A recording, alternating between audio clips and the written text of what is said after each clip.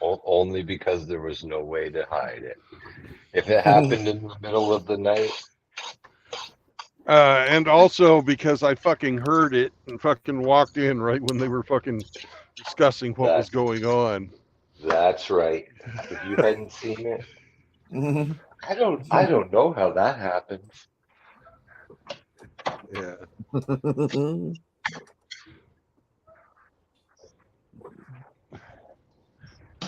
My dad's therapist kind of sounds gay. Your dad sounds gay? What the fuck are you talking about? No, my His dad's therapist. The guy looks kind of gay. Oh. Okay, I need you to lift your leg now. Yeah, I'm listening to him in there. Okay. So pick up your leg. Like, I'm like, dude, this guy sounds sweet. He looks sweet too. I'll be right back. I've got to shut the doors. Yeah, he Don't looks rip him pretty sweet, off. Post Nut. It's like he, like he likes to lick on men's lollipops. Ooh. He probably, knowing him, he's probably married. I don't know, but he does look gay. Oh no, Outlaw's being a homophobe. Homophobe. Oh no. I'd do the split tail attempting to operate the forklift. Wait, what?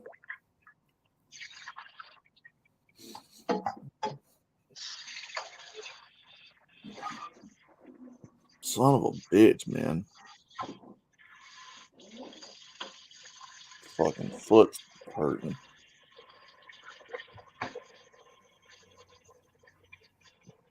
You ever take a walk around the block and then down there where the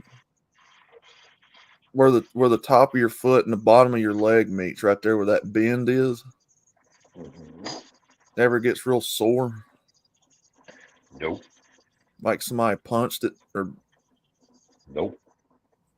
My joint right there where my foot and the bottom of my leg meets sore. It's called your ankle? Well, the top of it, yeah.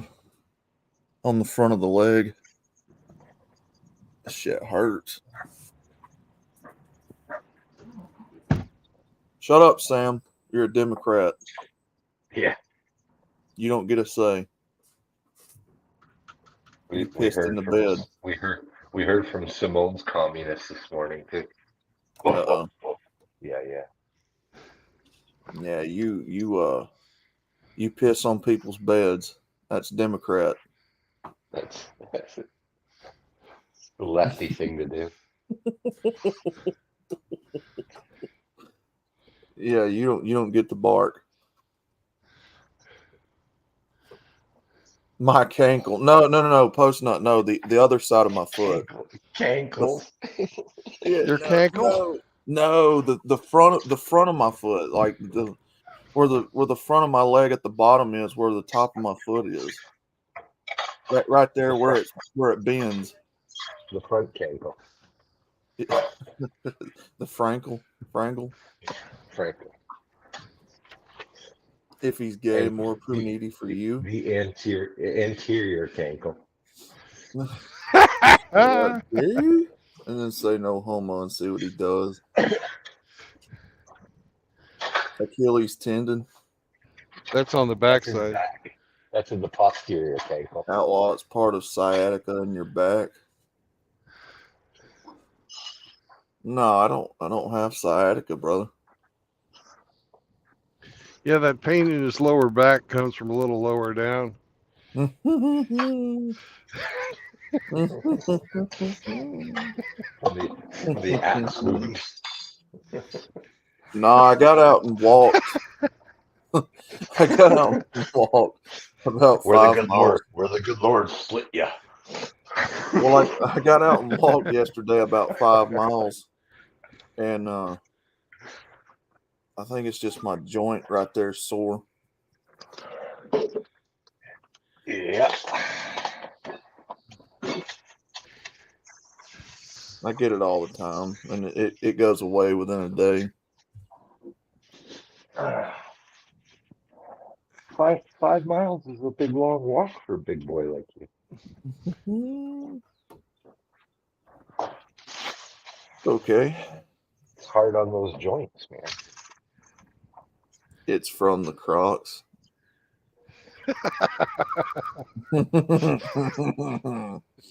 Ramadi, you know me too well. Yeah, and I know that they're pretty and everything, but the color pink has absolutely nothing to do with it. The tight top of your foot is a symptom of sciatica. No, this just feels like somebody hit me, like took a bat and hit it or punched it. Yeah, because we all know outlaw ain't tight. Come on. Whoa. And it's just sore for right now. It'll go away after a while. Mm-hmm. Yep. No, not that. Not that. Did you guys get to see the art that Hammerhand gave me? Yes. No, I did Dude, not. that's some awesome art. It's on Outlaws community page. Wait, he has a channel? Yeah, I'm gonna be using those, make an intro out of it. Dude, he did some amazing work. Yes, he does. I didn't know he had a channel.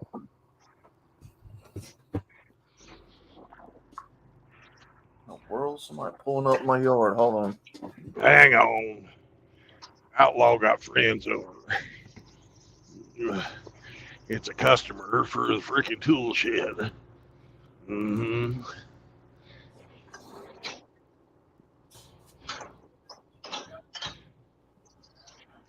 I'm sorry, sir. Gorlock is out for the day. It's Monday.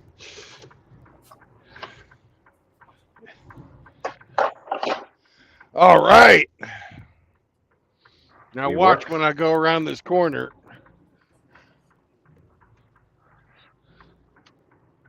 Right there. Do you see her? No, what are we looking for? You're looking at a real Bronco. Oh, that O.J. Simpson special there. Yeah, I see it. It's white too. Yeah. And it's got the 1980s fucking lift kit on it.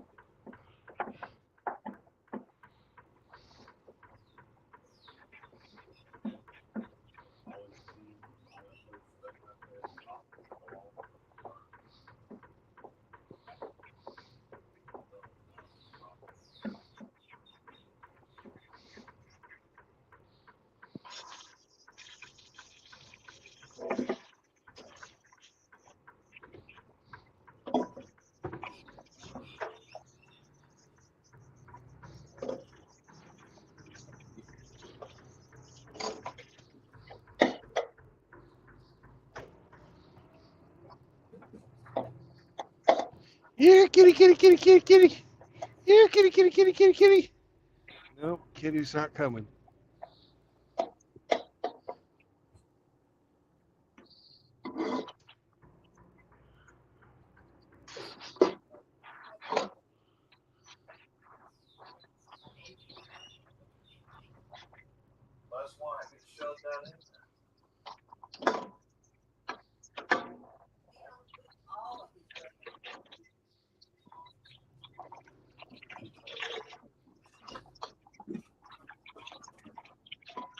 All right.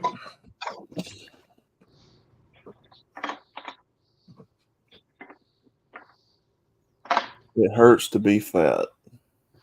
Hey, Outlaw, I had a thought for you. Yeah.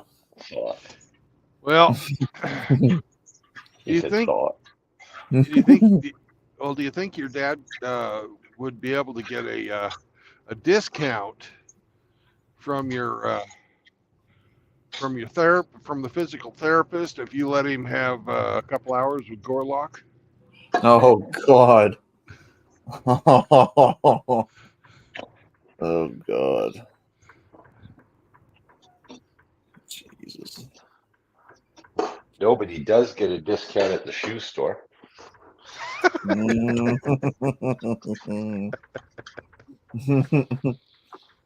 Maybe it's menstrual cramps in the top of your foot. What? Menstrual cramps. Oh my. Whoa. Well, 35, Jesus. it might be the first symptoms of menopause. Menopause. Jesus Christ, y'all. Johnny Queso. I don't see Johnny in here. They're talking about Johnny. I don't see him. I haven't seen him yet. One. Yeah, I don't see him though. Well, Michelle or Michael, it's either that or I walk around the block in some steel toe work boots, and right now I don't have the funds to go buy some shoes, so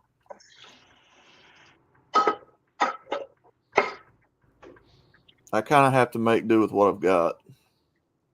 Barefoot, buddy. Walk barefoot. And Yeah, these just like Crocs were a gift. I didn't ask for them. Just like when you're in the kitchen. Yeah. Mm-hmm. Yeah, these Crocs were a gift. I didn't ask for them.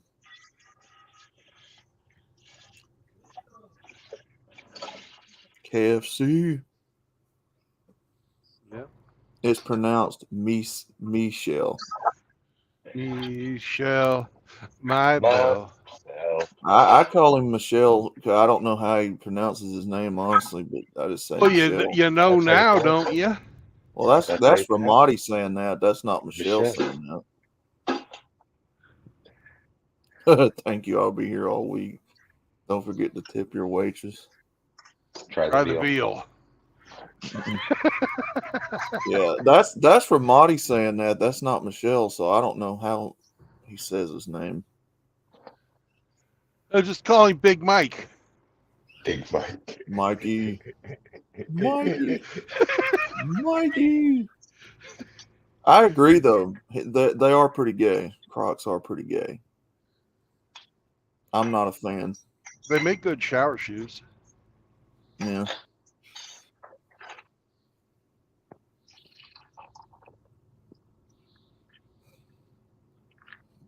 Go ahead and put some dirt on top of me and bury me if I start wearing flip-flops. That ain't happening. You'll know I've lost my mind. Can we set up a fundraiser to buy Outlaw some new Jordans?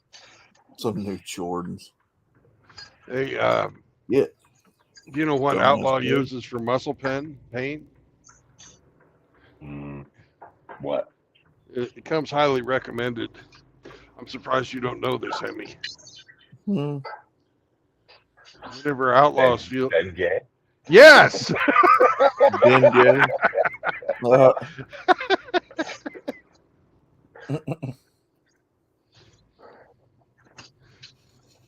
I am not a black tranny.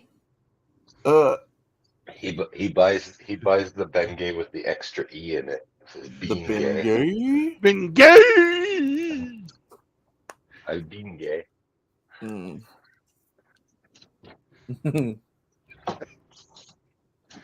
I'm not Ramadan. Don't give me that much respect. Oh man.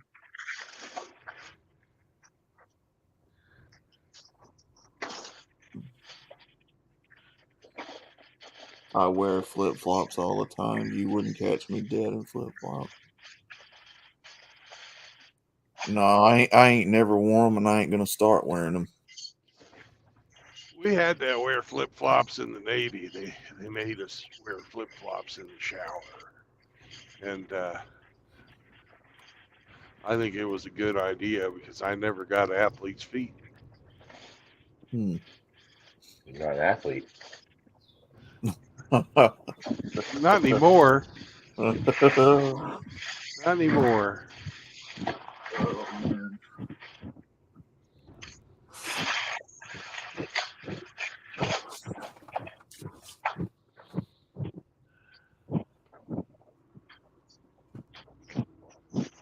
Actually, didn't start getting fat until about 10 years ago, and I wasn't really fat until fucking COVID.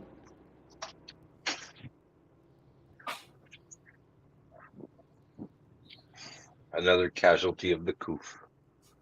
Yeah.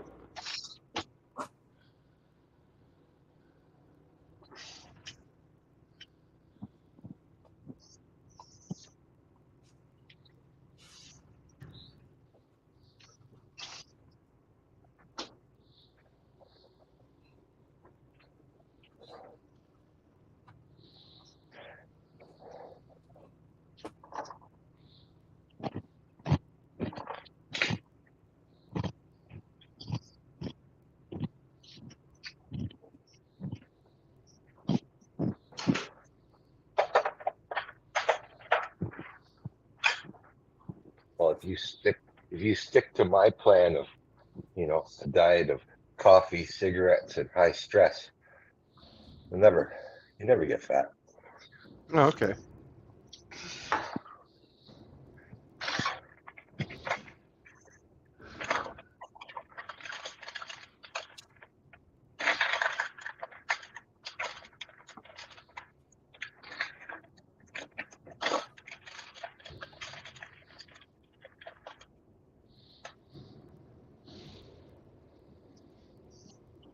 I got the coffee part down. Mm-hmm. You need more stress.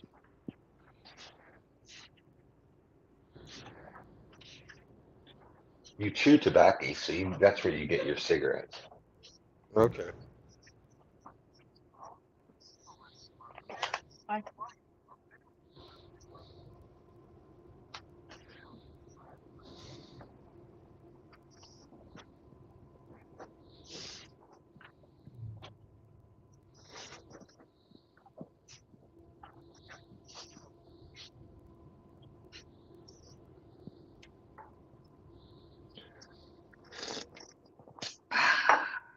Coffee. Elixir of the guts. Yep.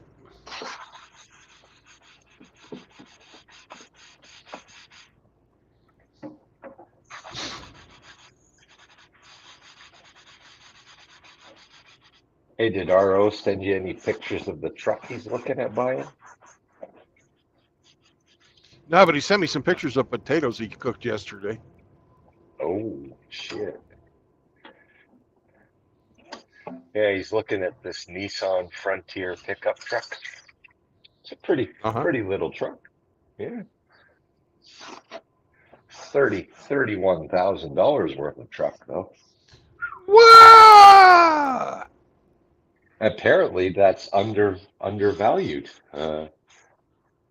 The book For what value year? for it is 32,000. I think it was in 2020 or 2020. It wasn't that old. He sent me it last night and asked me if I had it.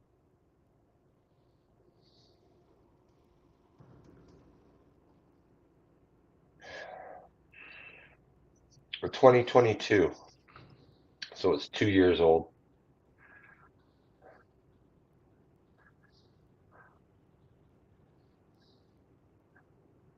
Yeah, two-year-old Nissan Frontier.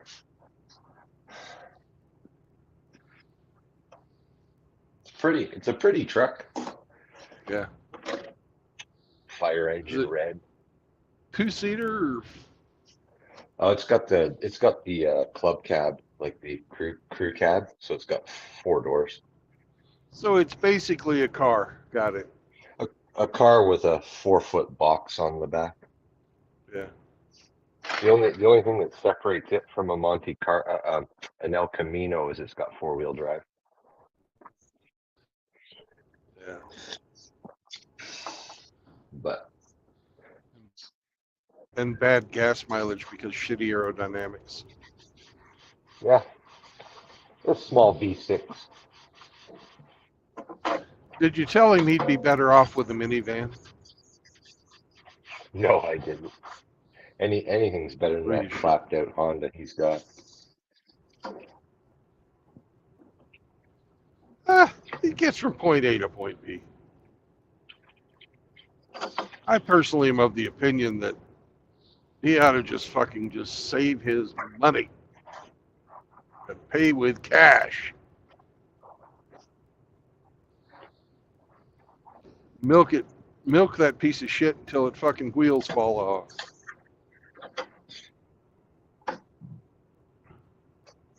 I know you're lurking, RO. That's what you should He do. is.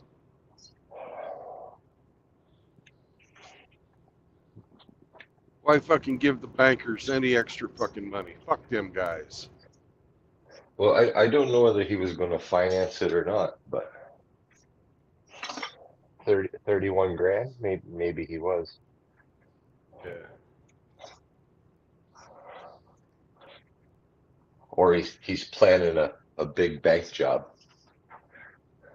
Yep. Leave another bag of money behind with about 30,000 in it.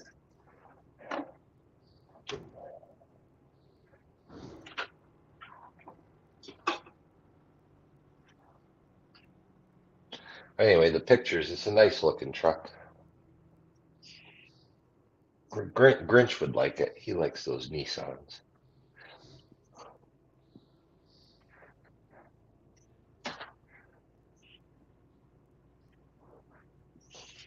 Did you find any rigs at the auction?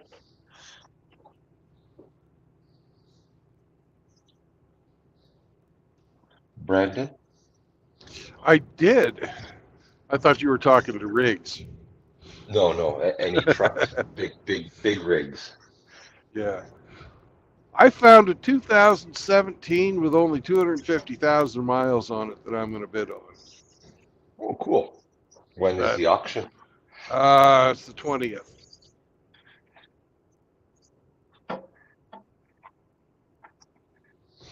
But I got to get a hold of some. I got to get a hold of some mechanic up around there to have him take a look at it before I fucking put Right. a bid in. Freightliner? Yeah.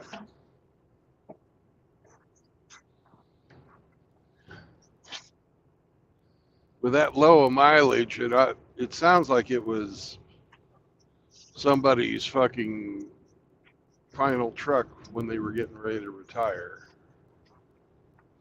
Either that or it's been in a fucking shop half of its goddamn life. Yeah.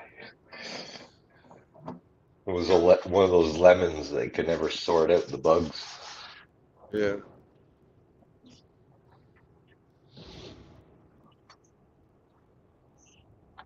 Right on. What color is it? I don't know. Oh, you didn't see a picture? Well, I don't remember. I looked at so many goddamn trucks. Oh.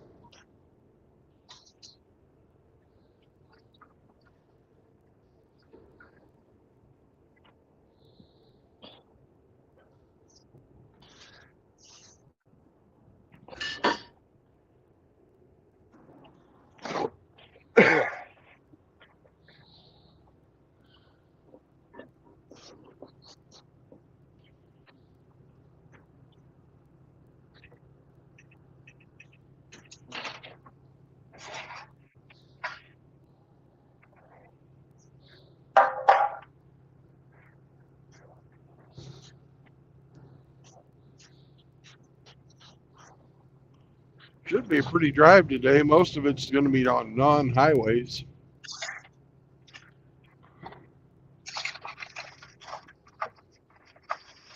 I'm basically just straight south of Iowa City. Oh yeah. Yeah.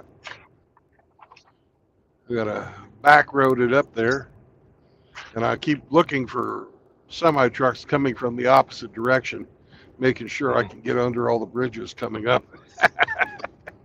It's always a good sign. Yeah.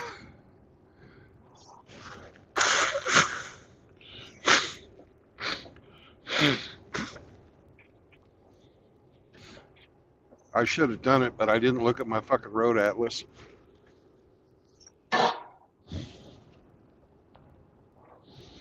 Which may or may not be a mistake.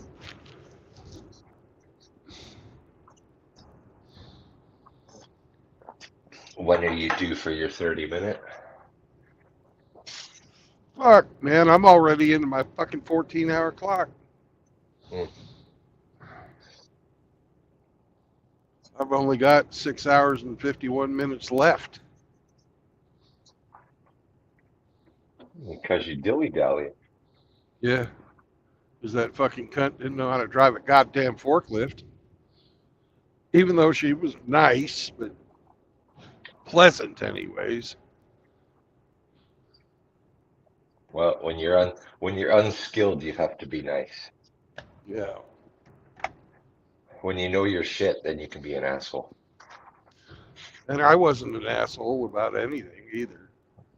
I said when you know your shit. Ha ha ha ha ha. Fuck you. Anyways, I don't know if I could have sat there any more professionally while they fucked up my fucking vehicle.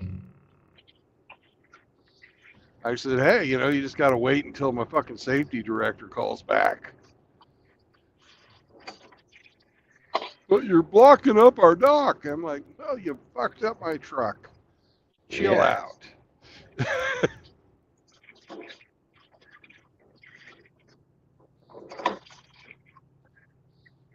If you buy a truck, that means you'll have to get a trailer too.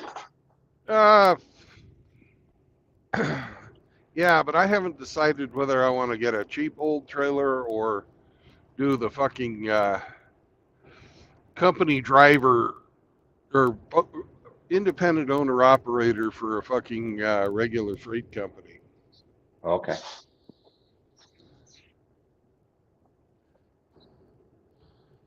I've heard both sides of the story on that one, and half of them say you get fucked and the other half say it's a good deal.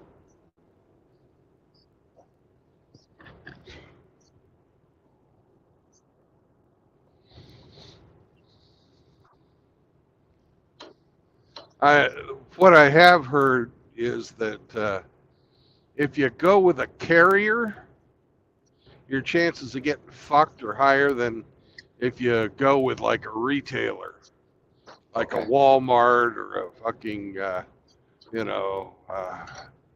Academy Sports or someplace like that. What's the name of that? Costco. Right. If you do independent operator for some of those guys, it's a pretty good deal. They actually pay you by the hour. Ooh. And guarantee you 10 hours a day.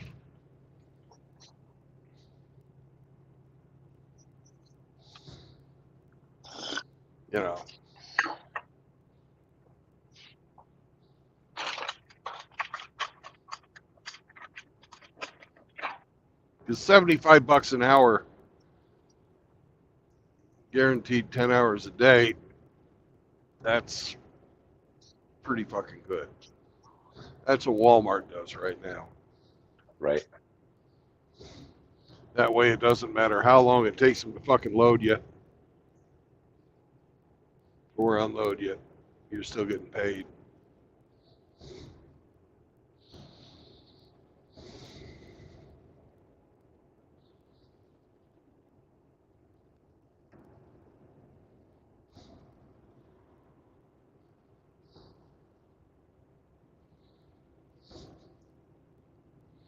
And with Walmart, the deal they've got going, you're on for fucking 10 days and then you're off for 4 days.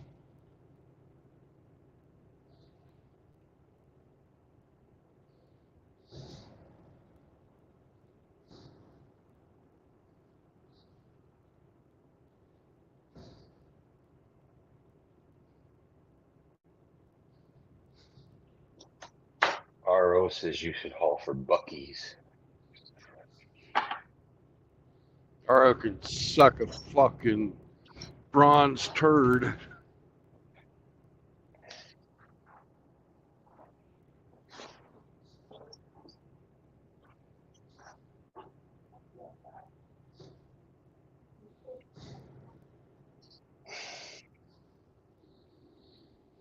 I had a fucking haul for fucking Sarah's Secret. Fucking, I'll be the butt plug fucking hauling champion of the world. Making deliveries down to fucking Alabama all the time.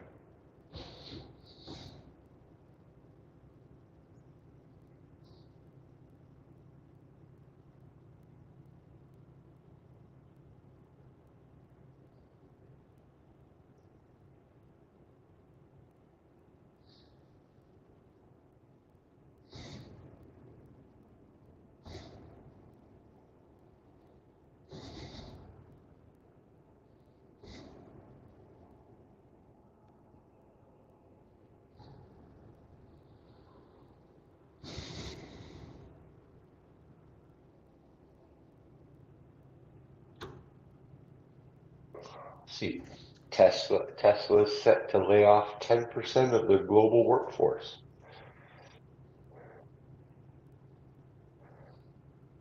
Huh. I wonder why. Could it be that their fucking shit's not selling?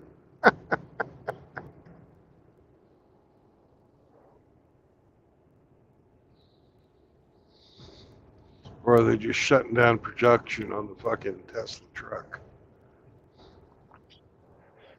I'm not sure. I would say their stuff's not selling. It's too expensive. Yeah, it is.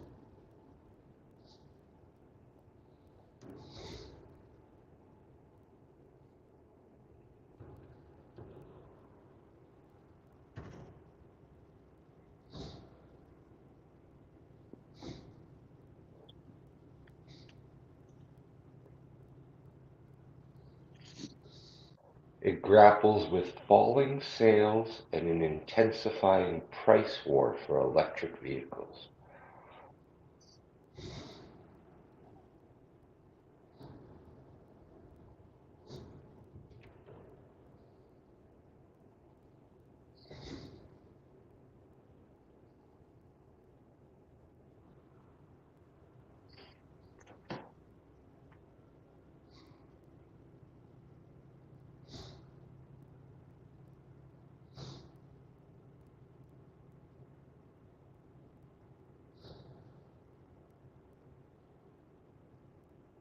How would you like to buy a car that, a bunch of its features are fucking only unlocked if you pay a monthly subscription?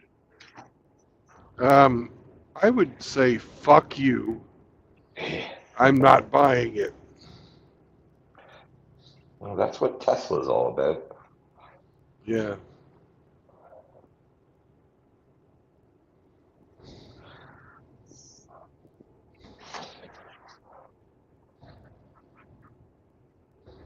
Oh, you want to unlock the fast charging? That'll cost you $100 a month.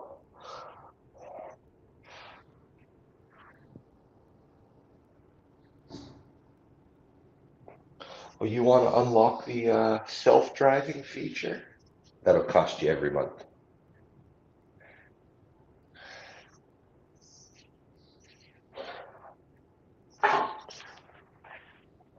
Fucking iPhone with wheels, man. Yeah.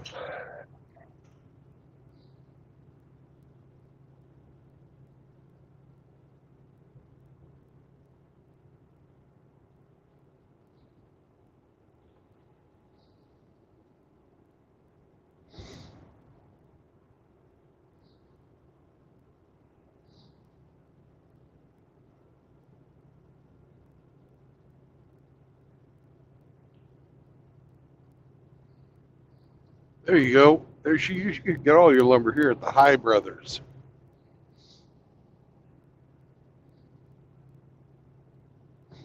High Brothers Lumber.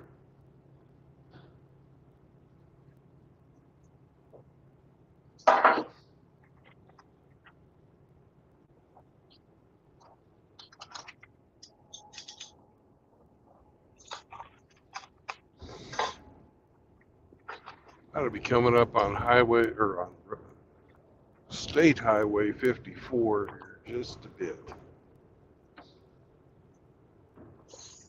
They said it was 25 miles. We've done 22, 23, maybe 24. I don't know.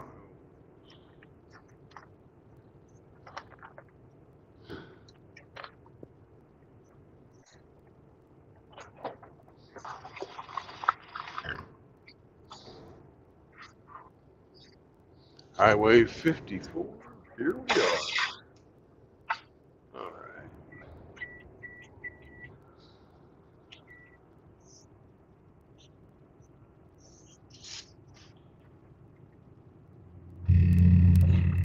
Hello. Hello. What's up? Hey, what's going on, Brandon? Chat, panel, Chill. everybody. Doing a beautiful little drive. What's up with you today, man? Well, like I said, I'm doing some science studying stuff today, deep diving stuff I shouldn't be looking into. But I heard people, was it Hemi talking about Teslas? Yeah. Yes. I had to call in for that. Dude, I don't know why people drive those things. Like, just I could go on for hours about those cars. I could, for real. Because they're a modern day status symbol. Yeah, well, it's a modern day status symbol that's going to give you electromagnetic radiation pollution in the future. You're surrounded by 4 high-powered EMF motors, or EMF emitting motors. What do you think that's going to do in the long term? We don't even know. We don't. And yeah, they only go for a certain period, and then you have to recharge them for like 6 hours, and this, that, the other. But you know, it's cool because it's green.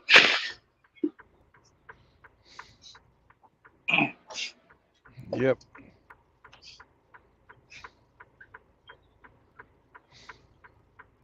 I'm in a science mode today, so my bad. But yeah, he was talking about it. I'm like, man, who? Well, we know who buys them. Yeah.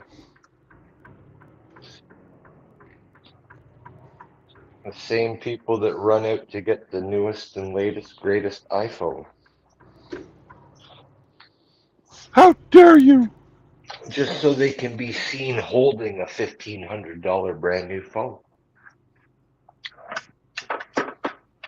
That's insane. I don't know if you guys saw earlier, but I spent spent $60 on the phone I'm talking to you guys on right now. $60.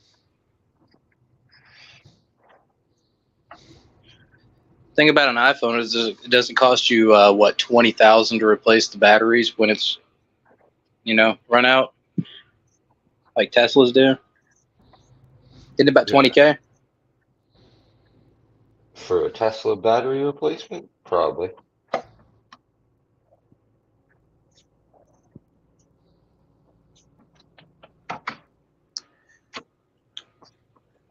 I wonder how much we could say without Elon trying to strike Brandon's channel down. I know there was a story that I saw not too long ago about a Hyundai electric, and it needed a battery replacement. The problem is nobody in North America has a battery for it. They have to send it over from Korea. Yeah, I believe that. And I went to, if you go to like AutoZone or places like that, you talk to the guys who do that kind of stuff, like they laugh at those cars. They do. Just like, I forgot what he said, but yeah, they laugh at them too. I like my early 2000s and before American made cars. Well, Yeah, I do too. There's a YouTuber that's made it his whole channel based on repairing Teslas. You ever see that Rich Rebuilds on YouTube? If he repairs Teslas, no, I haven't. Yeah, he was basically told, he was a Tesla owner. I think he started out as a Tesla owner, and it needed service, and he was told that, you know, it's specialty service, only can be done by us and stuff. And he wasn't accepting that, so he was like one of the first guys ever to really start taking these things apart, seeing what makes them tick. And I think he was threatened a few times by Tesla to like cease and desist, but he's made a lot of money on YouTube now with his, and now he's done like, I know he's taken Tesla drive lines and put them in old muscle cars now. I don't know how I feel about that. I like what he's doing, though, it sounds like. But yeah, I imagine if you get somebody like that who's willing to dig into it, you know those people are going to come after him because that's half of their business right there. Ooh, we can work. You know, well, it's half of their business. We know. Well, Mazda, even though Mazda's not too much far off of that either. They create their own business by making things proprietary, right? Same as Apple. Go ahead. I just said same as Apple. Mm-hmm. Oh yeah, well, it's the model that they followed for sure. Mazda was even doing that as far back as the mid '90s. I had a '95 Miata, which was a lot of fun, but the oil filter, it was so embedded in there, and you have to. Well, they said you had to have a certain tool, which wasn't true because I got it out anyway. But they wanted you to come into the dealership to replace it, even those cars. Yeah. It's all about the residuals with those guys.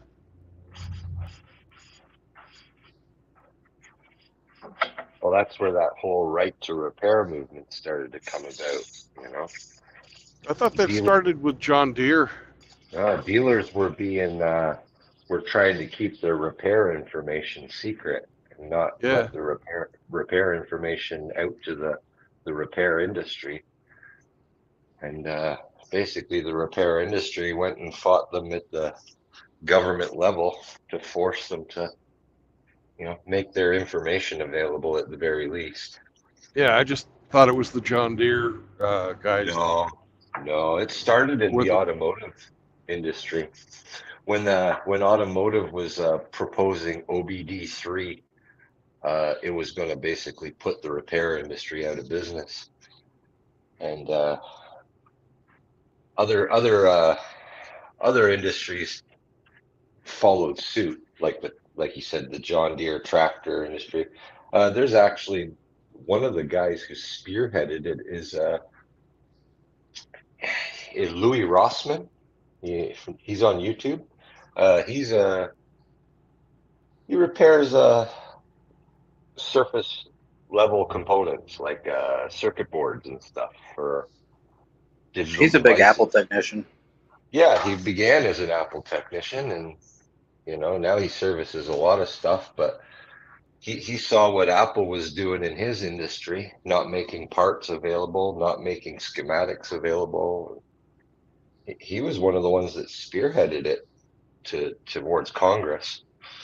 So it covered everything from repairing iPhones to repairing John Deere tractors to repairing, you know, your personal vehicles. If the manufacturers had their way, they would make it so you couldn't fucking touch a thing on it. You know, they like to keep it so you don't own, you kind of just lease it. You know, and like, what a model. Again, it goes back to that fucking world economic shit. You'll own nothing and be happy. Private ownership, they want to make it a thing of the past, man. You'll take this dick and be happy. Anything about private ownership. And what system does not allow private ownership? Well, there's socialism, fucking communism, and fascism. There you go. Although fascism is more up on it than the other two. The private ownership is allowed, but the method of construction or the method of production and what actually gets built is determined by the fucking government. Kind of like what we're seeing here with the cafe standards on your cars and the calls for fucking low flush toilets and what you can put in and use for fucking energy storage, whether it's chemical potential energy or electrical potential energy. All right. Outlaw's back. Yeah, had to take some trash and stuff out. Heard somebody in here talking. I don't know who it was. Post that. PNC. Oh, You don't know who this is? Haven't What's you up? heard my drunk ass talk enough about? What's up, buddy? Not drunk yet. Nah. What's up, dude? Yeah, we're just. They started talking about Teslas in here, so I had to call in and start talking about it. Hell yeah. You mean those oversized RC cars? Rolling lithium. Can I say bomb Fire on YouTube? hazard? Yeah, you can say fire hazard. It's free speech. So Fire you can say hazard. the- Yeah, Rolling all you lithium want fire to. hazard. Yeah, there we go. yeah, I don't piece mean because of you, shit. Brandon. I mean, I don't want to get your channel in trouble. But yeah, rolling lithium fire hazard. Well, you got all these dingleberries out there that thinks that they're just the best thing in the world. Oh, we beat your car off the line. A plaid's the jeez. fastest thing in the world. Have you Oh, seen a see- lithium fire? Yeah, It's terrifying, man. I'm like, you dumb son of a bitch. You're comparing an EV to an internal combustion engine car. They're not the same thing. Guess what? I got a 5-speed transmission. If we're going 0 to 100, I got you. Yeah, I'm like, I I'm got- not impressed by your RC car. I just have one thing to say. Well, let's race for 400 miles. See who gets there first. Right. Brandon's got us all beat. The thing is, Post Nut, I would be fine with EV if it wasn't being forced on people. Did you say EV or ED? EV. ED. No, EV. Yo, they're already forcing ED on us. I would be fine if, the manufacturers offered EV vehicles, but it wasn't mandated. The government wasn't trying to go after ICE vehicles. So, but the fact that they're trying to phase out combustion and all that, no. Here's the problem with that, though, is they have to do it state by state. The places it's happening is, California. I think Washington might have done it. It's those kind of states, and there's already so many people leaving those states. It's not going to happen in Texas. It's not going to happen in Oklahoma and Tennessee and Alabama and Missouri and Arkansas and real Brother, states. Brother, half the people in my state alone can't afford a Tesla. They can't Yeah. afford these EV cars. I know what Most state you're from, so you're right. I mean, most people here are still driving, 80s and 90s pickup trucks. We can't afford that shit. Now, your upper people, that live in the higher end areas around here, they can, but most people in the state can't. We're in But poverty. you know that a lot of the people who have money still don't drive those cars. Your friends or your whoever, Well, even who have money. Well, I seen the other day where people are now starting to buy these cyber trucks. And they think that this is a flex to drive something that looks like a Hot Wheels car. It's poorly designed. It looks like a piece of shit. I've heard nothing but bad stuff about that. What I was saying earlier is, and you guys have probably heard me talk about it. Like, I study engineering and physics and stuff, and each one of those wheels on an electric truck has a motor that emits high frequency EMF radiation. We don't know what that's going to do to people long term. We have no idea what that's going to do on a medical level. It's probably going to mess with people. I'm calling it now. We'll see. Well, I don't know. once again, that's the thing. is you don't have any evidence of what it's going to do, good or bad, or indifferent. Uh-huh. People have been after the power companies for years about EMF, and it's Uh-huh. gotten nowhere. And there's been no research that shows that it's detrimental. There's some that says it does, that's funded by one group, and some that says it doesn't, that's funded by another group. And Yeah.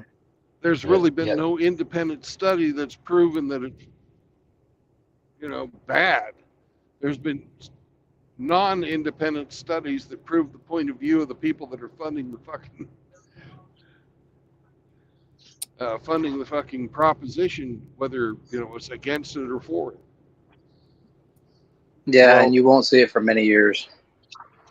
Well, like I said, it would be one thing if they were offering it as like an alternative, not forcing you. But the fact that the government's going after these companies and mandating it, I'm not with it. I'm not with it. I'm not buying an EV. I'm not doing it. Ever. And I know what they're going to do. They're going to start raising the price on gas and oil. They're going to get people to where they can't afford these internal combustion engines anymore. Your Chromebook. Yeah. Outlaw. Are you Then they're- implying that the price of oil is manufactured Sticker. or I'm arbitrary? I'm very interested to see how this war is going to affect the oil over here. And if it affects the gas pumps, it's going to affect other industries. I mean, it's already been doing that. No matter which one you're talking about. Yeah. So, but It's still not going to play out the way they think it's going to. No matter how high oil goes. I mean, we're watching a stream right now. Our bro here is driving down the highway in a carbon dioxide producing evil green machine, whatever they want to, non-green machine. He's going in the left lane too. He's going now. He's polluting the environment. Okay. You guys know about photosynthesis? You heard of that? Photosynthesis? Those things that thing that plants use to make, oxygen for us. What what goes into that? Is it carbon dioxide? No. I just saying, Yeah. is that there's some pollutants that go into that. Well, correct me if I'm wrong. Diesel is cleaner burning than anything else, isn't it? No. That's what I've heard. No. No. None of it's clean burning. Natural Yeah. gas. That's clean burning. Well, I'm saying it's cleaner burning. Well, Than gasoline.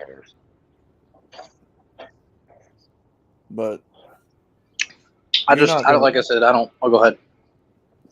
You're not going to wind up replacing all these trucks, these diesels.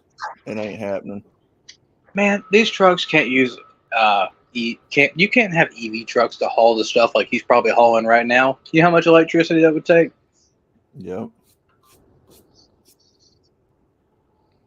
Oh, but just wait. The technology's going to get better.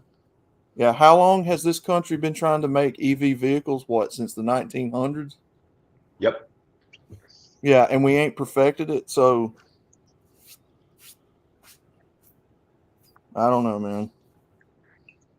I'm Like in I my said- mid-30s, and they were screaming about this crap when I was a kid too. Listen, they have a place, but it's just not long haul. Electric forklifts in the warehouse. This is all good. Yeah, stuff like that's fine. Just not just not road trucks and shit like that, right? That's Mhm. all. Electric vehicles do have a place. Just How many Well, hours they do you put even on an have- electric forklift in a day, though? They even have a long-term or long-haul solution for electric vehicles. They've been using on trains for trains, fucking almost 200 Yeah, years. train. diesel Yeah. electric. Yep. No, Fucking run overhead lines and fucking power Oh. it that way. You don't keep the fucking storage on your fucking vehicle. Just like Yeah. fucking trains do. Yeah, we have that for our street cars here in Toronto, and you know what happens when they make a 90-degree turn? The Well, sometimes, driver has to come out and rehook the line up. well, Holy crap! there's a couple of different ways you can do it. You can do it like that with the fucking individual booms to the individual wires. Right. Mm-hmm. That's what I'm familiar with. Yeah. Well, if you look at the high-speed trains, they have these fucking scissors that fucking come up, and it's got a broad, positive electrode on one scissor, and it's got a broad negative electrode on the other scissor, and they get they just have a friction transfer point where they, I don't know if it's fucking AC or it's fucking DC, but they fucking power their electric trains that way. Mm-hmm. And it works. Well, those fucking trains go 300 miles an hour. Well, I agree with Hemi. There is a spot for like electric forklifts and shit like that, and that's fine, But they start messing with the road transportation. Nah, I'm not with it. Electric forklifts are fine. I know several of them I've seen, but like, how far do they drive? Yeah, About around the warehouse and back. You plug them back in. Electric scissor lifts, Well, that's the shit thing. like They're that. short trip vehicles. Even if you lived in a metropolitan center and you only drove 5 miles a day maximum, an EV would probably work for you. But I don't know about down there. Up here, most of the people live in the suburbs, which are an hour to 2 hours away from the city. So that's a 4-hour drive every day. Yeah, Well, EVs don't fit the bill. And then you throw in the fucking cold weather. Oh, I seen where China is tampering with the 15-minute cities again, trying to put all of your industrialization in buildings. Upstairs would be where people live. Then you got the midsection where all of your shops and offices and stuff are, and then the lower section would be where the manufacturing is in the buildings. Yep. I don't know. I don't think that would work. Well, communists love that shit. Fucking mixed use, fucking real estate. Mm-hmm. That concept of the. Go ahead. It works okay with apartment buildings with shops under them. Mm-hmm. Yeah, it'd all be in one big building. But You'd having never leave. Living over the top of a fucking steel mill, fuck that. No, hell no. Not doing it. I worked on an apartment building a couple years ago where they had restaurants and stuff like that down below, which is actually really efficient. But no, excuse me, stuff like that, absolutely not. I can maybe see it for fucking office work. If I was an office monkey and I lived above my work, that would be really efficient. Otherwise, no. Well, the concept's not new. I mean, back in the old days, if you ran like a bookstore or a gas station or something, the older buildings used to have apartments above them. So that concept's really not new. Nope. But I don't know, man. That probably never going outside. Mm-mm. Well, what you're talking about is like where a person would own a shop and then they would have their living quarters upstairs, which is not too much different than what Brandon's driving right now, to be honest. Right. It's kind of the same concept of that. But I'm talking about like a big apartment building with hundreds, if not hundreds of units above it. Yeah, That's totally different. That's ridiculous. Yeah, it is. And it's not good. I think, people need to go outside, and I didn't see anything about where people could go outside and exercise or nothing like that. So I'm not for it. I'm looking at the chat. Oh, go ahead. No, go ahead, brother. I was totally going to change the subject. Yeah, go ahead. Go for it. I was just looking at the chat. They were talking about electric tanks and stuff. So a big thing a few years ago was these new aircraft carriers. I want to say it was the Ford. I can't remember exactly. I have military, I've looked at that stuff. But the catapults that launched the planes, there was a big debate about that, electric versus steam, which steam is typical. And seeing as how the carrier runs on nuclear, it creates the steam, they just created it. I don't know the details, but these carriers, they had a big problem with the electric catapults for, I don't know, for whatever reason, because we can imagine. But yeah, that was a big debate. I've heard the Ford is like halfway functional, the carrier. That one over there in that place that we don't talk about. Mm-hmm. We can talk about anything. It's a free speech zone. Well, I don't want to get your channel Minecrafted, sir. I don't care. I'd rather that you spoke your mind instead of letting people fucking figure out what the hell you're saying. Well, the Baltic, which is the Mediterranean. I don't know where the Ford is stationed right now, but I do know that it is fully functional now.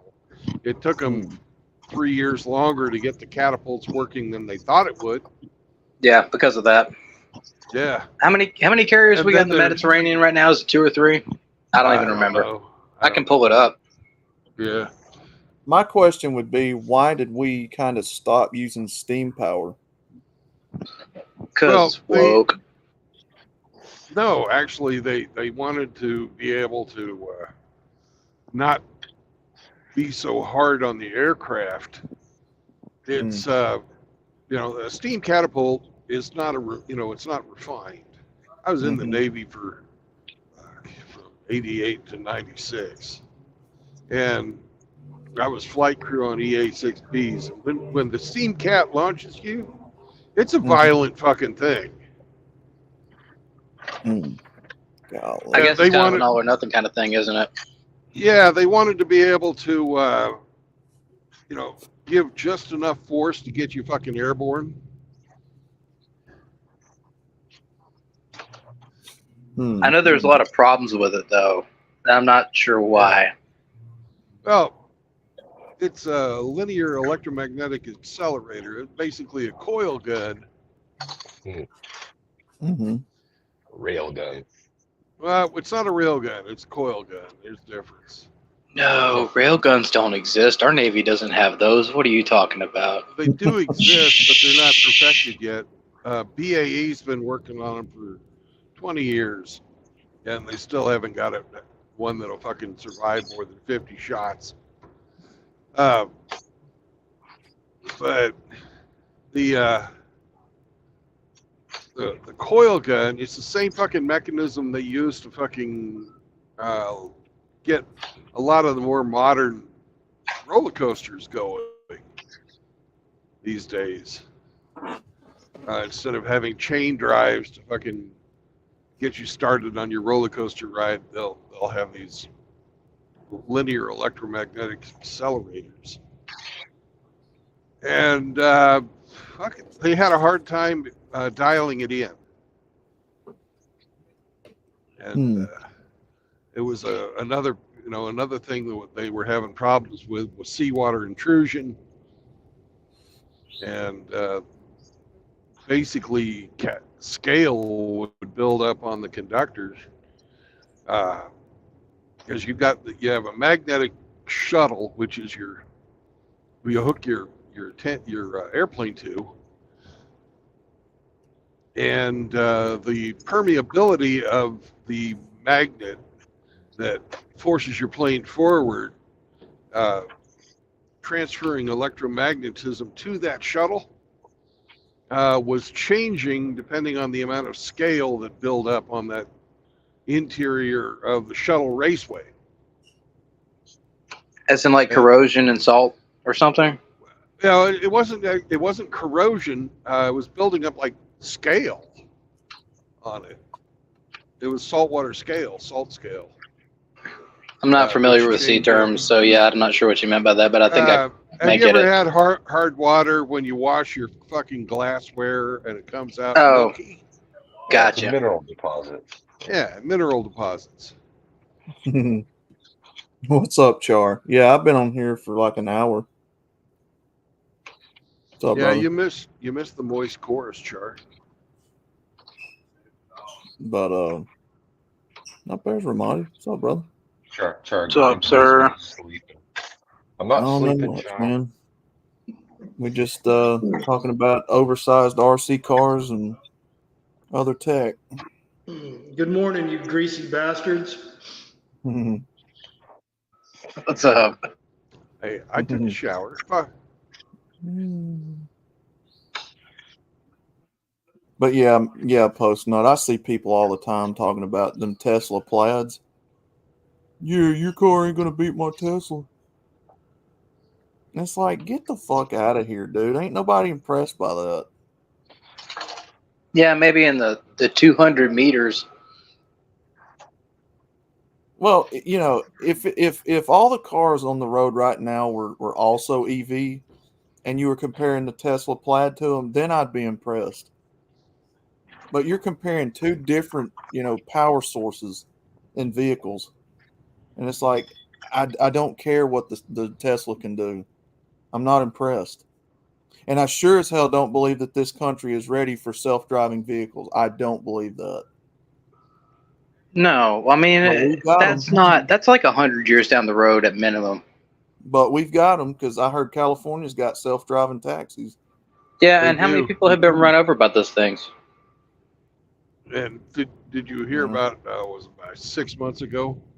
You can paralyze those taxis by putting a traffic cone on the hood. Oh shit! So Oh my god!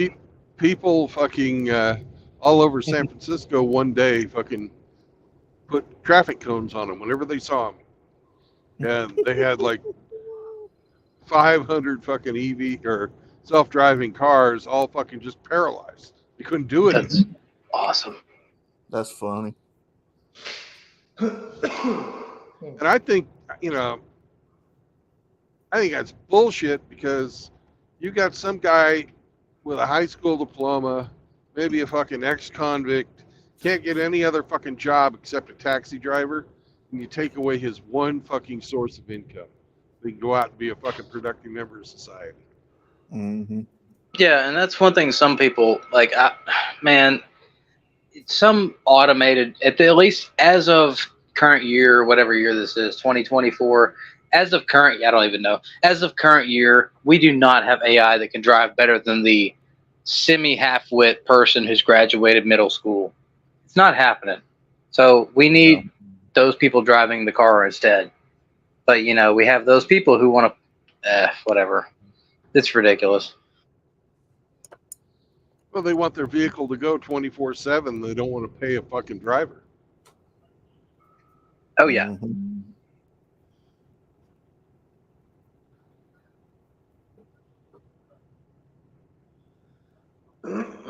I don't know, man. There's some pretty stupid people out there that their state saw fit to issue them a licensed operator motor vehicle out there on the road. So Yeah, but they're not usually commercial drivers. no, I was just talking about regular drivers. Now, there are some. Don't get me wrong, there are.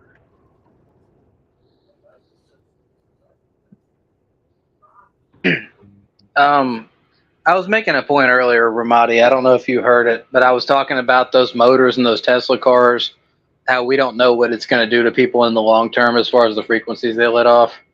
I don't know if you have any input on that, but that's something I'm big on. I don't know, man. And I made the comment in the chat. I don't know if anybody saw it, but it's like, I equate somebody that decides to purchase and drive, an electric vehicle as, I can imagine them sitting there in that EV, and just sitting there smelling their own farts with the windows rolled up. They do. Yeah. Because, they're fucking smug and they're, not too terribly bright. And I don't know if you're talking about that South Park episode, but that South Park episode totally captured it 100%. Yeah, I got that from that South Park episode. But nah, man, if they're sitting on something, that's emitting basically radiation all around them and they don't even realize it, who knows what the hell the effects are going to be down the road. And You know, this 5G thing gets a lot of negative publicity. And I'm not saying that 5G is some like magical thing that is the craziest, worst thing ever, but it goes to obvious scientific logic that the higher frequencies are emitted, the worse it's going to be for you. Like, that's just logical science. You know, so these people who complain about 5G and how it's like aliens taking over the world and stuff, like, no, but like there's real problems with that. We know it as humans. We know it. It's been studied. Yeah. I mean, do I think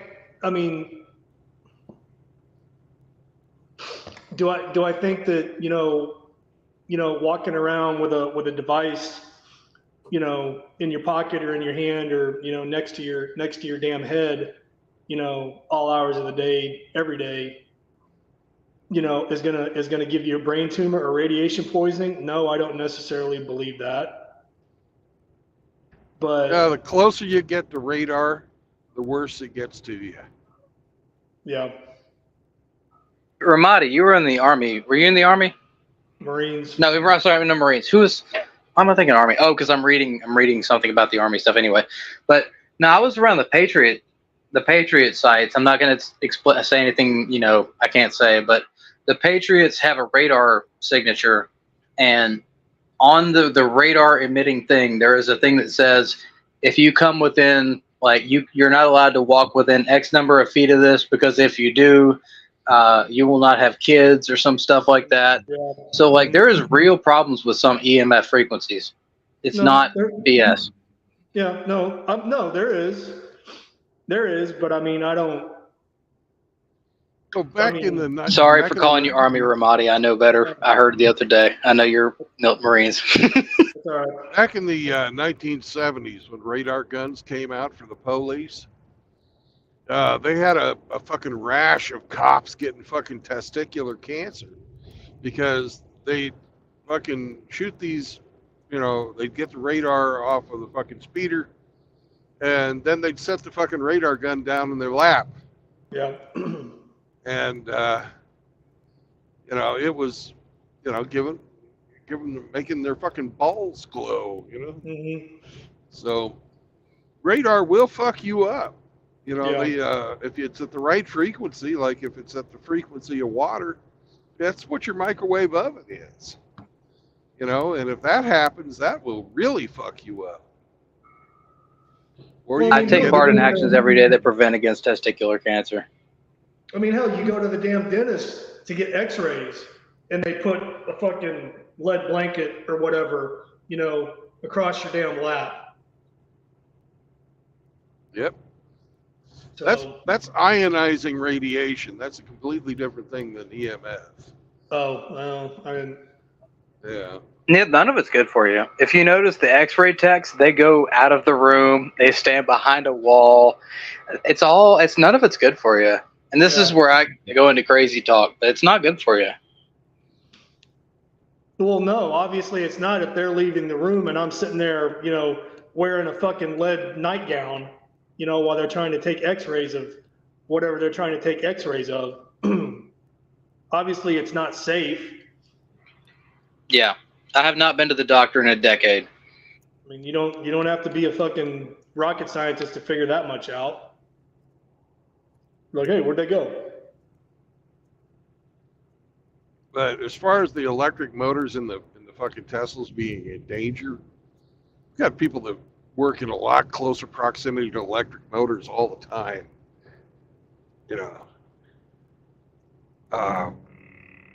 And I haven't heard of any widespread fucking health problems that those people have. People that are on assembly lines, work in very close proximity to electric motors, people that work in power plants, with a hell of a lot more fucking EMF coming off of those electric generators than you're going to have coming off the motors driving your Tesla. Mm. Yeah, and I recognize, like I said, that may be crazy talk that I'm getting into, but man, have you seen a Tesla fire? Oh yeah, the batteries are a fucking nightmare. You can't put them out with water. I just You get a crack in one that fucking exposes the cells, yeah. and you And drive through a fucking puddle. Boom! Well, the mining practices are not environmentally friendly. Not For Yes. at one. all. And lithium, as I understand it, and correct me if I'm wrong, is a very limited resource. Yeah, they call it a rare earth metal for a reason. For a reason. So, to think that we're going to continue to build vehicles off this platform for years is asinine. So, I don't know, man. Unless they figure out a way to artificially Speaking of, manufacture it. speaking of, there's one of them right there, a Prius. Another piece of shit hybrid. The Looks OG like piece of shit hybrid. Hey, post note that you mentioned the South Park episode, then that reminded me of another episode, where we're talking about, getting cancer and brain tumors and, from radiation, where Randy gives himself cancer so he can get a medical marijuana card. Oh, that's And hilarious. he's I love outside, that episode. laying there in the sun, and Stan's like, he's like, it's okay, Stan. Daddy's just going to get a little bit of cancer. Oh. He's got a wheelbarrow for his nuts. Puts his nuts in the microwave to get cancer so he can get a legal card. I mean, the federal government's been going after these auto manufacturers, these aftermarket companies for years. 1972. And now they're Gas trying to related go after stuff. these I'm not diesel familiar with that trucks. number in general or specifically. And now they're trying to go after these diesel trucks. Yeah, but everybody panics when the auto workers threaten to go on strike or have gone on strike. They hate the fact that people drive these diesel pickup trucks, without all the government bullshit on them. Oh, you gotta have this, you gotta have that. So there are diesel trucks that are made after a certain year that if you do not have DEF fluid, they will not run. Not because they can't, but because they won't, because they've been programmed that way. I don't remember what the year is, but I will, and it doesn't matter car or truck, I will never buy a car that was manufactured after 2008. Or, yeah, It's, 2008. Yeah, 2006 is when the low sulfur came out, and I believe it was 2014 that they put the mandatory fucking shut off on there, the automatic shutoffs. Because there are a lot of cars, not even diesel, but there are a lot of cars who have kill switches. And there's actually a thing going right now where they said cars that are made after 2032, I think, have to have a mandatory kill switch. As in, like, you did something you weren't supposed to, we can kill switch your car. Was it Biden that said after 2030, all new vehicles will be EV? Huh? What are you talking about? Was that making a speech? That Was it- motherfucker won't be, natural causes. Who was making a speech? That motherfucker probably won't be alive to see 2030. I'm going to be honest with you. I'm surprised he's lived this long. Dude, no kidding. I thought he'd be gone by now. When he first went into office, I thought for sure, I was like, of natural causes. I thought for sure when they went in 2020, I thought for sure that Kamala Harris was going to become president and he was going to kick the bucket. Oh, God. I was like, they're going to. I said there was no way he's making it. Yeah, I was like, for sure they're going to Trojan horse this woman into the Oval Office, but they didn't. I thought that too. I thought he was going to be in for a little bit, and then something, mysteriously happened. Oh, he passed away peacefully in his sleep, and now Kamala Harris is the fucking heels up Harris is the fucking president of the United States. God damn it! But hey, No, I thought he was legit going to just pass away in his sleep, like old age. But hey, we still got about 6 or 7 months left, so You got till January 20th. So that'd be another about 9 or 10. Dude, this next year is going to be really interesting. Yeah, that's what I was fixing to say, Radical. So we've still got a few months left to see what's going to unfold, but I don't know. 9 months. 9 months. I've heard like even among the party, like there's some people who don't want him to run again. And I want him to run again so bad because if there's even a chance of it being legit, we know what's going to happen. Not that that's even a good solution. Who else is going to run? Post-nut, there hasn't been any other potential candidates come forward for on the Democrat side. Who else is going to run? Well, that's the problem. Is like any candidate would be better than him. Yeah. Huh? JFK Jr. RFK Jr. Is that what you said? JFK Jr. I thought it was RFK Jr. I don't know. Well, JFK Jr. allegedly, according to the Q-tards, is still alive, but we kind of doubt that. Oh, one of the fucking Kennedys. I don't know which. Yeah, RFK Jr. is running as an independent. JFK Jr., according to the people who follow Q and believe that, they say he's still alive and running Q, but I kind of doubt that. RFK has...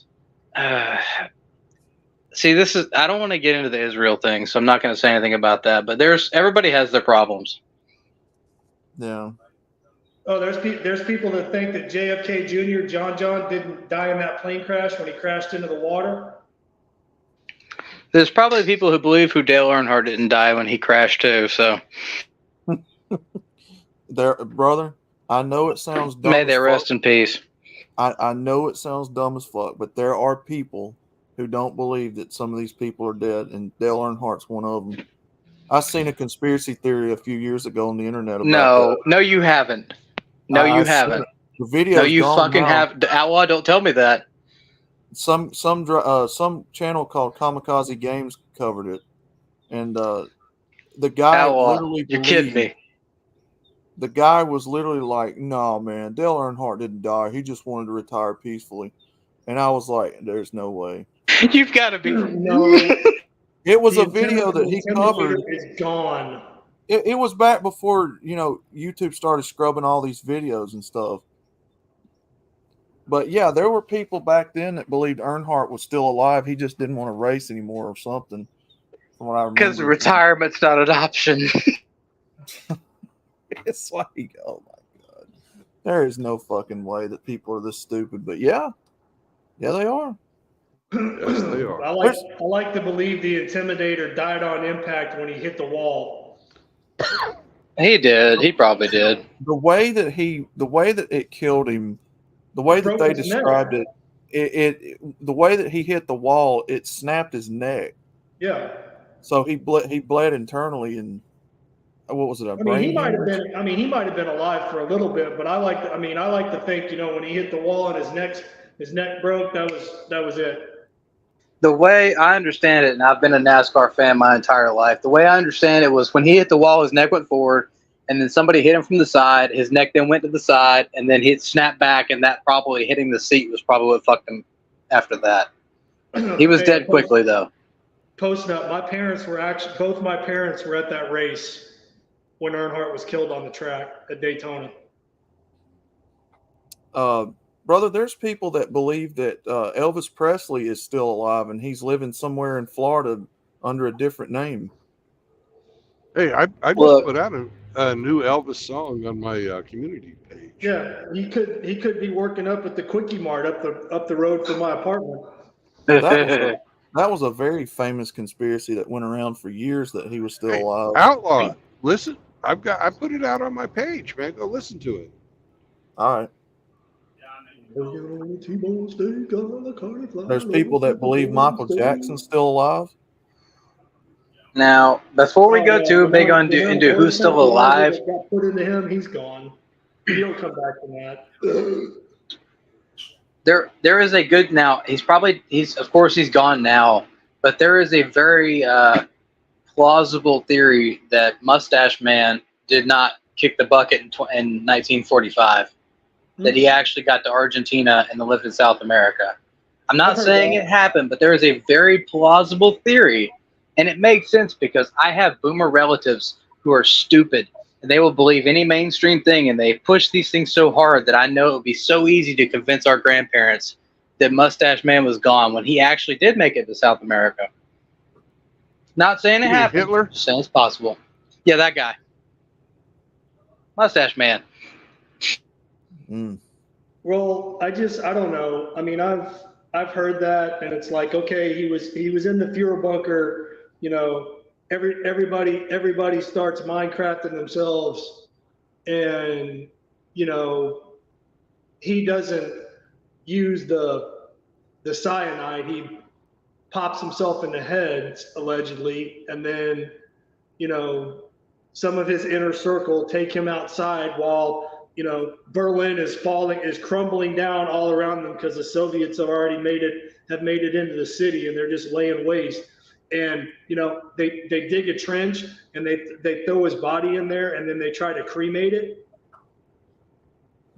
But then the Soviets, you know, find it, you know, and then take possession of the quote unquote remains, and they supposedly have Hitler's skull somewhere in some government facility in Moscow. I've heard that.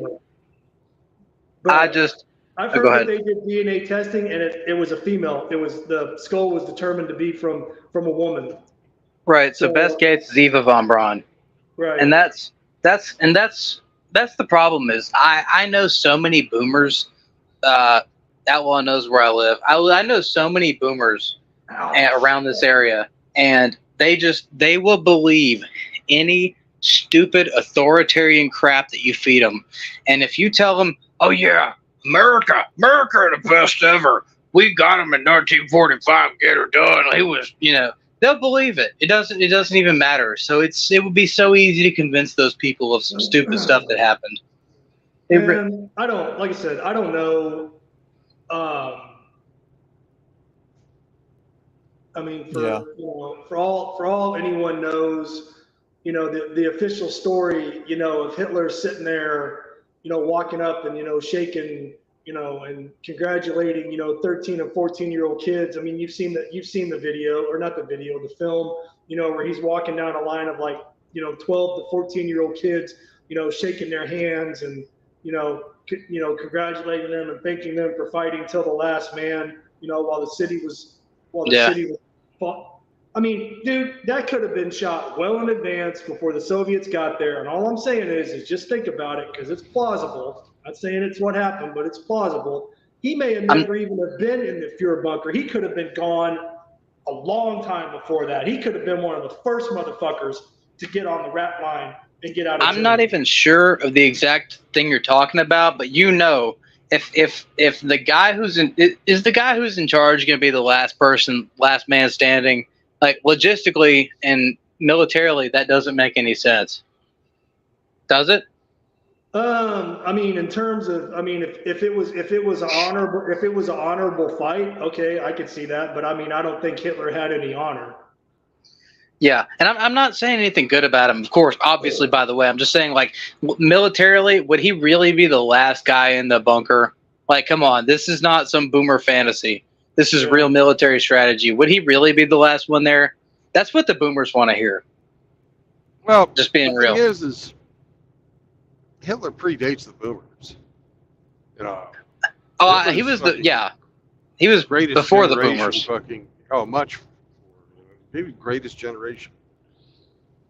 And even if he did survive Berlin, he died a long time ago now. Yeah, he's gone. Had absolutely no impact on history. I'm definitely not saying that. I'm just saying, like, I've studied history, especially really, really hard since that 19 started. COVID? Yeah, that thing. I've really studied history hard since then, and there's a lot of stuff that I'm not going to go into on YouTube. But I'm just like, you know, things aren't as what they say they are, and it just doesn't make sense to me. You know, and I know I don't know everything. I'm not saying I do, but like, there's a lot of stuff I wonder about now. All I can do, I cannot pose what I know. All I can do is pose questions. It's not even about knowing anything. I mean, I'd like to think that those of us that come here, we're all relatively intelligent men. I'd like to think, you know, except for me, we're reasonable men. I mean, you're driving a truck, sir. You have to be somewhat intelligent. No, man, I got fucking married twice. I'm a fucking dumbass. Fair enough. I'm trying for a second one though. By that logic, then I'm a dumbass too. I was trying to give it some credit here, okay? And but, you shit you all know, over. we already knew you were because you're a Marine. So, hi, Grinch. Can I finish what I was saying? Yeah. All right. So taking away the compliments and the accolades, which Brandon shit all over. Yep. Fuck the accolades. Is it not reasonable to think that Hitler had an escape plan in place, you know, well before he knew that, you know, the Russians were going to break through and march all the way to Berlin and just start laying waste to the city? I don't think that's unreasonable, because I don't think that Hitler was the kind of man that wanted to die, you know, in a fucking hole in the ground. Can I build on what you're saying and then I'll throw it back to you? Yeah. Okay. I would bet you money that when it came at the point of Stalingrad, when they had their problems with Stalingrad, I would bet you money at that point he knew the writing was on the wall.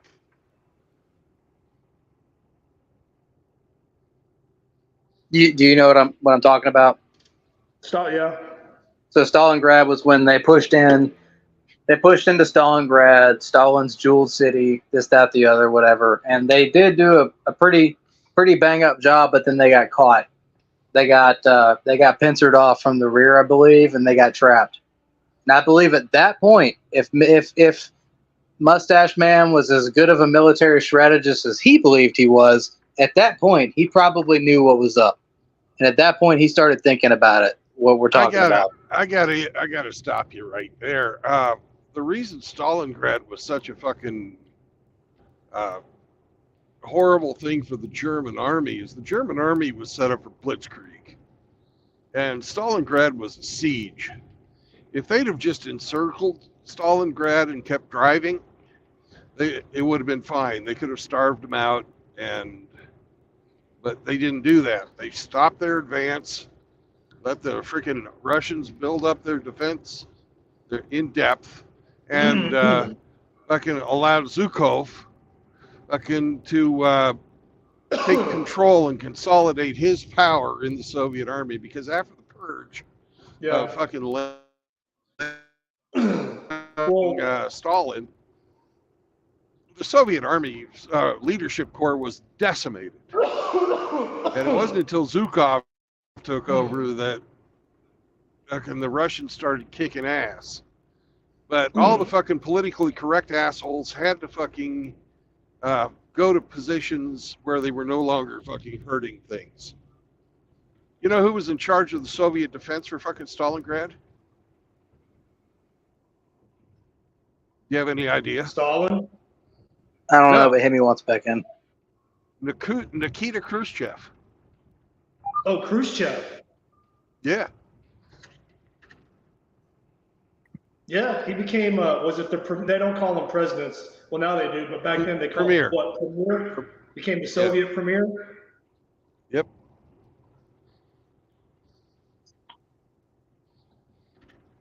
Well, no, Brandon, it's, you know, it's like what you and Simone were talking about earlier this morning about, you know, always moving. Don't be stagnant. Don't be still, you know? Yep. And it's the same thing in combat, man. If you have the momentum and you have the violence of action, once you start attacking or once you engage, you keep moving forward and you assault through, and you don't stop until you reach the final objective. And then you push through that, you fight through that. If you stop moving and you stand on the edge for too long, you die. Right. And that's what happened to the fucking Germans. Yeah. Was Stalingrad. But they were truly defeated in the Battle of Minsk. You know, the world's largest tank battle. That's when they really fucking lost it. After that, it was just defeat after defeat after defeat. Well, I think even, you know, even the average German soldier, you know, just the run-of-the-mill rank-and-file German soldier was probably like, man, fuck this. You know, what are we doing? So I think they quit. I think they quit on them too. I mean, they paid for it with their lives, but I mean, I think that's really what happened. They probably just were like, fuck it, man. We're gonna get our, we're gonna get our asses kicked anyway. So Yeah, they lost their fucking momentum and fucking lost their esprit de corps. yeah.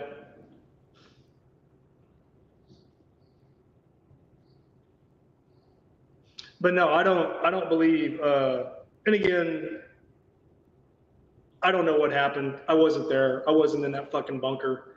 But I really find it hard to believe, knowing, what is known about Hitler and how his mind worked, that he's going to be like, man, I'm going to stay down here and, I'm going to go out my way. No, I don't believe that. I think he was too in love with himself to do that. Absolutely not. The guy had secret bunkers, submarine bases or whatever in the Canary Islands and Spain and all these other places. They didn't build all that stuff for no reason. They built it with the point of survival. And the thing is, I will not attribute any like moral superiority to them. But there's one thing, they plan for the military, the long-term strategy. They plan for the long-term battle, and they didn't build undersea bunkers or I don't even know what you call submarine bases, but submarine. You probably know better than I do. You guys, what do you call a submarine base? I've never been on a call them submarine post nut submarine pen. submarine base. The bases Too many people talking. The bases were called pens. PEN. Yeah. Like they had several of them, like underground, underwater. Like they didn't build that stuff for no reason. There was a lot of infrastructure they built for long-term resiliency. The reason they had covered fucking maintenance facilities was because of bombing. They put them in fucking caves. They put them in fucking, basically bunkers, so that when they came back off of doing their fucking wolf pack stuff, they could fucking resupply and get them back turned around without getting blown up. Yeah. And how easy would it be for the Fuhrer to jump in a Luftwaffe, I don't even know what the word is, the Luftwaffe best fighter they got, and cruise over to one of their underground bases, and he's gone. Never seen again.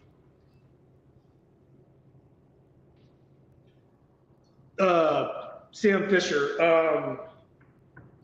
It wasn't an operation, but basically the Nazi escape plan. When they knew that the war was lost, they executed something called Odessa, and that was the code name for their escape plan and the network and all the logistics and everything that went into it.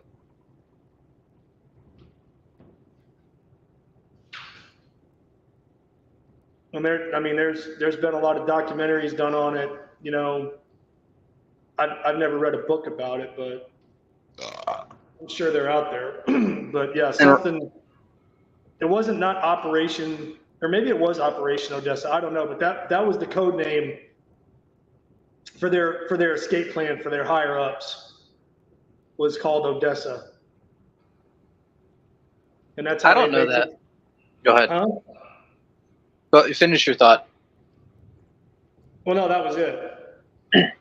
I was gonna say that, like, I'm always interested because, like I said, I was military. We've already talked about what I was. You saw it, whatever. But from the guys who have been in your situation, I'm always interested to hear what you guys think about that, because it's easy for a cushy chair, rolling chair, engineer to think about that kind of stuff, but when you got boots on the ground, real boots on the ground, I always wonder what that stuff is like. And in a situation like that, you guys are the real, what's up, if that makes sense. I've always wondered. It's a completely different fucking battle environment in World War II than it is now. Mm-hmm. Very true. But I have read, and I know I have read The Art of War, 2.5 times now. The principles of war never change. They don't. No, the principles don't, but the tactics and means at which wars are fought and waged have changed and evolved. But the principles don't change. So it's real easy for a nerd like me who was in the Air Force to sit here and think about what may have actually happened. But we all know that when boots are in the ground, things are not as they seem. And I've heard, I don't want to go too deep into it, but we've heard about all these disillusioned veterans from the Gulf War and from the Iraq War and all these people who did not, what they said happened on the ground, they said was not what happened on TV and this, that, the other. No details, but we know that's I've heard that, and I'm sure you have too, if not lived it. Well, yeah, I mean, I can't. Well, I'm not expecting you to say anything you're not supposed to. I've heard Pop say something about it though. Yeah, I mean, I'm not gonna.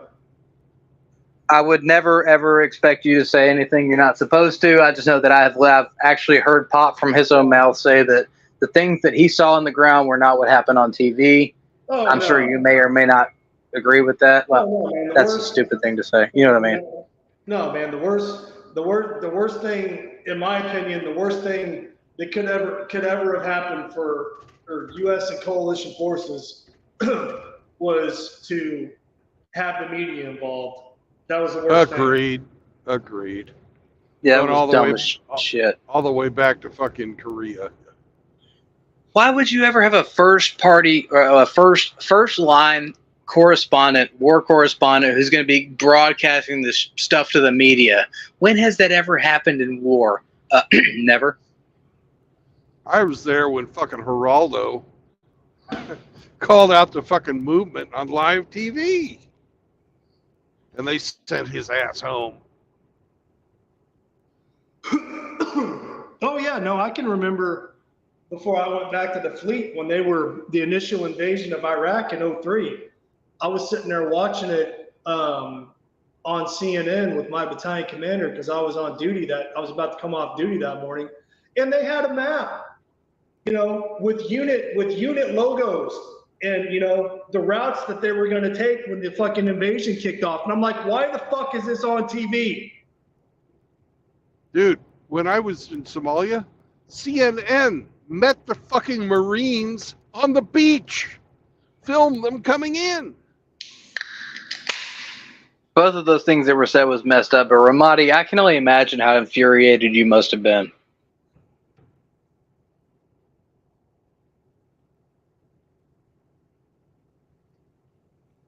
Well, I mean, and again, I don't remember, man. I don't remember who said the quote, and I may misquote it, but basically, somebody was quoted as saying, and it could have been some general or somebody in the DOD, or said something to the effect of that if the Vietnam War hadn't been on the 6 o'clock news every night, the war would have gone a lot differently for the United States.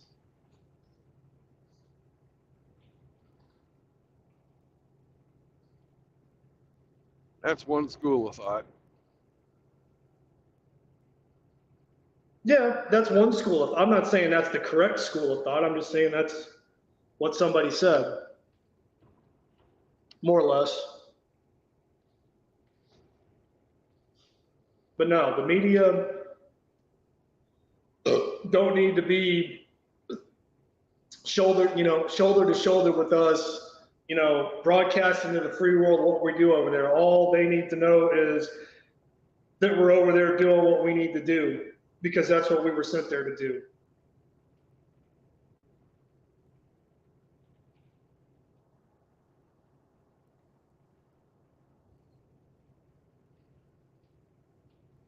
But they want 100% total transparency. Transparency. And that's assuming, of course, this 100% transparency, freedom of information. Yeah, that's assuming the information has been provided to the general public, which we all know is, always done. Oh no, man. And, what happens? What happens over in the sandbox? By the time it makes its way back to the States and shows up on, NBC Nightly News or whatever the fuck, it's been twisted and tweaked, and Brazilian butt lifted and, painted in a certain light in order to put a certain fucking story out there. Fuck what really happened. Yeah. I had a secret clearance, and that was just enough for me to see what was up. I'm going, F this, man. I'm out. Yeah. You can't handle the truth. Yes, exactly. I can't, dude, I can't handle the truth. There is a reason I drink as much as, there are many reasons I drink as much as I do. One, because it's fun, but there are many reasons I drink as much as I do. And one of them is because I can't handle the truth. Well, no, he was right. And again, and I'm not sitting there, I'm not sitting there shitting on the military or my service or your service or Brandon's service or anybody else in the chat's service. But, when I came to realize that, my service really didn't hold water to what I was originally led to believe. That was a hard red pill to swallow after almost 20 years. Yeah. I might have suspected and seen things and maybe, question this or question that. Because I had a top secret clearance and people were like, no, just, don't worry about it. But again, like what was it really all for? Besides Israel, you mean? That's how I feel about it. You feel free to lambaste me for saying that, by the way, but I feel like that's what it was for. Oh no, brother, I couldn't hardly hear you. What'd you say?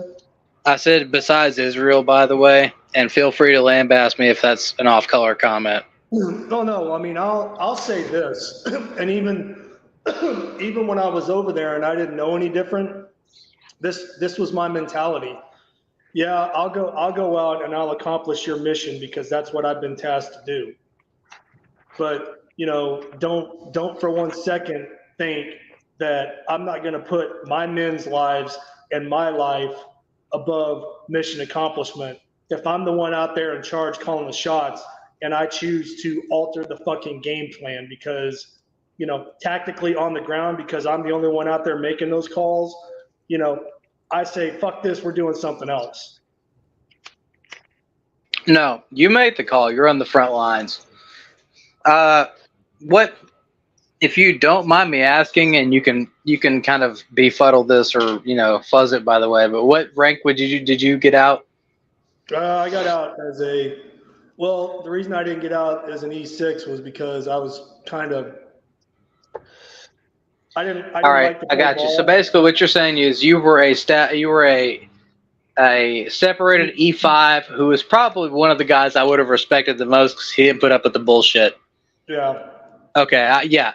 Respected those guys. By the way, anybody who's listening, the people who do the E5 thing, and they are E5 for like 8 to 10 years, those guys are the hardest core motherfuckers you're ever going to meet because they are the guys who they get it done because they've been there, they've done that. They take BS from the command. They deal with people like me who are a lifetime not NCOs. They deal with other people, they deal with all the stuff. And there are some guys who are in the NCO track. They are fast tracking. They are NCOs for a few years, and they get those extra cushy knee pads. They can get up to senior NCO really quick, and then they got it going. But guys who are NCO for a long time, they know what's up, and they have to deal with all of it. And it's, yeah. Yeah. Well, you didn't have the soft enough knee pads, dude. I don't know if you guys did this in the Air Force or the Navy or the Marine Corps, but we call them the E5 Mafia. The E5 Mafia. That's funny. No, the Marines. We had the E3 Mafia, the Lance Corporal Underground. Dude, I was the E4 in the Air Force. Probably the same thing. Please go ahead. No, I was just gonna say. Now I can remember we had came on to the big base in Ramadi, Camp Ramadi. I forget what we came on there for. That's not where we were staying. Our fob was actually, out in town, and outside the protection of the main, big fob, forward operating base, big main base there in the city. And we went on there, man, I don't even remember what the fuck we went on there for, but it was like evening chow time. And I was like, all right, man, we're going to be here long enough to do whatever, we need to do. I was like, all right, man, I'll send the boys, I'll send the boys to chow, because who knows what the fuck's going to be waiting for us when we get back to our fob. Probably nothing. So at least they'll get to eat. And I walked, I sent a few of them, waited for them to come back, and then I went with the second group because I always wanted to make sure my boys ate first. And we're walking into the chow hall, or the mess facility, whatever the fuck you want to call it. And Navy base? All of a sudden, huh? You were on a Navy base? The mess hall? Nah, it was. It's a chow hall, man. It's a chow hall. It was ran by the Army. I think the Army had operational authority over it. I mean, but there was everybody on there. There was, it was everybody was on there. I always showed respect. I called it a chow hall. Chow hall, that's what I called it. Chow hall. So I walk in there with, the group of junior Marines that I was in there with. And we got to clear our weapons before we go in there, take the mag out, take the round out of the chamber, put the weapon on safe, got them slung. So we walk in, we go through, everybody gets what they want to eat, and then we all go to a table and we sit down together. And it was me, corporal, like 2 lance corporals, and a PFC. There were 6 of us, but basically it was me, a corporal, and then three non-rates, 3 non-NCOs, 3 or 4 non-NCOs. I can't remember exactly. We're sitting there eating, and then all of a sudden, I hear somebody screaming, and I just look up, and I just see this motherfucker coming towards me. And I was like, oh, crap. Well, anyway, it's a master sergeant who's not wearing a frog suit, wearing regular Marine Corps camis, pressed, creased, not a speck of dirt on them. Boots look immaculate. Comes walking up, and he's like standing over the top of me, and he's like, hey, Sergeant. It's like, why are you sitting at this table with Marines that aren't NCOs? You're looking at, hey, motherfucking Gunny, what's up? No, I did. No, I'm about to get into that. And I stood up and I said, listen, Master Sergeant. I was like, I'm outside the wire with these guys every day. I was like, when was the last time you were outside the wire? Because your uniform looks pretty fucking clean to me. I said, so if you're going to sit and come over here and give me crap about who I choose to eat a meal with because I operate and work outside the wire with them every day, fuck you. And he just was like, he just kind of locked up. Was like, he didn't know what to say because I don't think he'd ever been spoke to that way in his whole fucking life. You damn right. Get the fuck away from me, you fucking pogue.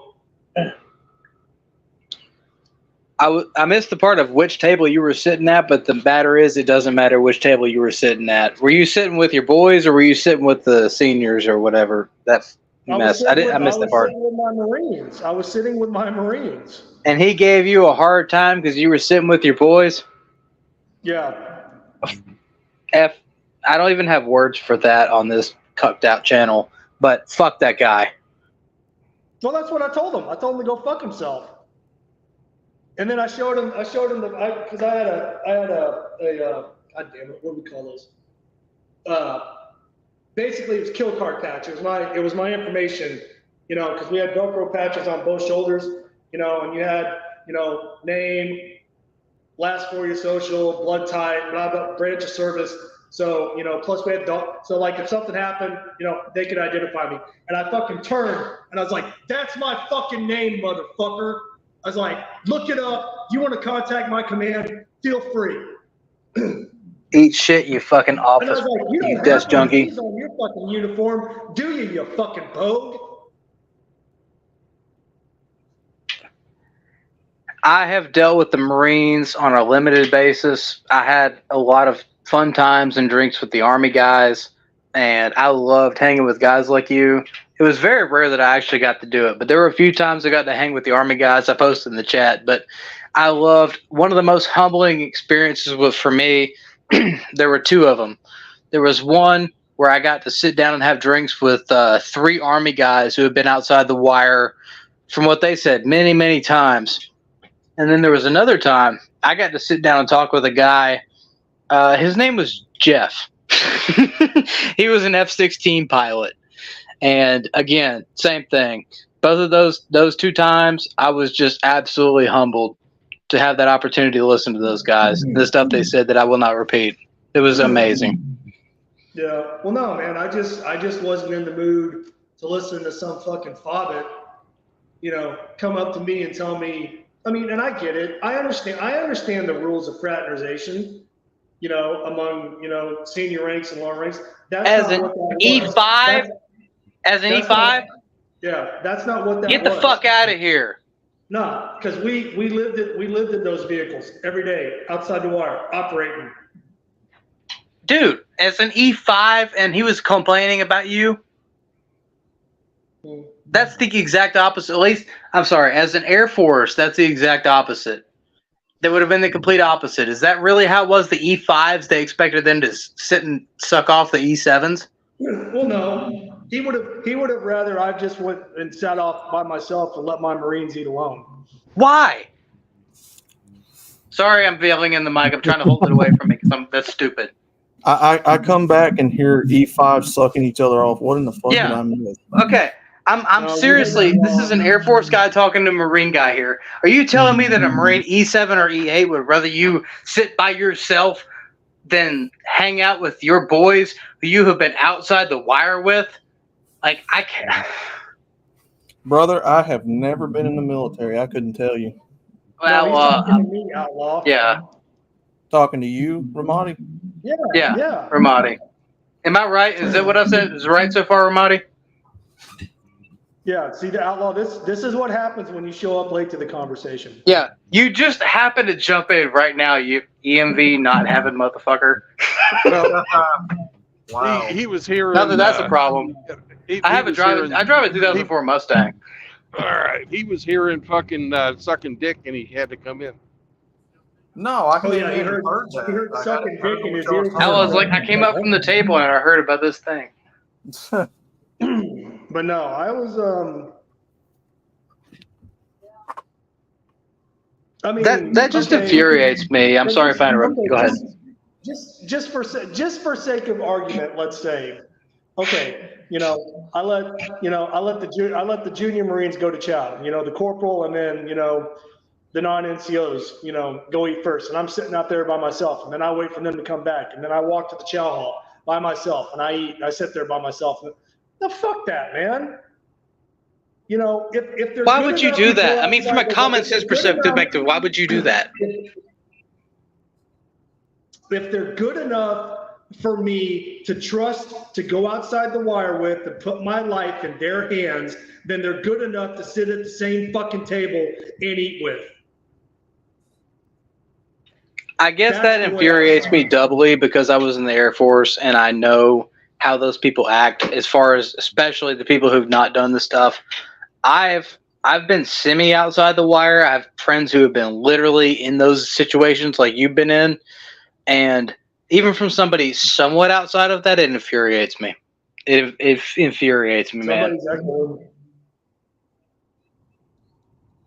But no, it pissed me off. I was like, who the fuck are you to tell me, that I can't eat with my men, my boys, who I operate outside the wire with every day. They put their lives in my hands. I put my life in their hands, but yet I can't sit here and fucking break bread with them. You went into combat with men who you could not eat dinner with. Is literally what you're saying. Literally what you're saying.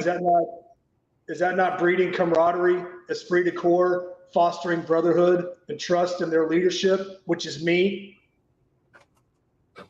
Guys in the chat, whoever will hear this at a later date, this is what we talk about. This is the bullshit that people like us, people who have been in the military, deal with. This is why people like me get fucking pissed off as we do. Because this is the bullshit that we've dealt with. This is our military now. This is what we deal with. And this is why our military is going to shit. It's why our country's going to shit. It's because we deal with garbage-ass people like this. And this is what we have to put up with. That's all I'm going to say about it. No, I mean, and I don't mean to keep harping on it, but it's not like, I was tying bibs around their necks and fucking spoon feeding them. We were just sitting there eating, and there was always, professionalism and customs and courtesies. If we were talking or whatever, because we're sitting there eating, it was, yes, sergeant, no, sergeant, or whatever. I mean, they weren't calling me by my last name or my first name. They weren't calling me by my call sign. When we're outside the wire, that's different. They call me by my call sign. When we go back onto an actual, a base where we're going to be around other people, we flip that switch and it's back to professionalism, customs and courtesies. Sergeant this, sergeant that. Yes, sergeant, no, sergeant. Or Lance Corporal this, or Corporal this, or PFC this, or Private that. I mean, we weren't, just sitting there like we're back on the fucking block hanging out. You can only imagine those type of things that I have said knowing me that I have said with followed by sir.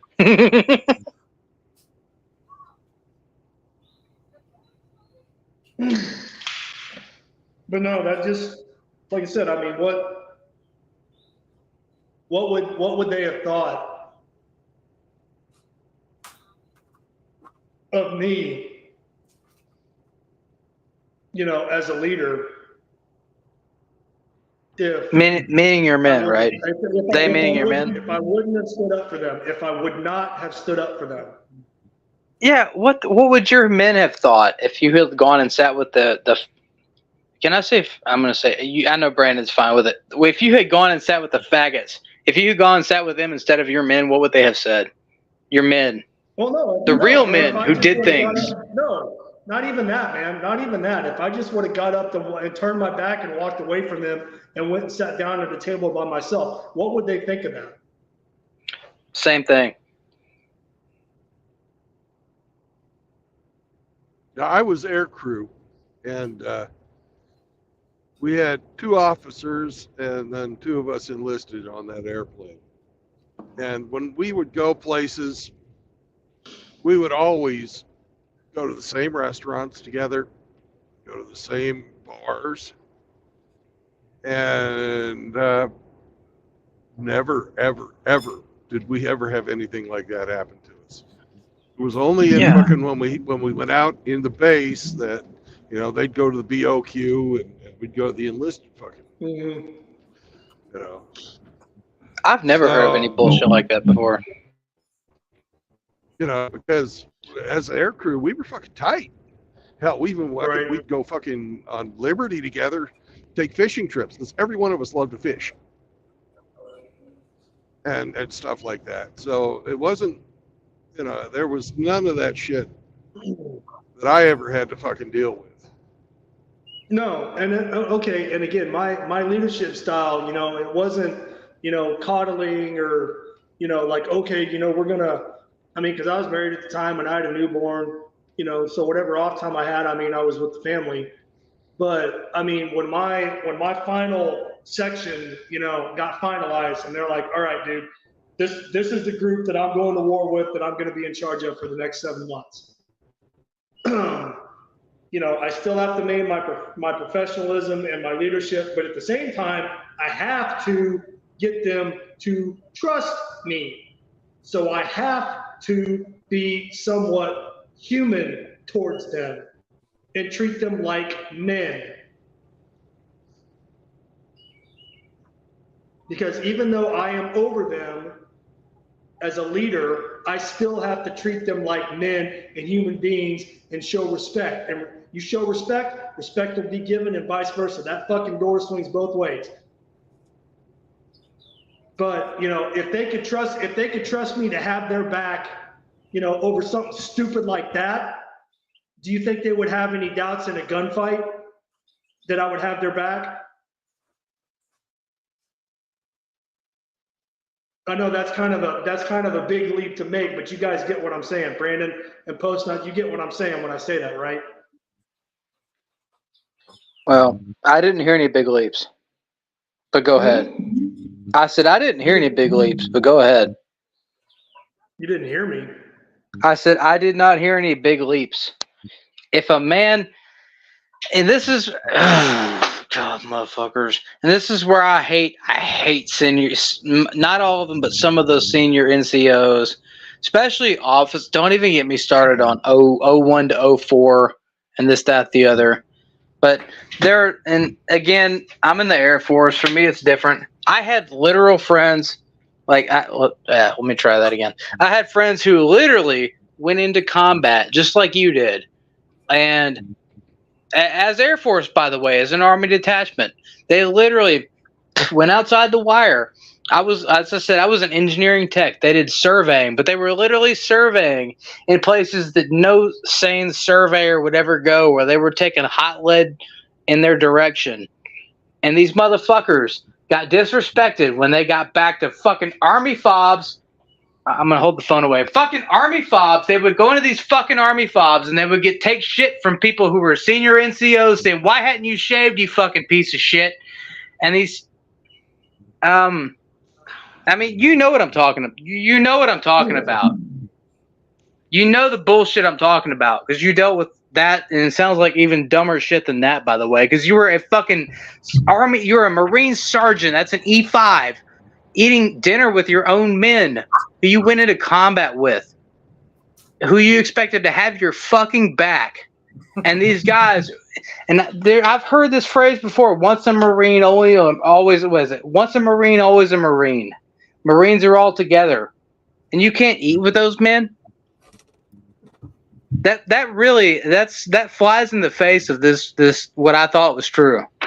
By the way, no, post that, man, brother. I wasn't having it on that day, and I wasn't gonna do that to my boys, my men. I would never expect you to on any day, no matter how you were feeling.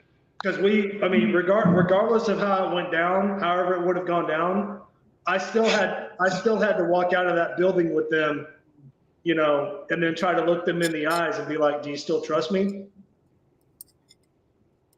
You sat and ate with them, right? Yeah, I did. And they said yes. All of them said yes, didn't they? Mm-hmm. Mm-hmm. Dude, my blood's boiling just because you said that.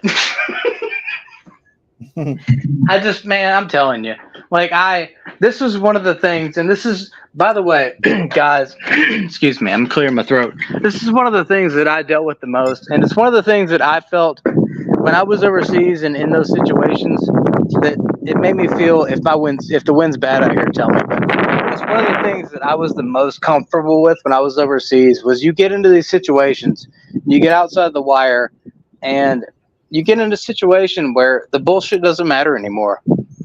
You get to a point where the real things matter, whatever those might be. But when you get back into the base, behind the wire, you get all these comfy little senior NCOs and officers, and then all of a sudden everything's cushy. And then it's, it's whatever they want. Yeah. Well, that's like, I used to tell my boys, when we were in Garrison, when we were going through the training and the workup cycle, I used to tell them, I was like, boys, bad news don't get better with time. I was like, you can lie to your fucking wife, you can lie to your mama, you can lie to your fucking kids, you can lie to your goddamn priest. I was like, don't fucking lie to me. I would say don't lie to anybody. That's just me. No, but you get what I mean. I was trying to make a point. Oh, absolutely. Yeah. I was trying to be dramatic and make a point to try to drive that home to them. It's like, you tell me the fucking truth. Bad news don't get better with time, because I'm the one that's going to have to walk up to the goddamn company office on Monday morning and answer and stand there for some dumb shit that you did and take the brunt of it to spare you. So you better fucking come clean and you better come correct. Because if I walk up there and I get blindsided, it ain't going to be good for you.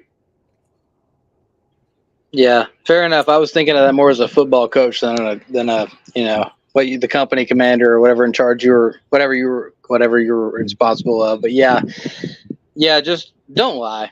It's simple as that. Don't lie, man. Like, no matter the situation. Once the company commander and the company first sergeant and the platoon sergeant, and the company gunny are done with me, I'm coming directly to you, and you and me are going to sort this shit out. And what's the phrase? There, Sir E5. What is it? Where does shit roll? No, I roll downhill. Shit rolls downhill. Downhill, and it gains momentum. Exactly, Brandon. Another E5. I always like to go to the tree line, man. Just drop blouses and go to the tree line. That's how I like to handle shit. I didn't like paperwork. Well, I didn't like paperwork either, because half the time I was on the bad end of it. Well, if any of that shit would have happened when I was in, I would have said, let's take our fucking rank tabs off.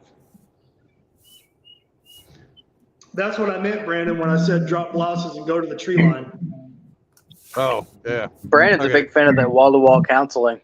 No, there was no gayness in that statement. No. I got set Saunders off one night. I was talking about wall-to-wall counseling. He's going, man, you don't know about that wall-to-wall counseling, motherfucker. I'm like, he thinks he's a subject matter expert on. That's why I don't even talk to him about that shit. Talking about Saunders? Yeah. Well, I know. Go ahead. The Army, and again, I'm not talking shit on Saunders. When he went in at 30 years old or whatever, the Army was not that hard, okay? Army wasn't what it used to be. The Marines aren't what they used to be, I trained with the Army. The old Corps ended, the day I stepped on the fucking yellow footprints when I reported to recruit training, okay? So, don't tell me you're hard as fucking woodpecker lips, because I don't believe it, because I'm not either. Can I give my perspective of an Air Force veteran looking at both services? Who is talking? No, because my older brother was in the Air Force, and my older brother's a pussy, so no. Well, I'm not a pussy. No, I've smashed a lot of it, but I'm not one. Hey, you see my name? My name's Post Nut Clarity, bitch. Anyway, go ahead. 8 weeks What's up, of bro? maximum relaxing in San Antonio. What's up, Rusty? Hey, brothers. Who called me bitch? Is this Rusty? Yeah, it is. What's up, bro? What's up, dude? I haven't been on a stream with you before. Yeah, I didn't recognize your voice. That's why I was asking who was talking. This is Post Nut Clarity, but we've been around. I've seen you before, dude. It's good to talk to you. Hey, good to meet you too, sir. Rusty Rivers, how's it going, brother? Oh, it's going good, brother. Yeah. Are you making all the necessary preparations? Yes, I am. Hell yeah, Good deal, man. brother. Looking forward to it. Hell yeah, brother. Hey, no emergency today. So, I mean, are you here because you want to be here? Or are you here by Oh, accident? actually, I just was just dropping in listening, and I thought somebody was beating on my good friend Godfather, and so I was just listening, trying to figure out what the hell was going on. Nobody's beating on Godfather. No, and I was, if anybody, it was me, and I'm not beating on him at all. I'm an Air Force vet. He's a Marine vet. I have the ultimate respect for like 99.9% of people who are in the Marines. I was just kind of picking his brain as far as some of the stuff he's heard and seen over his sentence, if you want to call it that. That's funny that you should use that word sentence. I never served myself. I came close to joining up in the first Gulf War because all my friends went. But I wound up going to a different war and serving out a sentence. Well, hey, roll tide, outlaw. Oh, hell yeah, brother. Roll tide. Absolutely. Hey, roll tide. I would Both say sides roll tide. If it wasn't that bad when y'all were in, when do you think the military and all that started going downhill? 2008, when they said that don't ask, don't tell. That was before then. That was That under was when Clinton. Clinton was in office, wasn't it? Yeah, it was what, 94? Clinton went in 96, I think, didn't he? 96. It was right about the time I was. They repealed don't ask, don't tell in 2008. That was Obama then. That would have been Yeah, under that was Obama. Obama. Because Clinton was still president when I went into boot camp in '95. So yeah, That was under the Honorable George W. Bush, sir, 2008. Obama didn't come in until 2009. Remember? Okay. Well, anyways, when they started, People Don't forget Ask, that. Don't Tell. That's when it started. Actually, well, before then. Was it Clinton or was it Reagan that instituted that policy? No. Let's see. Or no, Bush Senior. Bush Senior. George H.W. Bush went in '88, didn't he? New World Order, 2008. 2000, or is it 1989? He went in It '88 would have been George because Herbert Reagan. H.W. George Herbert Walker Bush. You guys do have to remember the election may have been in '88, but he went in '89. Yeah. So he was in from '88 or '89 to what, 95, 96. Yeah, during the first Gulf War. And Right. just let me say that, it's pretty amazing looking back on history now with what we know. That, back then, we thought that we had two different sides. And, our side was, the Republicans. And we were all for George Bush Sr. And then fast forward, boy, how everything changes. Now we know the truth.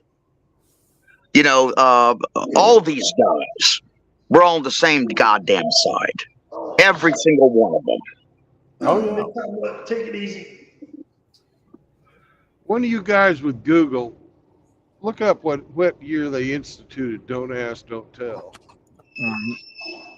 Well, hey, because 2008, 2008, 2008, 2008. I was No, you're wrong about that. Am I? Yeah, listen, I remember when that policy was announced, but I just can't remember, the year. But it seems, yeah, it seems to me it was much further back. Yeah, I was still in, and I got out in '96. That's really odd. And by the way, one of my best friends in the barracks in the year 2008 was gay, which was really hilarious. I guess because it hadn't been implemented yet.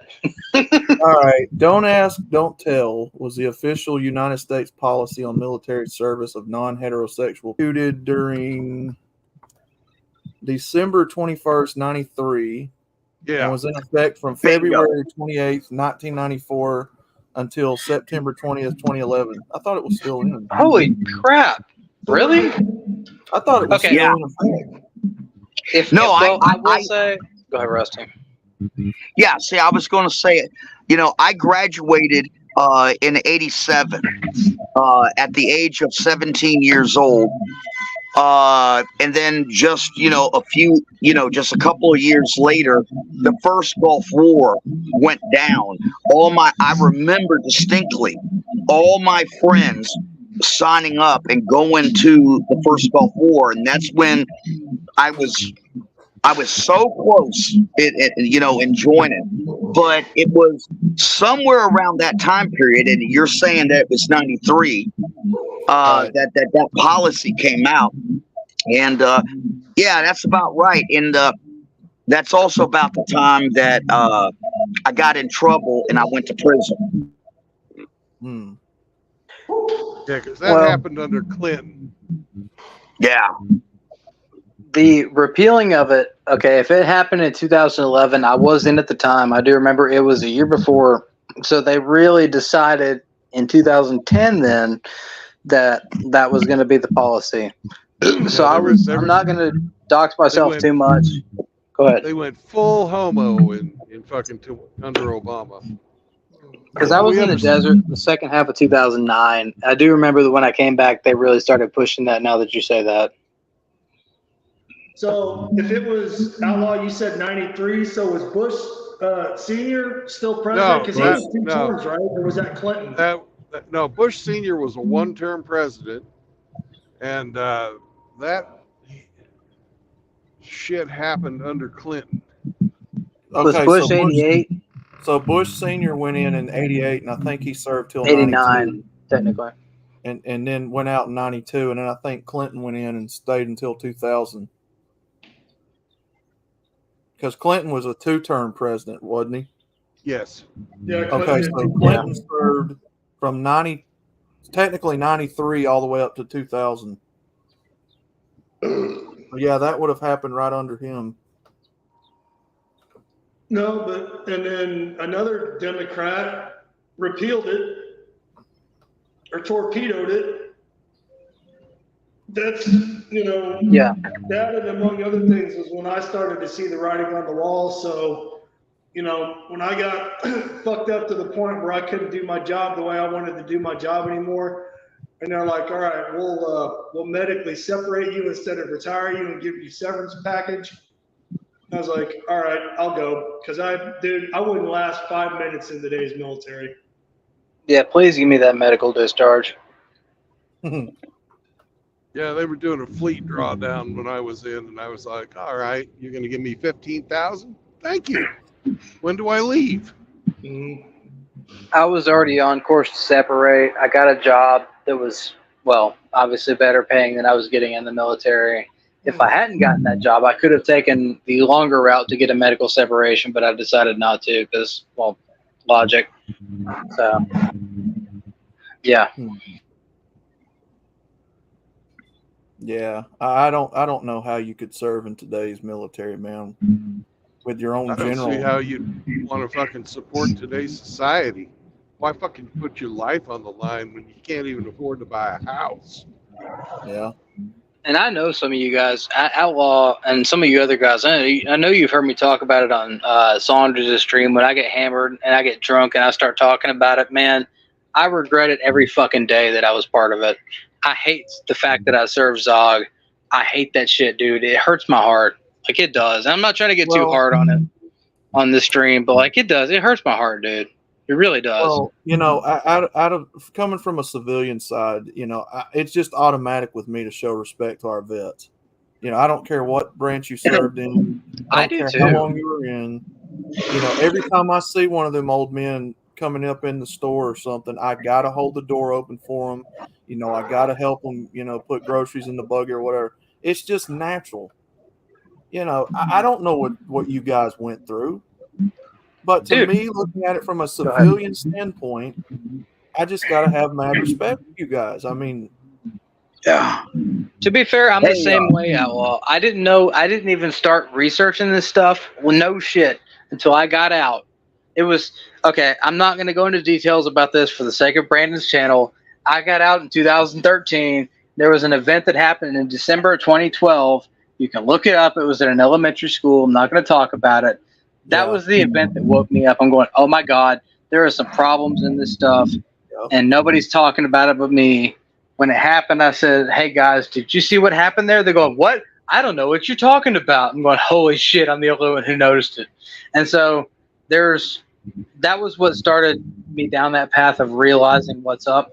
And most people in the military don't get it. They don't stop. They don't think. They don't take accountability for themselves and what's going on around them. All they know is there's a mission. I'm pushing forward. That's what most of them think. Ramadi can back me up on that.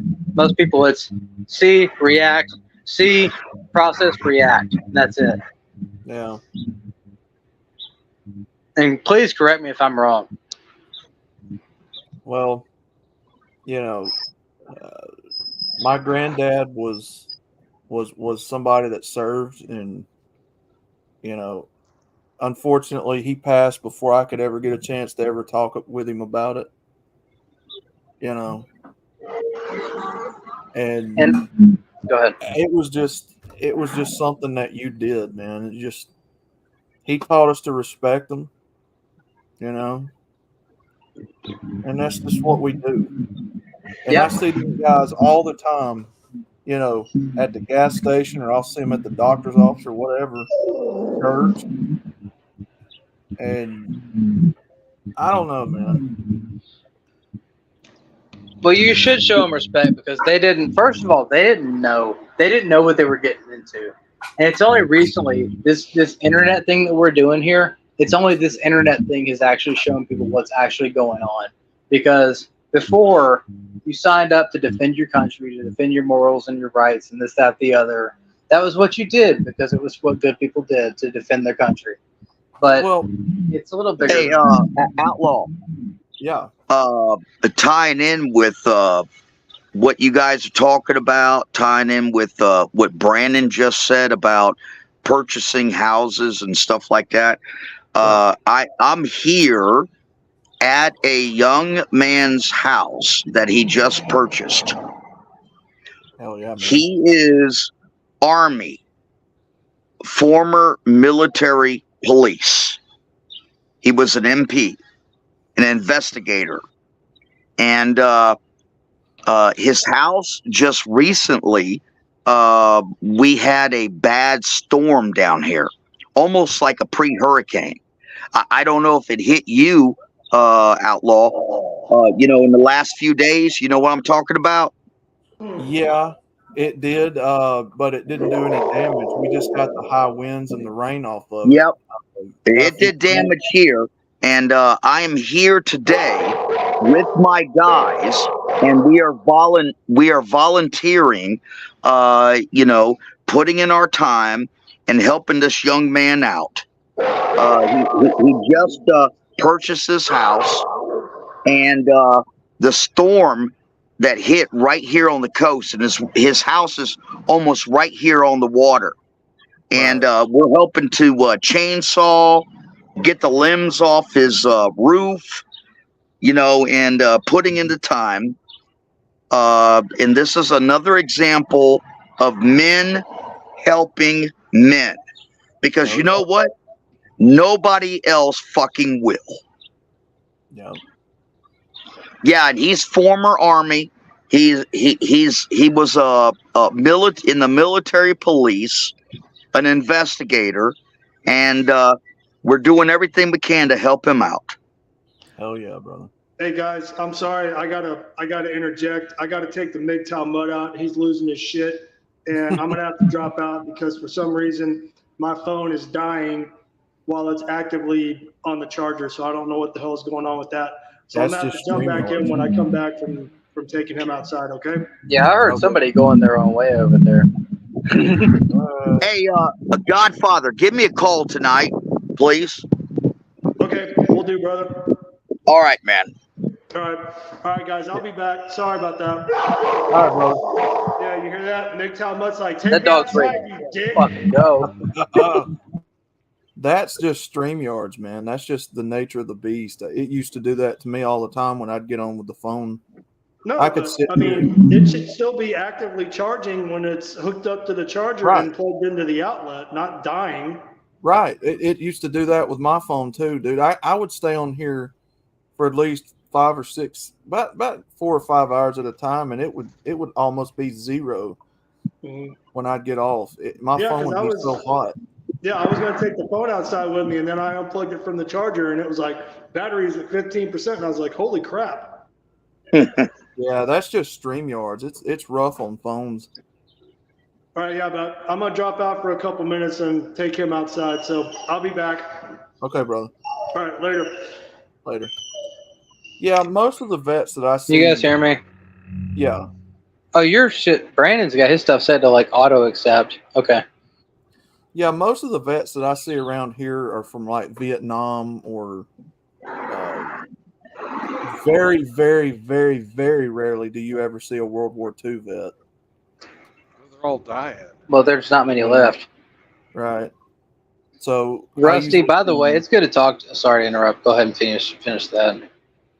Oh, I was just gonna say, yeah, and then I'll see a lot of the Desert Storm Come on, vets guy. around, but it's mostly Vietnam around here. Yeah, Rusty, man, it's good to talk to you. I haven't been on a stream with you before, dude.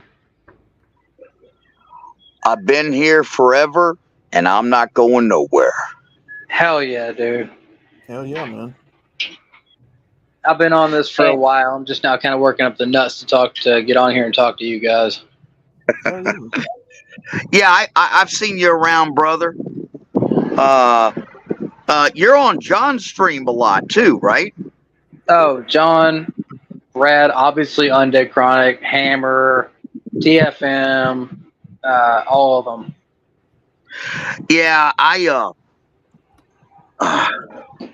got a Hammer text me just the other night, and that's why I knew I needed to start getting back on. He was like, "What in the fuck? Where are you at, man? What in the hell's going on?" You know, and I let him in on a few details, but yeah, I'm here. I'm not going anywhere. Hell yeah, man. I'm not either, man. I'm just now, like I said, I'm just now getting to the point where I'm actually starting to get on here and talk. I will eventually start streaming on my own channel eventually. Right now, I love getting on here talking to Saunders and Outlaw. If he wants me to get on his channel, I'm going to start too. I don't know who else does streaming, but I'm not, as I've said, I'm not technically MGTOW. I've been there for 3 years. I was a monk. I love being part of this community. There is no better place to be on the internet, so on and so on. But you guys know what's up. That's why I'm here. There's no better place to be on the internet. There really isn't. Oh, when you say you're not technically MGTOW, what are you? I go my own way, whatever that means. Yeah, exactly. What does that mean? I go my own way. I do what I want. Well, how do you what differ? I want, who I want. Right. How do you differ from a MGTOW? Well, like I said, I was a monk for 3 years. I was doing my own thing on my own. Just recently, now I've started talking to women again. And even so now, the thing is even if I get back into a relationship, which I do plan to happen whenever it happens, because I will find somebody I want to, I'm sure, it will still be on my terms. And that's the big thing. And I understand there's the legal system. I know all the points. I know the risks I take. I know. But I will still take that risk if I find a woman who is worth the shit to take that risk. Now, I understand that is a very, very, very small possibility. I have not found that person yet. And I don't even expect to find that person. But the fact that I'm looking for that person, in my opinion, as a hardcore person who has to be hardcore in whatever I'm believing, the fact that I'm looking for a person who can qualify to those standards excludes me from MGTOW. But I live the lifestyle. I live alone. I'm a monk still, sort of. It doesn't sound like you're, married to anybody yet. No, hell no. And you're not cohabitating with anybody. Absolutely not. And you don't have any new children, right? Absolutely not. So what disqualifies you from MGTOW? My pursuit of another woman. Pursuing and finding and doing is a lot different than actually going against the tenets. I guess your end goal is not what our end goal exactly is. Our end goal is to protect against usury, and you're volunteering yourself to be a subject for usury. So yeah, that's why I can't claim the label. Hey, Post Nut. Yeah. You know, we have good friends here that are married. They're that's what we call RPM. Okay, red pilled married. Okay. Oh, he's awesome. We're talking about a group, a name for a group of people. Gotcha. Yeah. Now, Post Nut, let me just say this to you, son. Man, you know, red pill theory, intersexual dynamics is, it is a praxeology. It is based on the concept of the 80%, 20% rule. And when one of us goes off of, the MGTOW philosophy, we always think that we're dealing with or looking for the 20%, the outliers. Oh, no, that doesn't apply to me. Oh, no, I don't fit into that group. Oh, no, I would never do that to you. The truth of the matter is, sir, is that although the concept of all women are like that versus all women have the capability of doing that, that is the discernment. Okay. And there's not a far reach between the two. I know that. Yeah. And I'm going to tell you something. I have never claimed ever. There is no one that can ever pull up a stream where I have declared myself a monk. I have never declared myself a monk. True Blood knows this. I have tried to pursue the philosophy of MGTOW. I have failed. I readily admit that I have fallen off the truck and thought that I had found a unicorn. And each and every time that happened, I regretted it. And as you will see over the coming weeks, that's going to come to light. Oh, absolutely. And if you haven't seen my name, I've kind of been there and done that. I have an ex-wife. I have many. Oh shit, Frost is here. I have an ex-wife. I have many girlfriends. I've had plenty of experience, many experiences. But I was a monk, legit, for 3 years, and I was. What's up, Frost? I was a legit monk for 3 years. I did the thing.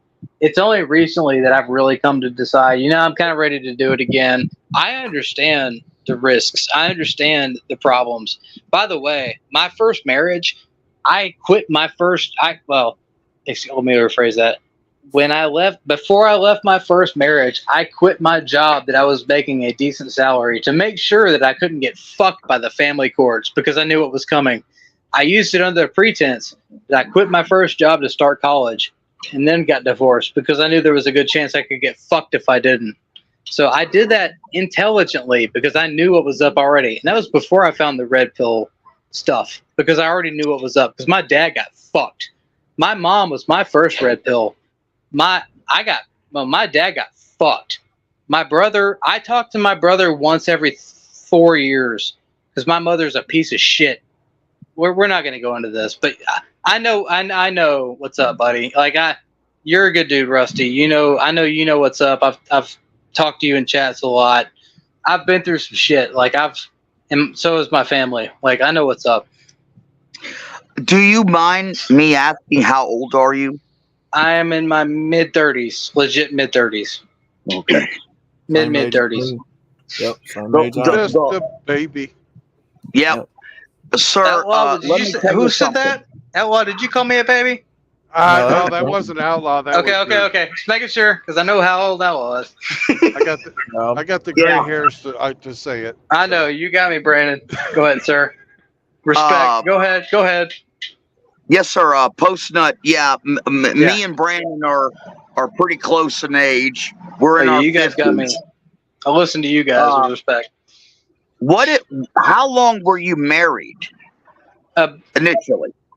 Happily about 8 years. We can debate the legal part of it, but about 8 years happily. I was married for over 23 years. Mm-hmm. That's a long time. The light bulb, the switch, it doesn't even come on until you reach 40. Then you know something. Right up until the age of 40, whatever it is that you think that you know, it doesn't count. I believe that. Yeah. Yeah. I can't relate, And obviously, but I believe that. You could ask True Blood. I'm sure he'll agree. My light bulb didn't come on until I hit 50, though, because I'm stupid. Well, Is that yeah, I'm the going to stronger on your own light bulb? Do you mean? Yeah, I'm going to have to throw myself in with True Blood. Yeah, we're listen. We may be educated. We may be intellectually rational. We may understand stoicism and all that other stuff. But at the end of the day, I can even say it right. Stoicism. See? Stoicism. Yeah. Sorry for laughing at the mic. Fuck, man, that's funny. You know, the truth, Rusty. Yeah, the truth of the matter is that we're just men, and we don't want to be alone. We want and seek out companionship. Okay, Right. and we fuck up. And I got a question for you. After Rusty's done with this, with his thoughts. So after Rusty's finished, I got a word to say. Go ahead, Rusty. Yes, sir. Anyways, all I'm trying to say is that we live and we learn. That's it. Yeah. All right. I got a question for you turn. now. Did you have a child in your first marriage? Me, no. Is that why you want to get back with a woman, is so you can be a father? No, sir, absolutely not. As of this moment, I do not want kids. And I know that makes me weird. Most guys do want kids. I don't. I actually don't. And that's why I'm very selective, by the way, and the people that I'm swiping on is I'm very careful to make sure that the ones I swipe on are the people who also don't claim they don't want kids. I know that's not always true. Well, honestly, that's not weird. I mean, there's no imperative telling you. Outside of MGTOW, it's weird. I mean, that's just society's, bullshit logic. Yeah, it's not just society. That's your biological imperative is to fucking reproduce. Most biologically normal people want kids. I mean, I guess, but I don't see it as abnormal. I mean, you just not in our community. Yeah, you just want what you want. I guess that's where I'm strange, because I do want a relationship, but I also don't want kids, and it's extremely hard to find those people. That's not the point. That's not the point I wanted to take this conversation down. I wasn't going down that route, but yeah, it's no. You got a good point though. I mean, it's first of all, women. Go ahead. I mean, technically, if you're religious and you believe in the Bible, yes, it does say to be fruitful and multiply. So there is that if you are religious. I'm not. But So for people who are secular, I mean, no, not really. I mean, you just want what you want. I mean, you're not obligated to have children with anybody. It's just a biological, you know. yeah, Yeah, I mean but it's you look at it, outlaw fucking biology is nothing more than God's will expressed in nature. Sure. exactly. So Damn, that was a That was deep, really wasn't it? powerful statement that you just said, True Blood. Some deep shit, wasn't it? Kind of think So- it comes down between if you're religious or not. Yeah, I can see what you're saying. yeah, well, you know, we're not here to push religion on anybody. A lot of us are religious, some of us aren't, you know, but Right. that's not the main focus of the channel. Channel's No. just being a place where people can come together and talk and not have to worry about fucking whatever they say. Well, Yeah, I'm sure. not. I will say I am not actually religious, but I will say that I more follow the Christian Bible than 90% of America, straight up. And I will argue that to the death. And I'm not even religious. Because we've But got I do. people on here who are pretty radical fucking atheists. Yeah. Yeah, Frost, I hate kids too. Kids are fucking great. No, they're not. They Fuck really those kids. are. No, I'm not a Especially- politician. Especially babies. Babies are so fucking nice. I fucking, you know, if I could fucking raise babies the rest of my life and get fucking paid to do it, I'd do that. I Nah, love fuck those kids. man. I'm not a politician. Anyways, and nobody's I got gonna derailed. I push forgot you- my original no- point. Yeah, nobody's gonna push you to have fucking babies or anything like that. I'm just Yeah. trying to. But this is wonder, this is I'm a trying really to deep figure point out for me, actually. What's your motivation for wanting a woman? I mean, this is actually a really deep point for me. I have, like I said, I was actually a monk for 3 years, and I thought about this shit all the time. And for years, I was fine with it. Now, there was one person that kind of spurred me into thinking about it again. But really, I'm not even now. First of all, I'm not even saying that I will actually get with another woman. But for me, I'm a very hardcore autistic thinking person. The fact that I am even thinking about having a woman, for me, internally means I cannot be MGTOW. Because I am like Hammer. I am a hardcore person. I have to believe what I'm saying. If I'm even pursuing a woman, I cannot consider myself MGTOW. Therefore, like I said, I've told everybody. I told them on Sandra's stream. I have like 98% MGTOW. I live the lifestyle. And even in my first marriage, I mostly went my own way. Like, my own way was how things were. Like, my wife followed what I said. Like, that's how it was. You know, that's how I've always lived. And she was happy for the most part. But, I mean, my point is that I've always lived my own way. So, I don't even know where I'm going with this now that we're this deep into it. But I have, I don't even know. Well, if you know Brufeld's law, I'm just wondering what benefit do What? you expect to get out of fucking having a relationship with a female? Okay, so that was the thing. For the most part, not a goddamn thing. But every once in a while, I do find women who I enjoy being around who actually do fit well with me. That's very rare, as you can imagine, because it's very rare that you find a woman who actually will be compatible with a functional lifestyle. Because most of them want to just tear down the lifestyle that you're a part of. Every once in a while, I do find one who's like that. It's been a long time, about 3 years. So I don't know. It's tough for me. And this is what I was saying to Saunders. And this is the thing. And I was saying to him, we talked about it a couple weeks ago. He was kind of on the fence about it, and I said that I cannot. The main thing that I come to is I cannot preach to a young man who has not experienced companionship with a woman. I cannot preach to him MGTOW because he has not been there, is what I will say. For me, it's irrelevant. I've been there. I've done that. I'll probably do it again. But I cannot tell a man who's in his late teens, early 20s, I cannot tell him, you should go your own way. You haven't been there. You haven't experienced it. But you should go your own way because it's not worth it. Is it worth it? Well, No, probably not. Well, But I can't tell him that. In my opinion, I believe that we owe it to these guys to tell them the truth at least. Oh, I want them to hear the truth. They have to make their own decision, though. Right, and that's the whole point. At least on your part, tell them the truth. That's what I've told Saunders. Now, obviously, I'm no dad, and I can't tell him how to be a parent. I thought you were a dad. No. If it was Who's me, it? Phoenix? One of you how old are Phoenix? One of you guys is a dad.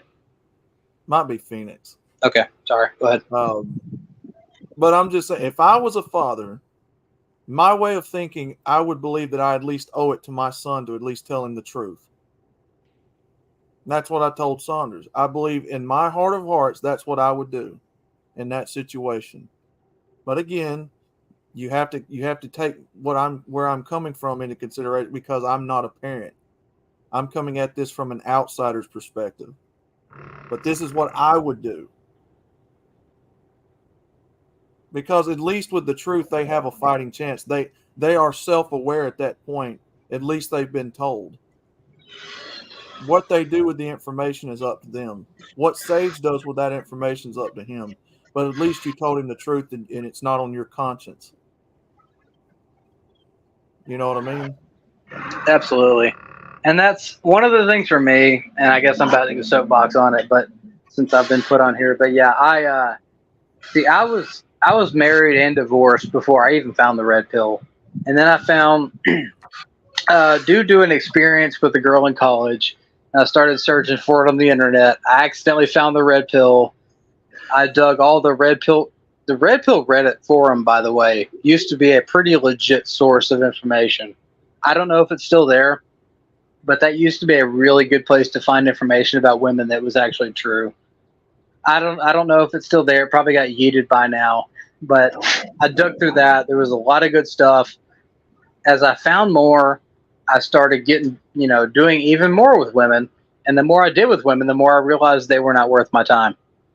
Hence where we are now. And knowing that, why would you want to bring one back into your life? I'm not saying I will.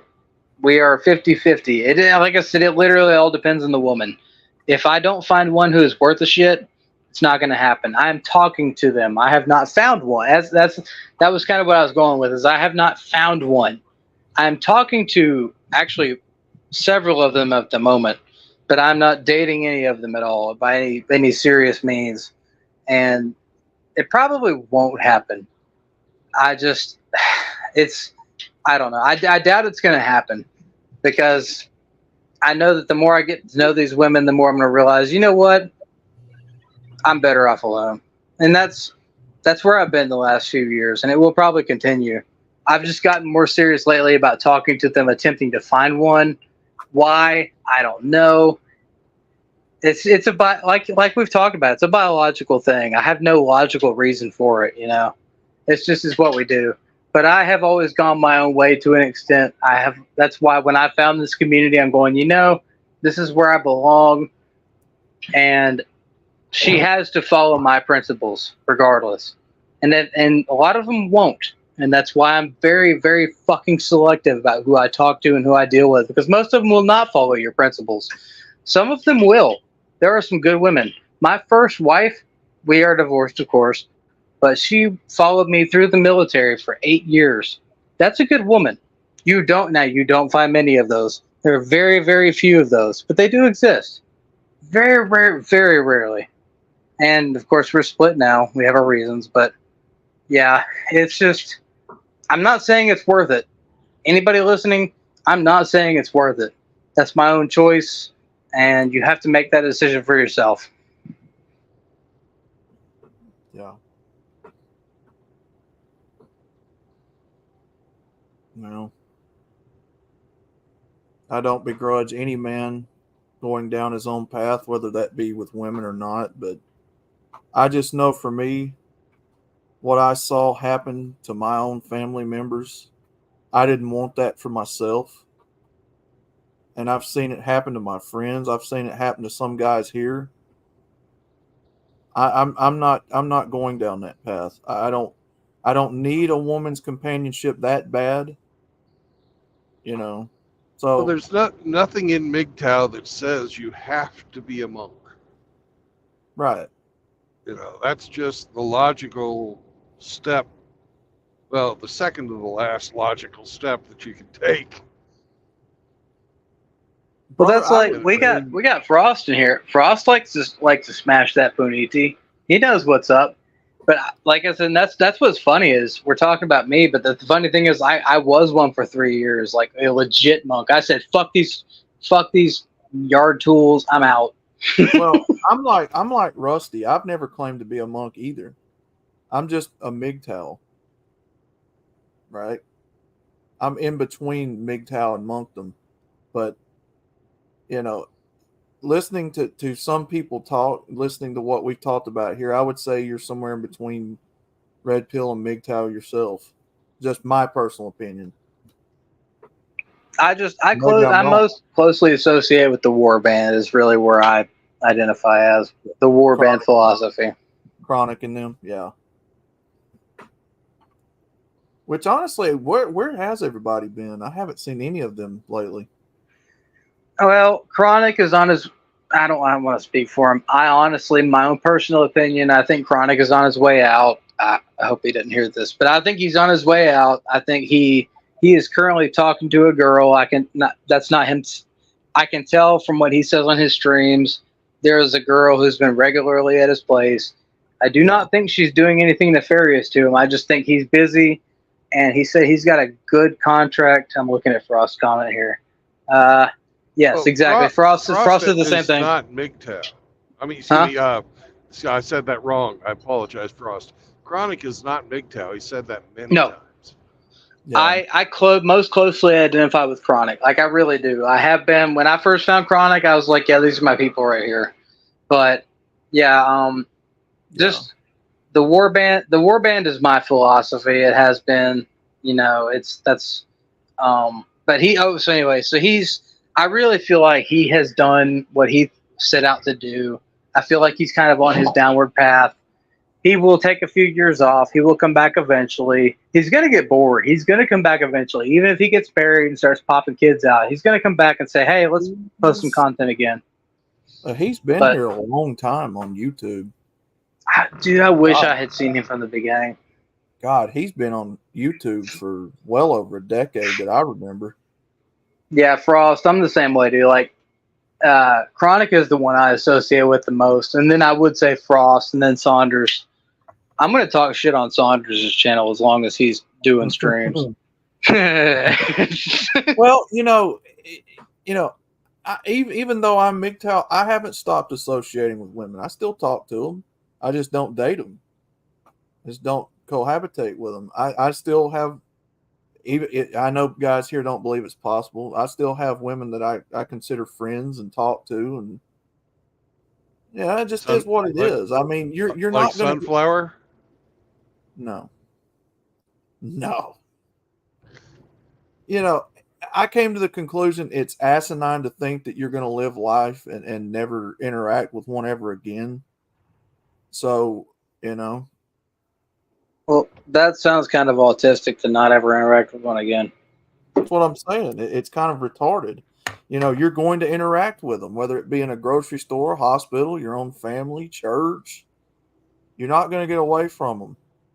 And it's stupid to think so. But, I mean, you can limit your interactions and whatnot. That's true. But I just accept the fact that we have to coexist and, I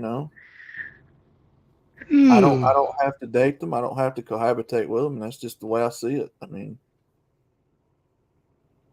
now talking with them on other channels and all that platforms, I mean, whatever.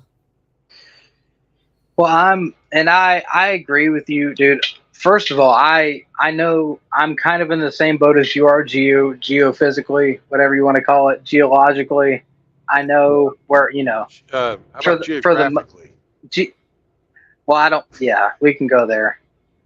I used to make math for a living. I was trying not to say that word. I was trying to go more of the. Anyway, point is, I know, I get it. I have talked in the last. I've been back on the dating, well, on Tinder specifically, for the last about 4 months now. I've talked to like 3 women who are worth shit. We're not talking about a large portion of women, but I am one of those, I teetotaling all or nothing kind of people. The fact that I'm talking to anyone or thinking about it means I cannot qualify myself as that. Does that make sense?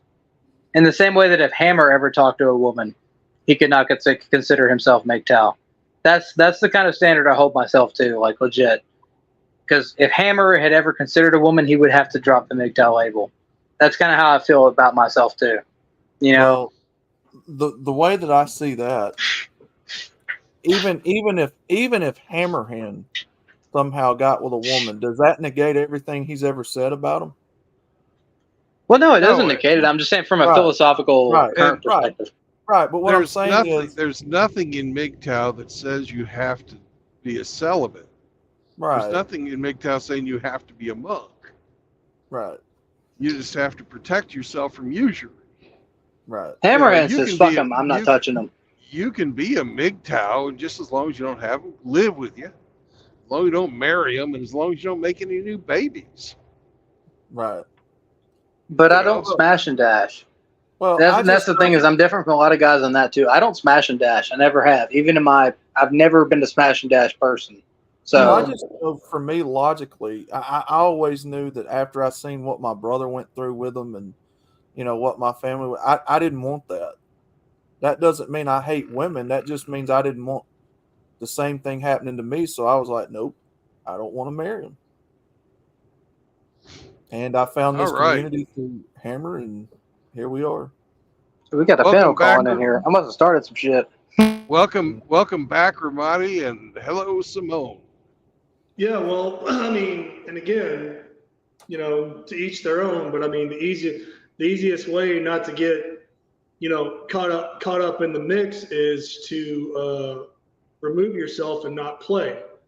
Does that work for everybody? No. And I mean, if you're, I'll just use Frost for an example. I mean, he's admitted it, on streams. He's still out there fucking clapping cheeks, but he's aware of what the potential risks are. So yeah. I mean, hey, do what you do, man. The funny thing is, and obviously no disrespect to Frost, like I would argue that in some ways, the fact that I am more selective about who I'm with actually makes me more, in some ways, because he's out there, he's MGTOW, but he's clapping cheeks, dude. I'm not out there haphazardly clapping cheeks. If I clap cheeks, it's for a reason. It's because I've vetted that girl, and I know she's not a fucking psycho. No, I mean, I'm not saying, well, dude, I mean, who the fuck knows? I mean, when you get down to the heart of the matter, Don Henley song, great song, sorry. The heart of the matter, you get to the meat of the fucking sandwich. I mean, do you really know until you're in that moment? Dude, I mean, the crazy may not come out. I mean, it's there. There's always the potential for it to be there, but I mean, it may not show itself or raise its ugly fucking head. Well, like Frost is saying, if you saw that last chat there, his last girl tried to baby trap him. I've heard him talk about it. No, I heard about that. I heard about that. I was trying to talk about that, man, but I couldn't. Trying to talk to him about that, but I couldn't get a word in edgewise. So you don't know. You do not. Now I will say, I know from experience. You do not know who a woman is until you live with her for a year. I have lived with 3 women for a year plus. You do not. Year. I know. Fucking decade. I got. Go ahead. Dude, you're not going to know them after a year. They can fucking hide their fucking true nature for a decade or more. I have lived with 4 women. My parents let a girl I was dating in high school move into our house because her living situation at her home was bad. And I disagree. My parents thought we were going to get married. We were going to stay together and get married. She went to the fucking Navy and she was already fucking crazy, but she went into the Navy And then That I was got a it. Dear John letter because I I met some disagree. guy I went to boot camp with, or some guy I went to A school with, and he really understands me. And we sit here and we drink coffee together and smoke cigarettes and have long, deep conversations. So Barrack's funny. Yeah, I was saying I disagree. You can live with a woman for a year, but you will not know truly who that woman is until you meet her on the courthouse steps. yeah, I've heard you say Yeah, I that feel before, that. Rusty. That's true. True.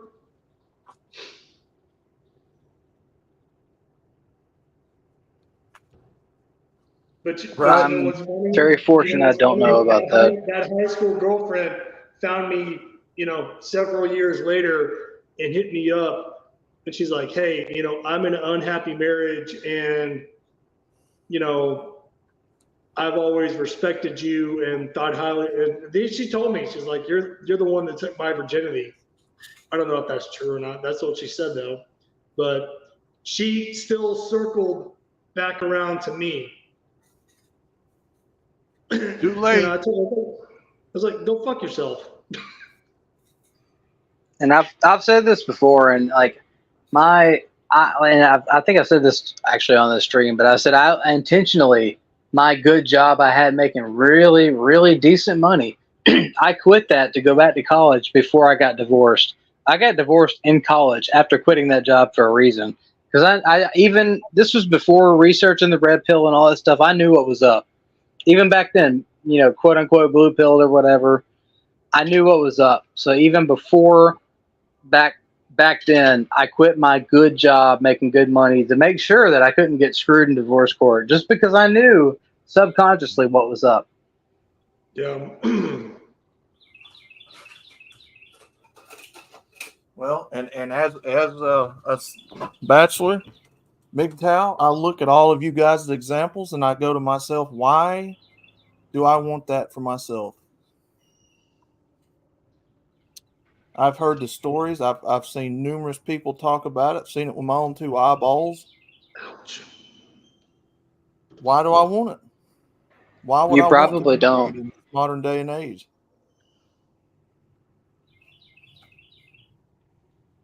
No, I mean, Like, I hate to Danny, like. Dr. Dre said she wanted the port sword of Ramadi, and then Hemi said Ramadi bottoms him out. You goddamn right I did. Not the bottom out of that shit. No mercy.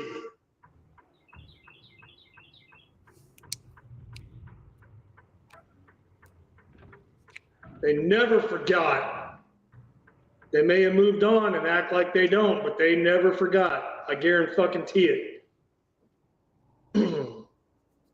I imprinted on their goddamn cervix, maybe not on their minds, but on their fucking cervix where it really counts. Right. Hey guys, may I say just a few words? Oh, Yeah, go for it. You just said a few. You can say a few more. Yes. So since I'm on this journey, I feel I'm more confident than ever. I can speak with girls, and being it is totally. So I think that this journey helped me to develop the better version of myself. So thank you guys for helping me in doing this. Absolutely, brother. I'm glad to hear that whoever you've listened to has helped you out. Yeah, Simone. It is Simone, right? Yeah, that's me. Man, I can't see who's on the panel. All I can see is what's broadcasting through Brandon's windshield. So I don't know who's here and who's not here. Nah, man, you come on here and you open up and tell your story. I mean, it's just brothers, hanging out, trying to take care of and support and hoist each other up, man, because that's what we do as men.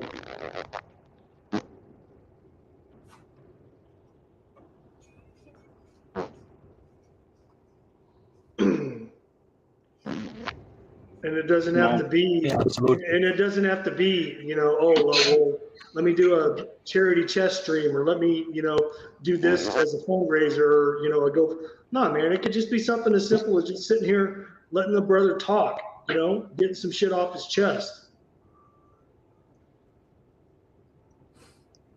Then we just sit here and we listen, because men listen.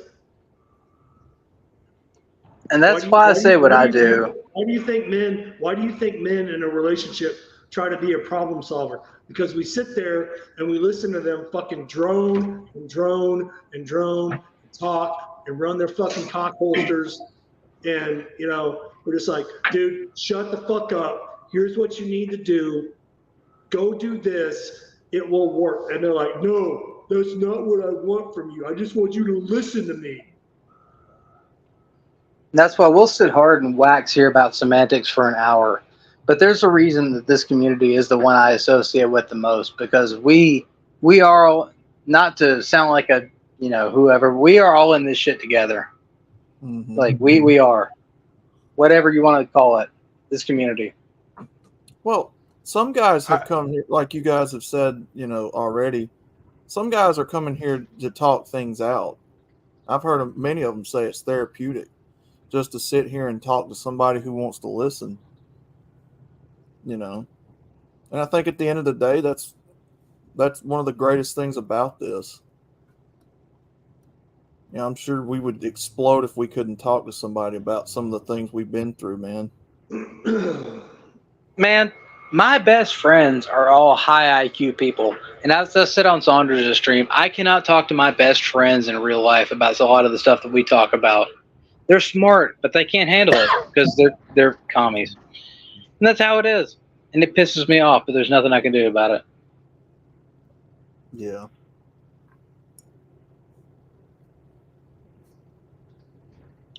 Well, no, I mean, just being able to, and I hate to, but I don't know what else to call it. Talk.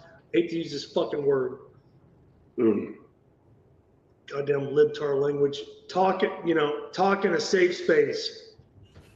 And a space for us to feel comfortable and free enough to open up and talk, tell your story, give your testimonial, however you want to label it, and just talk and get that shit off your chest. Because you know what? Hey, Ramadi. Yes, sir. I'm not gonna put in a cry room. I didn't hear that, man. What? Can we have puppies and crayons? I have a puppy, but he ate all the crayons.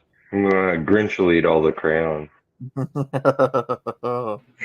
Ramadi and Grinch will eat all the crayons. What are you talking about crayons for, man? I thought I was being serious and deep there for a second. What happened? Oh, you are. So why you got to slap me down and interrupt my flow? I'm an asshole.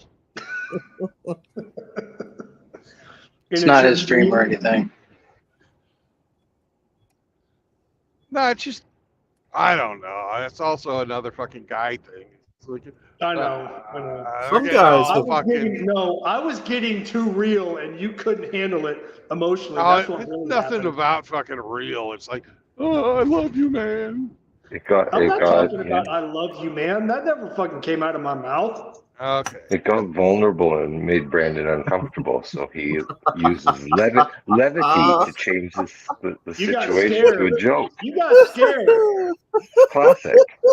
You're not in touch with your feelings, sir. This man is looking at 10 hours of asphalt that looks like concrete. He's got to do something. Some guys have called this what do you call it? So what do they call it? Psychotherapy or some shit? Oh no, I'm gonna shut the fuck up. Talk therapy. No, go ahead, Ramadi, please. Better than a psychologist. Psychology's a fucking scam. Oh yeah. Now we just want you to talk to all these guys here. But no, man. I mean, if You had a good one going, Ramadi. I'm going. Shut up. If you know, There, that's better. if you wanna come on here and tell your story, if you're truly one of us and you're coming to this community, then by all means do so. Mm-hmm. But if you're coming here just to start shit and stir up shit and force disinformation and try to push propaganda, then you can go eat a bag of dicks and eat a whole goddamn bag of dicks with a spoon. Mm-hmm. Mm-hmm. Or chopsticks, because with a wooden spoon. And I hope you choke on a splinter with the fucking dicks that are going down your throat on the way down. Or chopsticks. Chopsticks work too. And we're in Hannibal, Missouri, home of Mark Twain. Hannibal, Missouri. Yeah. Nice.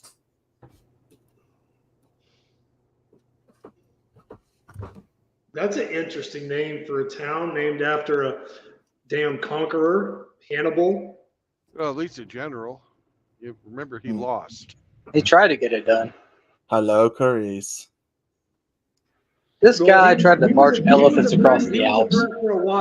He was a threat for a while until he tried to cross the Alps with elephants and shit, and then it all kind of fell apart after that. That's not a Bronco. I'll say it for you. Thank you. I don't see anything that looks like a Bronco. I see minivans. Neither do I. I don't see anything that looks like a Bronco either, but it's got the name on the front. No, it doesn't. Which one? The left or the right? No, he's done past. Yeah, But which one? The blue or the black? No, he Neither done one. passed. He was just crossing. He crossed in front of us. He's talking about something that drove through the intersection. Yeah, just like I don't consider the new Mach-E a Mustang, and I don't consider the new Corvette a Corvette. Oh, I see that teal blue looking thing. Yeah, dude, those new Broncos are not. Wow. Yeah. That's not a Bronco. They're not a Bronco. And it's not a Corvette, the new ones. And it's not I was a watching Mustang. on the computer. I'm like 15 seconds behind. And it's just not. They had this Mustang grocery getter looking piece of shit. Have you seen that? Yeah, the Mach-E, the new one. Yeah, it looks like a grocery getter, but they have his logo on it. It looks like the same one on my car. Get out of here. A Mustang is a pony car. 2 seats up front, 2 seats in back, and a little V8 engine and rear-wheel drive. That is No. Outlaw, I disagree. 2 seats up front, barely enough in the back to have some fun on a Friday night, and that's it. No. It's not 2 seats. It's just barely enough. Or what they call a 2+2. Yeah.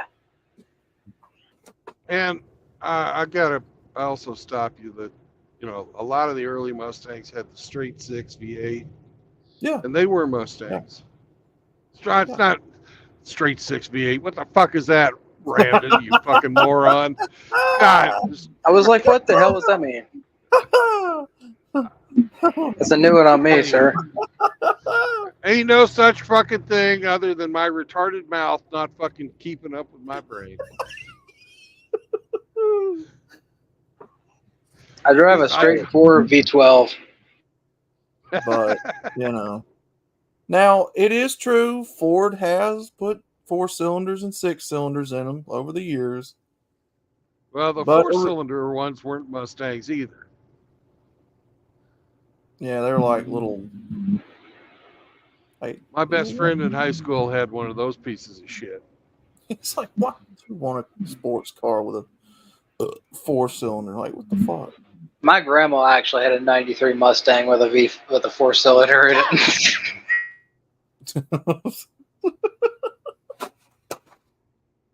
Oh man, They're pieces but of shit. That's what Cool they looking are. car, but yeah, until you hit the gas. but basically it's a sports car. A Mach-E is not a sports car. That's like a SUV hybrid EV piece of shit. The technical term, sir, is grocery getter. You know, Mustang is supposed to be a fast little car. That's no. It's completely Working different. man's Ferrari. Yeah. Look, man, when I get on the Technically, highway and I hit the gas, I can hit 90 faster than anybody else. if you want to be real about it, it's technically a chick's car because they're marketed for women, just like a Camaro is. But Wait, You want to who's put some is words behind is those that fists, easy? sir? Is hold that on, what? Easy on here on the panel? Easy, are you Easy. there? No, Zombro's not here. He's not Who here. was that? Grinch? No. Man, I can't see who's on the panel. I don't know. Yeah, we It see the wasn't- highway. No, Grinch ain't here either. I heard Outlaw here talking about how Mustang's a chick's car. I want to hear It this. is. It was marketed towards women. No, that's still post nut. Okay. Yeah, it's Post Nut. Post Nut's about to start talking about his Mustang over here.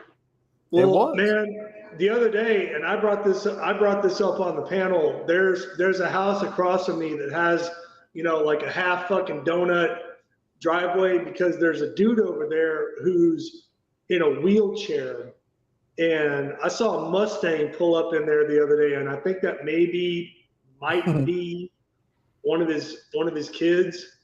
It was a girl driving a Mustang convertible. I don't know what year. It looked newer. But I was watching because I was outside with the MGTOW Mutt, and she started it up. And I know she started it up because I saw the taillights and the brake lights come on. I didn't hear shit from that car when she put it in park, reversed out of the driveway, onto the road, and didn't hear a fucking sound from that motor. And I was like, really? That's a Mustang? I started laughing as soon as you said I saw the brake lights and the tail lights come on. Is it like a standard Mustang looking body or that stupid grocery getter's design? Nah, it kind of had, the sharp lines, and I mean, it wasn't. Probably like a 2015 or newer. They started going downhill 2017, in my opinion. I mean, I almost yelled at her and be like, I can't hear your fucking car. Step on the gas. To me, and maybe it's just my way of thinking, but a truck's always been more of a man's thing. And cars have always been more of a woman's thing. Maybe If you want to go really hardcore about it, I agree with you. But my 2004 Mustang looks pretty fucking cool. I do like the New Age Mustangs. Last year for that body style, by the way. Well, let me rephrase that. My 2004 Mustang looked really cool until I crashed into a fence a few months ago. The last chick I was involved with had a Toyota Tacoma, but I didn't really consider that a truck, so I didn't give her too much shit about it. But she got super hot and bothered and wet by my 2019 Chevy Silverado at the time. Because my truck's better than your truck, bitch. To me, Chevrolet trucks started going downhill around, what year was that body style? About 2013, 2014. They look retarded now. Not And a fan. my truck was so much better that on the first date, and this is when I knew she was a fucking hoe, but whatever, walked outside to my truck to leave and opened up the door, the driver's side door. She hopped in, hiked up her dress, and she didn't have no goddamn panties on. And she's like, eat me in the parking lot. Because she'd already went to the bathroom and came back and shoved her fucking panties in my pocket. She was like, eat me. Ew. She was like Megan Fox in Jennifer's Body. What's that, Simone? She was like Megan Fox in Jennifer's Body. Megan Fox. No. She just saw a man who she was highly attracted to at the time, and she wanted some D. Talk about a freak. She's a freak now. Oh no, she's got a baby now, and she's living in Atlanta with some fucking construction worker. And Megan Fox. I've seen pictures of the kid. She tried to be like, well, it may be yours, it may not be. I was like, I guarantee it's not fucking mine. Then when I saw it, I was like, yeah. She sent me pictures of it, and I was like, that's the worst fucking thing you could have done. I was like, that's not my kid. I was finna say, you bagged Megan Fox? Damn, dude. Who, me? Yeah, I was fixing to say you bagged Megan Fox. What the fuck? So, no, he didn't. For the record. Right, I know. That's what I'm yourself, saying. Go on. Hey, go ahead, I don't get it, Outlaw. Is that supposed to be a joke? No, when you were talking, I thought you were talking about Megan Fox still, and I was like, did he bag Megan Fox? No, I was talking about an actual real woman. Right. And then you said you had pictures or whatever, and I was like, oh, okay. So, did you bag Megan Fox? No, Simone, I did not. I know you didn't. I got the stories crossed up in my head. I'm pretty goddamn cool, but I don't think I'm that cool. And plus, she's a fucking woke lunatic. So no, I didn't bang Megan Fox. Yeah, because I was gonna be like, she's with MGK drinking baby's blood and shit. Well, so what's Megan Fox's? All her kids. What's are Megan trans. Fox's favorite position? Oh, missionary. On her missionary, knees, yes. Sucking the lefty commie D.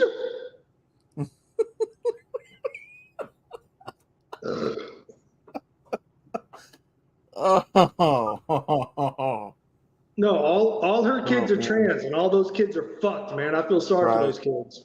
Right. Yeah. So, anyway, to whoever was in the world, do you consider yourself an attractive man? Simone, you're kind of cutting in and out. What's going on? I was just saying, if you consider yourself,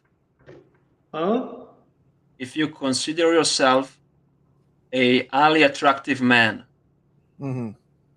Are you asking me if I consider myself a highly attractive man? Yes, that was the question. Yes. Man, I don't know. I mean, have I been with attractive women? Have I been married to attractive women? Have I made babies with attractive women? Yes. But do I consider myself a highly attractive man? Fuck, I don't know. He's not gay. How does he know? No, I'm not saying nothing about it being gay. That's not up for me to give a ruling on. I don't know. Yeah, I don't know. Maybe you should ask yourself. You should ask yourself the question. Yeah, I don't know how other people perceive me. I don't really. I mean, you should ask yourself. Yeah. So nobody's you have to look talking at about your you, Outlaw. What? What was that? I said nobody's talking about you, Outlaw. Wow.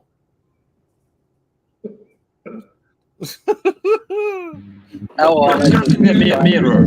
Hey, you're just a regular run of the mill dude, man. Yeah. Taking care of his folks, being a good son. That's all. Yeah. Plus, you wear Crocs, so no, you're not attractive. Well, I don't wear them all the time. That's only. Man, like I said before, I will wear flip flops. I would not be caught dead in Crocs.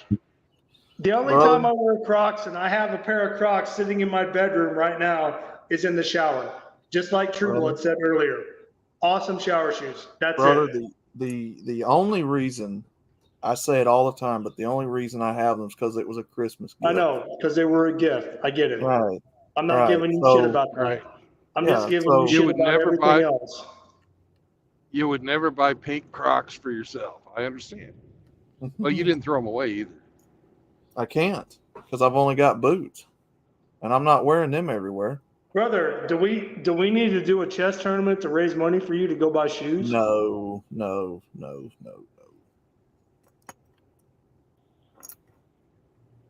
Dude, I'll come to That's- Birmingham. there's way more important things in life, more people that are in actual need than that. Dude, you can't even afford shoes. If you wear Crocs, clearly not. No, there's It's people pretty here bad, that are man. in more You got a need guy than me. from Dude. Italy That's no. ripping No. on you about Crocs. I know, but there's people here that are in need more than me that need. I mean, it's bad enough that we rip on you for it, and we love you. But you got a guy from an entirely different fucking country ripping on you for wearing Crocs. I see Crocs on, that tells me that's the person that says, I don't need them, man. Dude, the people in Frost Discord give me shit all the time about these. Outlaw damn don't Crocs. need no man. Man, I didn't even know, but I'm about to more. Like everybody in his Discord gives me shit about that. Go get fucking shoes. Go get you some walking shoes before you hurt your back. I'm like, okay, I know. We know you. Well, I maybe heard your you the front first cankles- 37 maybe- times. Hey, maybe your front cankles wouldn't hurt as much if you had a decent pair of shoes. Your front cankles. Front cankles. Golly. Your Frankles. Frankles. Frankles. Oh my god. So, anyways, guys, just looking We're before just looking, hey, we're want looking out for your to offend welfare, anybody. man. That's what we do. It may sound like shitty. Well, it does sound shitty and feel shitty at the time, but we're just looking out for your welfare. That's all it is. Yeah. Of course. I like talking shit. I mean, you heard how hard they were roasting me a few minutes ago. Not roasting me, but going at me a few minutes ago. Like, we're doing it because we care about each other. Dude, we give each other shit every day. Not roasting, you know what I mean? Like, because we care about I like each other. talking shit somebody's too, but I like phone- to work some realism in there. Somebody's phone is ear raping me, whoever that is. You're on mute right now, but whoever just put themselves on mute, your phone is ear raping me. We give each other shit on a daily basis. I mean, it's normal now. Not me, right? No, Outlaw, man, brother. All serious, man. We've talked about this offline. You know where I stand. Oh yeah, yeah, yeah. That's why I don't worry about it. I don't question it. Because we can come on here, have a good laugh. And it's not necessarily that it's at your expense, but I mean, it's just the back and forth that I like. Because that's what guys do. Yeah. Yep, my brothers and me do it all the time. We bag on each other, and just it's what you do.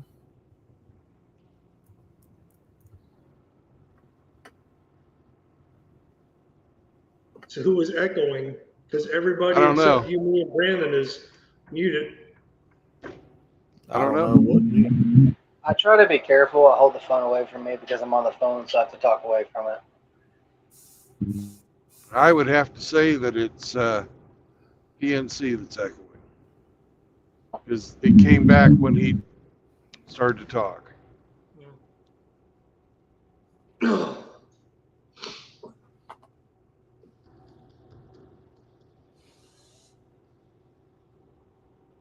No, I don't have a high quality sound system. I have a good sound system, but I try to hold my phone away. I have to talk on the phone when I do this.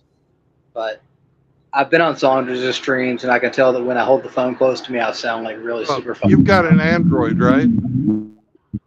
Correct. Back out of StreamYards and come back, It's a known problem with the fucking Android operating system. Just, hey, restart, postnet, shut off, restart, come back, because I've had to do that.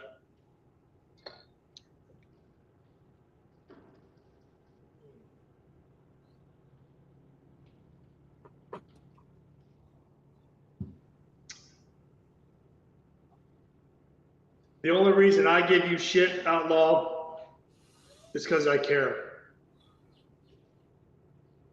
Heck yeah, brother. If I didn't care, I wouldn't bother.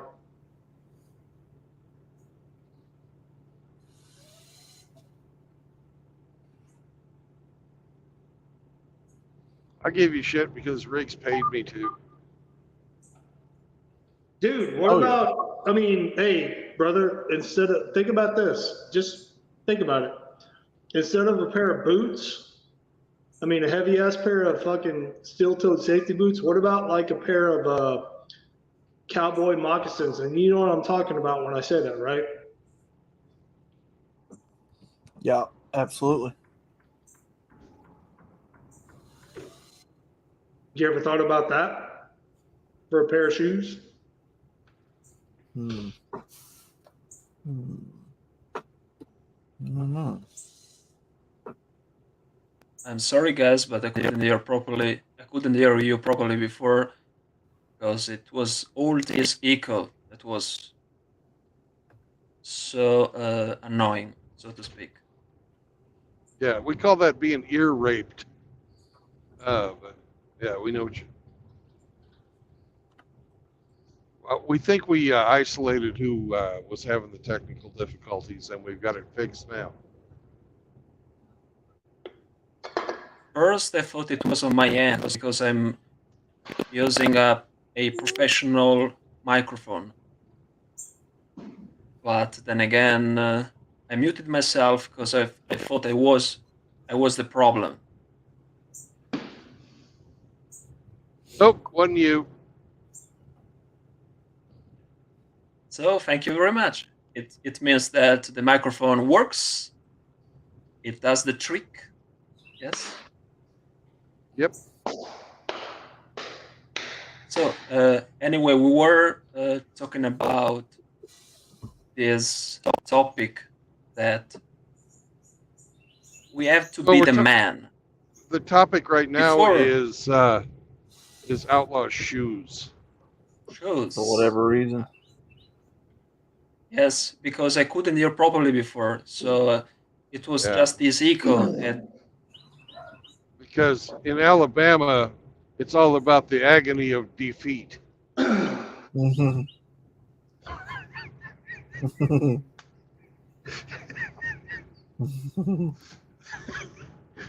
come on. That was a good joke. I mean, I laughed. Yeah, you got it. Ramadi and Simone, like, Brandon, you're an idiot. Shut up. Man, I didn't hear it, Brandon. I'm sorry. I said we were talking about outlaw shoes because in Alabama, it's all about the agony of defeat.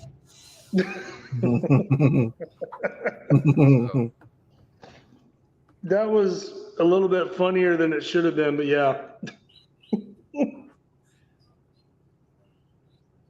Motherfucker, I will come to Birmingham and buy you some goddamn shoes. What is the problem? Ain't nothing the problem.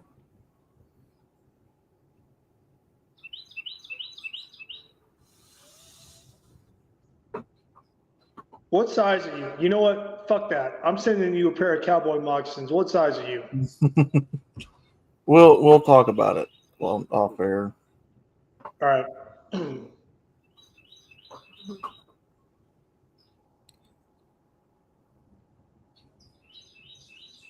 If I see women with Crocs. Yeah, like I said, it wasn't my choice. I didn't ask these people in my family to send me Crocs. I didn't want them. I don't wear them. We're past all that. We're not this. I know. We're well past the shit talking stage. Well, I know. I'm being serious.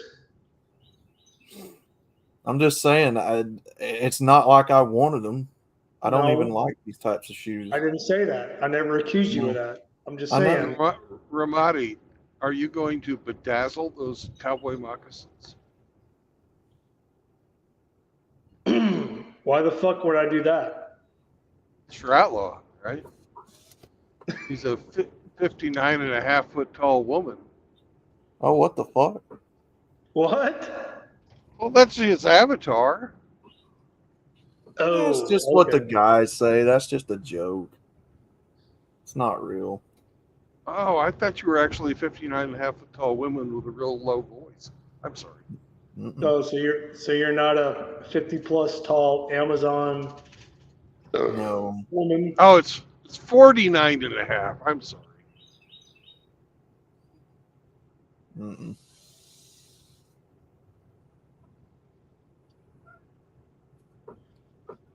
And so, my fellow citizens, If you were ask coming to not.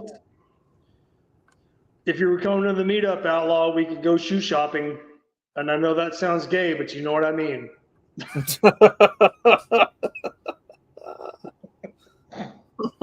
I'm laughing at that too, even though it's silly.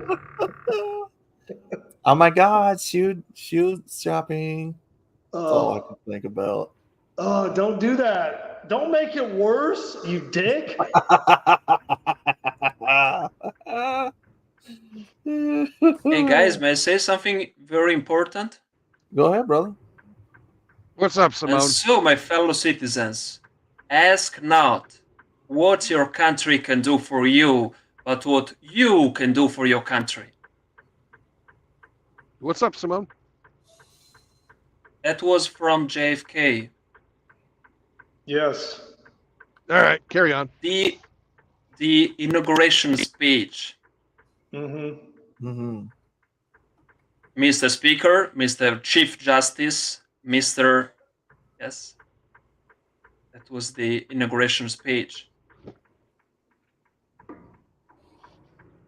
I have listened so much to JFK that I speak, so to speak, like JFK. Well, Simone, you know, JFK was a Democrat and a Catholic, and he was never really in charge of the country. You know that, right? Yeah, I know that, but anyway, I find his speeches so motivating. That's why I keep repeating all. No, the speeches were awesome, but it was all empty.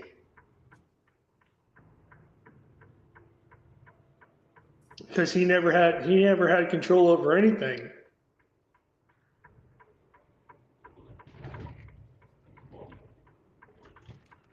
Like supposedly he tried to keep us out of Vietnam, and that's why he was taken out. I don't know.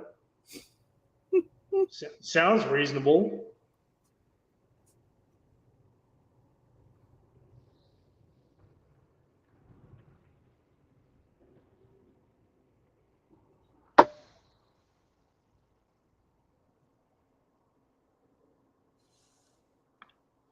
No, Outlaw, fuck you, man. I was trying to be serious earlier and you started laughing and you ruined it. Fuck you. I'm gonna pull a Saunders on you. Fuck you. Yeah, Fox. Oh, brother, I would love nothing more than to come down there on that meetup. You all know that. We stand today at the edge of the new frontier. The 60s, yes. 60s.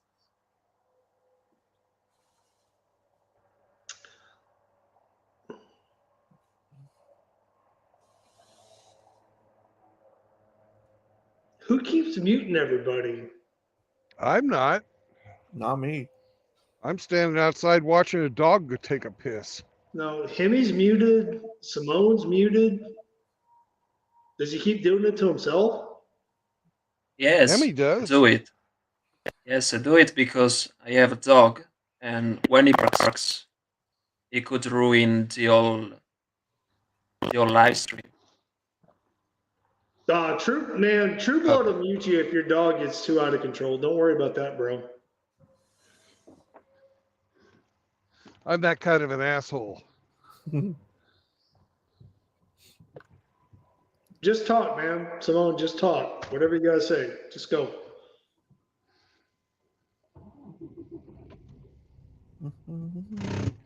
In fact, I did mute you earlier when your dog was going crazy. Dog went full communist.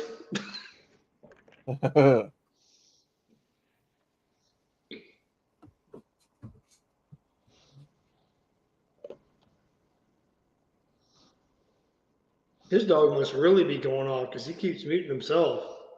Yeah.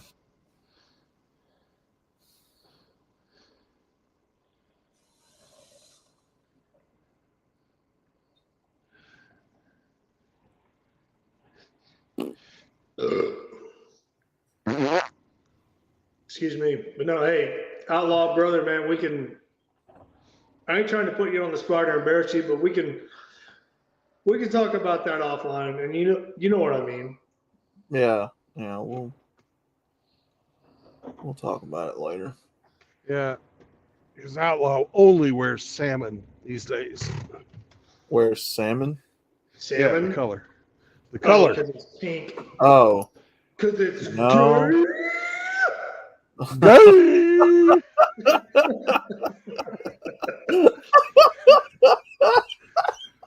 Hey, it could have been worse.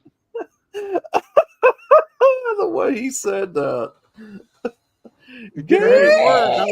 Outlaw. Did you see my comment earlier when you first came into the chat? I was like, hey man, just shout out gay really loud, and then right after that say no homo, and look around and see what the therapist's reaction was. Did you see that? Yeah.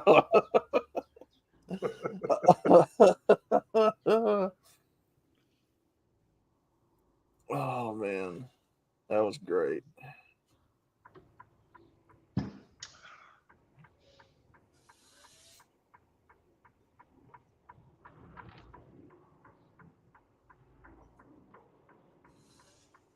Did you? But wait, physical therapist or like a mind therapist for your dad? Physical. How's that working out for him?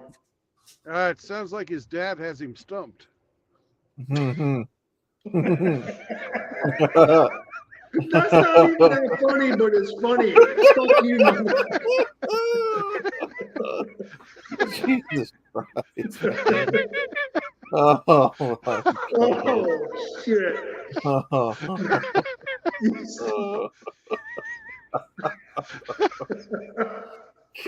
I'm sorry, man.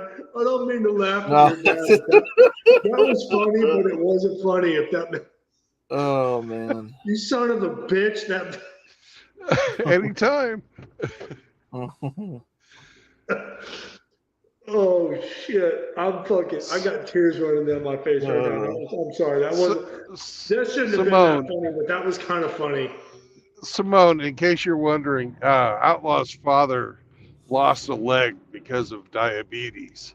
And I made a really bad joke about it because I'm going to hell.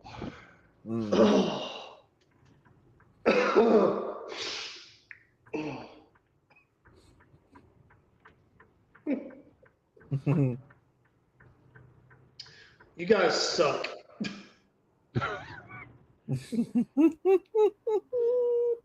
But I'm glad to be a part of this community, even though you guys suck. That's all right. I'll take my place and stand shoulder to shoulder with you when we go to hell. I got no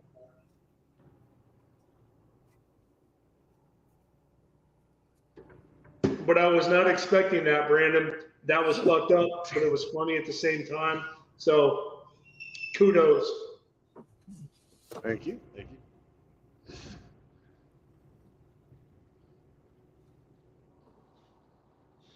That's like Hemi.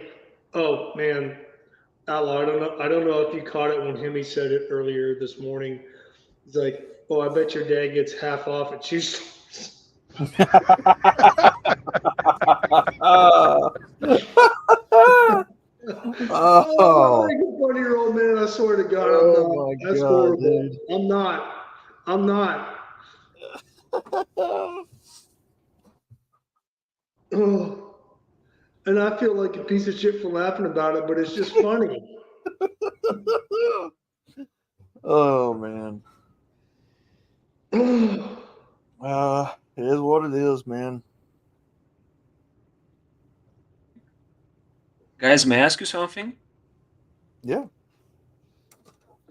You just did. Yes, and I'll do it again. So, do you think, guys, compared to the day I joined this chat, if I have made some progress at English? Because I have a very low battery, and my tablet is going to shut down. So, do you think I've made such a progress or not? What do you think, guys? I haven't been paying attention. Thank you very much. You're welcome. I'll pay less attention and get more platitudes. If you want me to pay attention and judge your English, I'll do that for you. But I really don't wanna. No, you can do it. As long as you're understandable and you can express yourself, then communication has been achieved. If you want me to grade you, using the, oh gosh, what is that stupid fucking school in New Jersey? I'm fucking having a senior moment.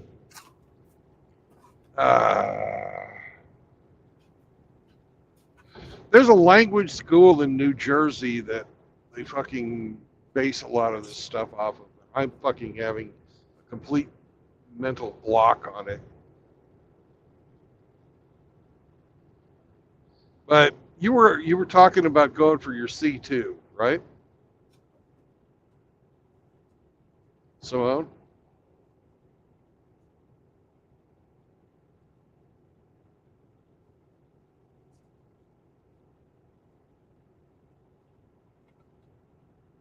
Simone?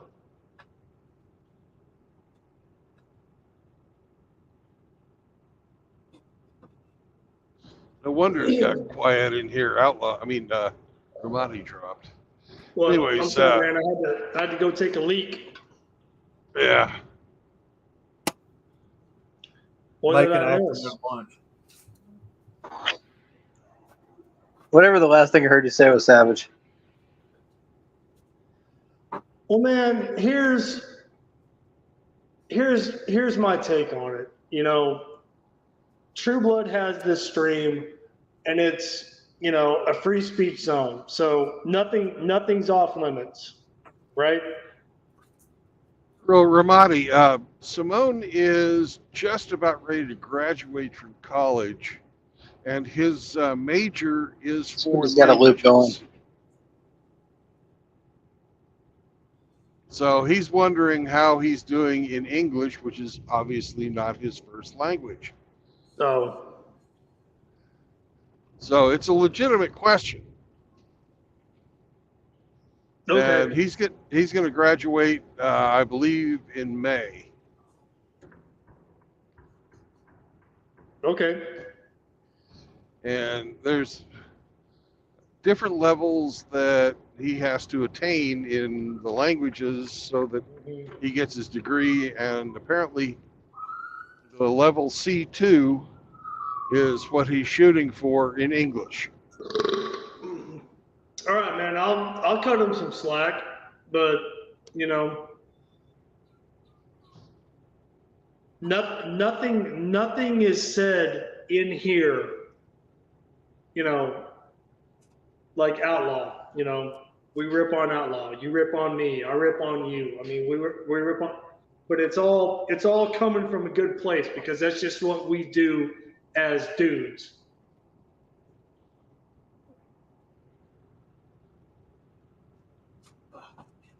And again, I don't know how well that translates into, you know, somebody from a foreign country who doesn't understand our language or the way we talk or speak to each other or interact with each other.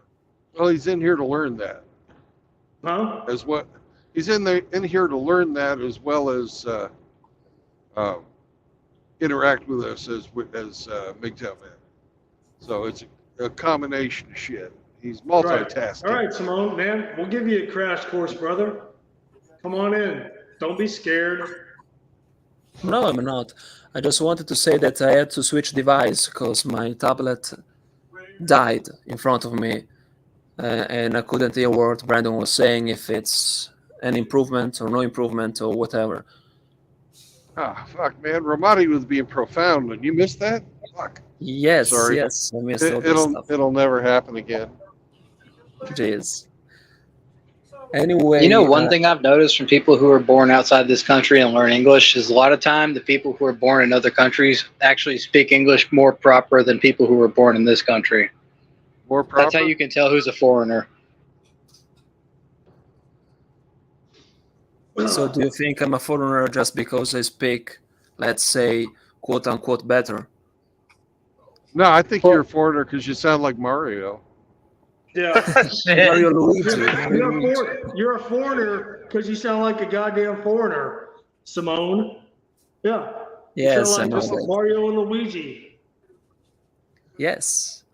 Ah, but you're understandable, and this to do C2, which is, you know, for you guys that don't know, it's the 4th level of fucking proficiency that, you know, you get when you're learning a foreign language. You know, I didn't use the C scale. I used fucking beginner, intermediate, conversational, and fluent when I was teaching English to people. And I'm having a complete brain fart when thinking about the C level, because that all comes from this one school in New Jersey, whose name I cannot fucking remember. Whereas I was using the Oxford method when I was teaching.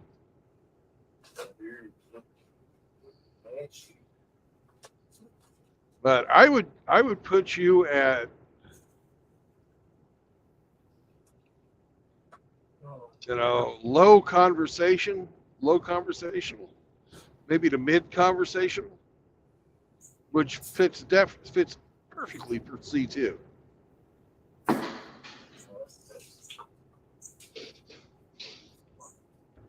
The native speaking listener has to pay attention. But if they're paying attention to what you say, you're perfectly understandable. Songs for a quarter.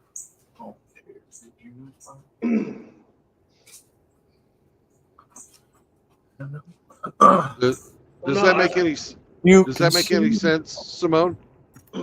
Yes, totally. I was just listening because I have to cut the stream now because I have to eat. But anyway, it was a pleasure talking to you guys because I keep learning day by day, and that's motivating in a sense. All right. Bon appetit, my friend. Yeah, please, Simone. Yeah. Buon appetito anche a voi. Ciao, Take ciao. care, Simone. Come back, please. Yes, ¿Dónde está el baño? We'd like to have you. El baño está aquí. ¿Dónde está el baño? El baño está aquí. The way that I do. Buenas noches, hermanos. Buenas noches. You know, mi amor. Tu gato es muy simpático. You hear what he said? He just said me more. God damn it! Fuck you! Hey!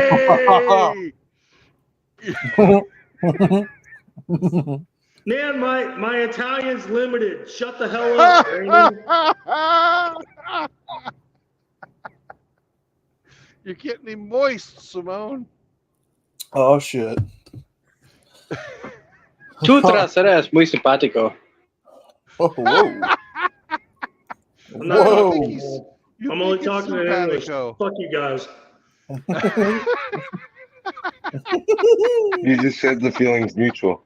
I used to work construction. Get it?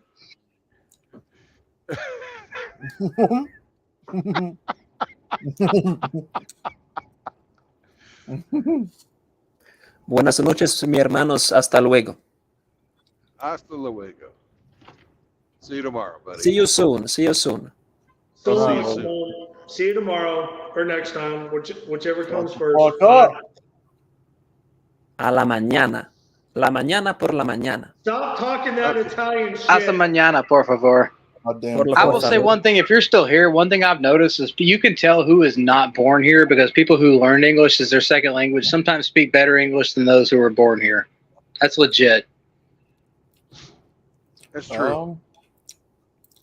No, I said, well, y'all know what the fuck I said, and it got turned against me, and fuck all you all for doing that. But that's all right.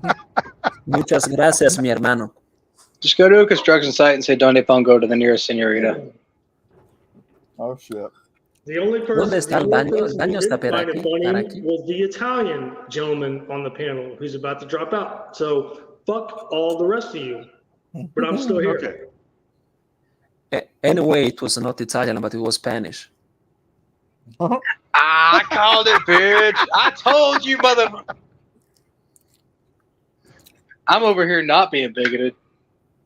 Yes. How am I being bigoted? Português is like this. Bom dia, I'm being roasted right now. How am I como being está? Tudo bigoted? bem? Bom dia, como está? Tudo bem? That's Português. The Spanish. Buenos días, ¿cómo estás? Buenos días, ¿cómo estás? And then that's Italian. Buongiorno, come stai? Buongiorno, come stai? That's Italian. Is that Spanish? No, that's Italian. Buongiorno, it's Italian. Portuguesa is like halfway Spanish. Yes, a bit. Anyway, I have to go. It was really a pleasure You know talking I to didn't you mean it like guys. that. So, and fuck you, Brandon, and fuck you, Outlaw, fuck you, Hemi. What did fuck I you, do? Chestnut, and fuck everybody else in the chat that thought What that was did I do? gay because it wasn't. It was a slip of the tongue. I'm just eating a late lunch, man. Anyway, I'm out. Thank you, guys. All right, brother. Ciao. Bye-bye. Later, bud. I can't speak a lick of any other language, so I'll stick to English. Outlaw, you haven't worked enough construction. Oh, you're out. You're MGTOW. Never mind. If you have worked construction, you know about them Donde está pongo señoritas. I work in the when they're constructing houses. That's about as close as I get. Putting cabinets in when they're building them. I pulled a Saunders. That's what I did. I pulled the Saunders. Shut the fuck up, JR. Yeah. Ramadi, he says, Ramadi, I was gonna lay off today, but damn, that was hella gay. Hella gay. No, but yeah, that's about as close as I've gotten to actually working in construction. Close enough. Thank you. I will say, Bachelor. I love all the MGTOW brothers, even the ones that are stupid. Thank you. Oh, Ebonics. I hate fucking Ebonics. oh damn. I hate Frost, I fucking- bet you can't speak Ebonics because you live in Michigan somewhere. Frosty, that- what are you doing in here, man? Should you be People that- working? People that speak that dumb bullshit, so fucking retarded. Hey man, what you trying to say about my shit, dog? You ain't be trying to talk about my language and shit, dog. What the fuck? What? Hey man, that's No, cap, Outlaw, cool. That's Outlaw. cap, my cool. Like shut Outlaw, up. you know, Outlaw, you know as well that there's English and then there's Southern English, because Alabama said it. I'll We've speak got our own my slang. Southern English as We've got our proudly own as can slang be. words. You know what I'm talking about. Oh yeah. That was my point that I was Yeah, making. you- I live in Alabama too. There are people who speak English in other countries better than we do. Yeah, you're not wrong. We got our own I slang have on been words, to other man. countries where they spoke English better than I did, and I was like, Jesus. Sometimes we overpronunciate. Sometimes we spell it wrong. We got our own ways, man. You know what I mean? I mean, you understand me? So I don't worry about it. I get into There's arguments all the time with people about, oh, well, you didn't spell it right. I don't give a fuck. Did you But understand what I said? Then shut the fuck no, up. but no, I say this with 100% sincerity. Fuck all you assholes until tomorrow, but I'll still chat with you. But you know what? Tomorrow's another day.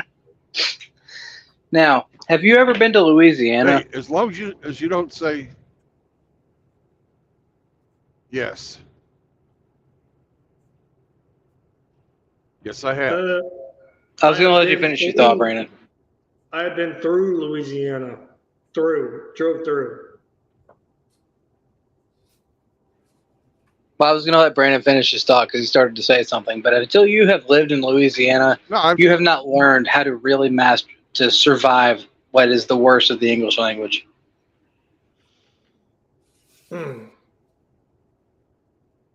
Like fucking Boomhauer. Boomhauer ain't got shit on me. The coon ass Cajun language.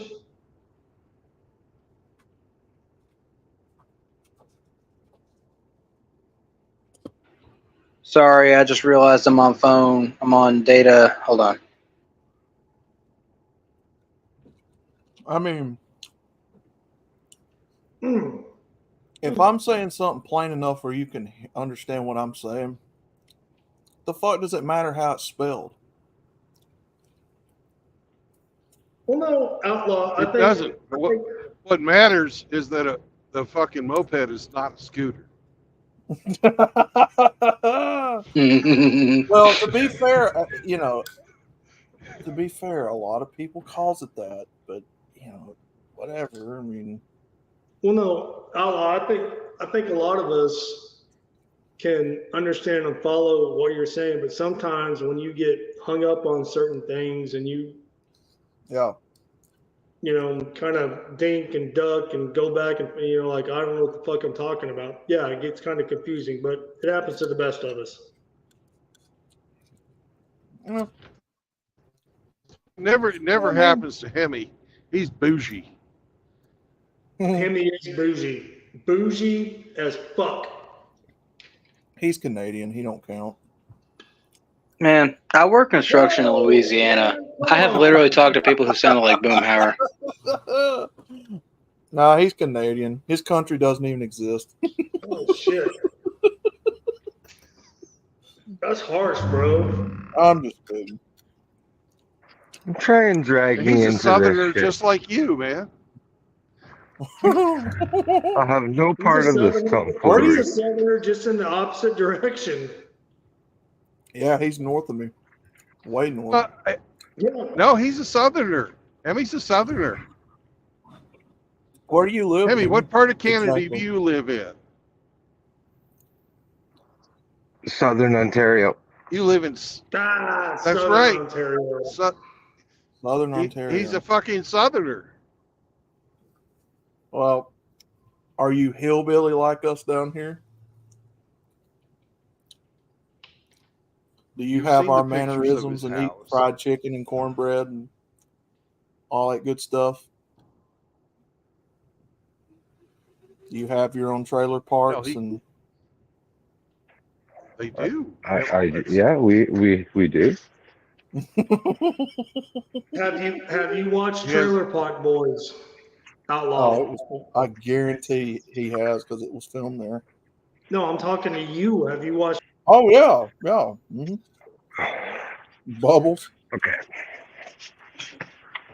You want to talk about some Southern fucking Canadian redneck shit? That's to me, Southern's more of like a hillbilly thing. That ain't like a regional thing. Hillbillies are hillbillies.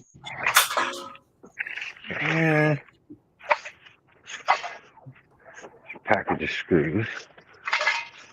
I don't know. I'd have to see him. I'd have to see how his community looks.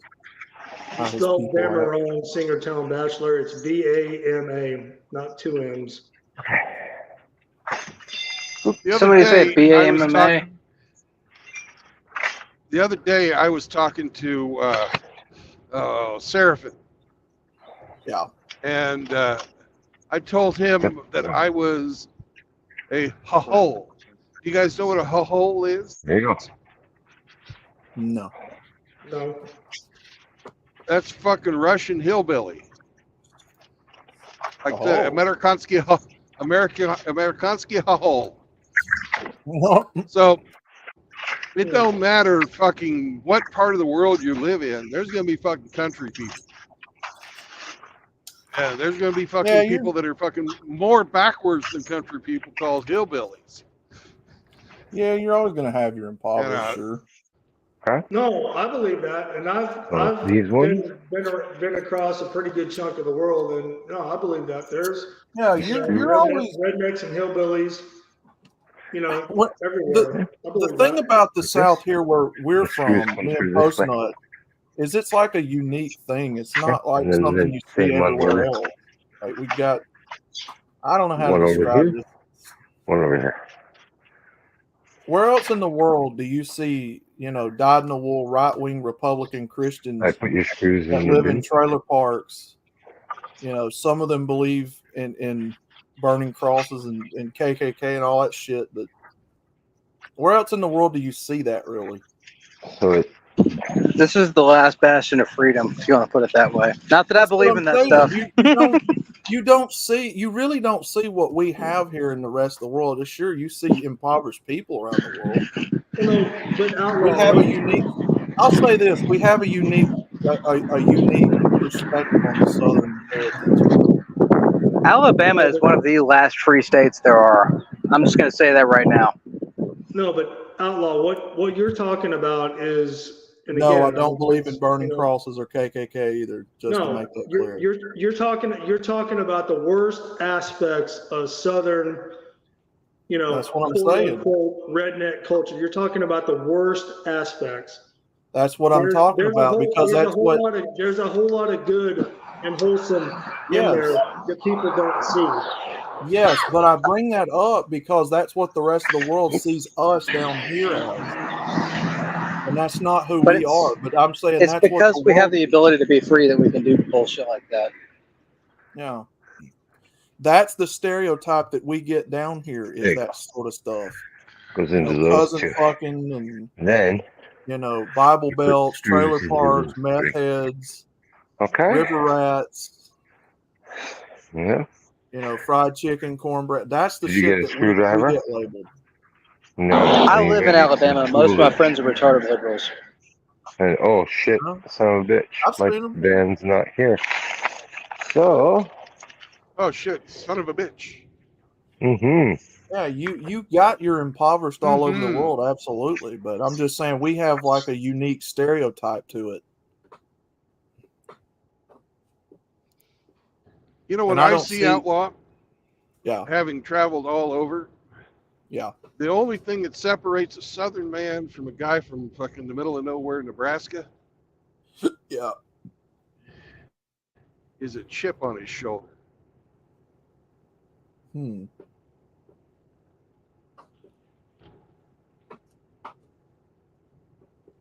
Interesting. Because I travel all over. And there's virtually no difference between people wherever you go.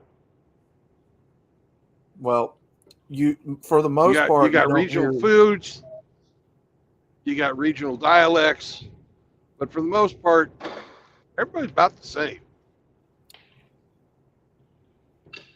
No, Grinch just dropped a comment, pretty much broke it down. He said, South, well, I don't know about that, but he said South is nothing special. It's just part of the North American continent. Well, I mean, geographically that's true, but we're not going to get into that.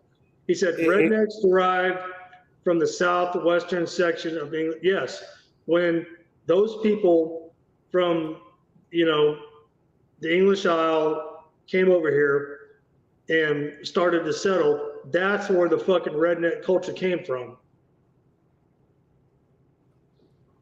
Yeah, that's where the Southern culture was born out of. there's nothing really special about it here. I'm just saying the rest of the world has this unique stereotype of us that, quite frankly, I don't see anywhere else. I don't see a lot of our tropes and stereotypes anywhere else in the world. Well, no, I think it's kind of special because I don't want to be a fucking Yankee. Fuck no, I don't want to be. I will say that I think our tropes are earned. If you see a lot of the bullshit that's going on in this country, we don't deal with a lot of that. Like when I go to the store, when I go somewhere, I don't see the crap that I hear about in Los Angeles and San Francisco and New York. There's still normal people here. I go to the store and I see normal fucking people. I don't care what color they are. Well, what normal fucking people. What about Atlanta? I would not go to Atlanta. Yeah, that's. What about Birmingham? You're gonna find just as shitty as in Atlanta as you would in fucking LA, if not worse.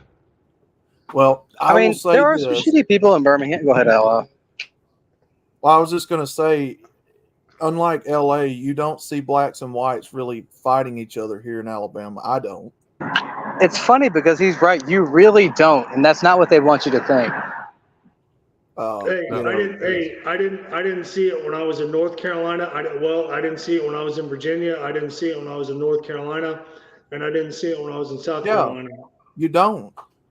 As bad as Birmingham is made out to be by the rest of the people making those dumb lists, I can drive to Birmingham right now and do business with people up there.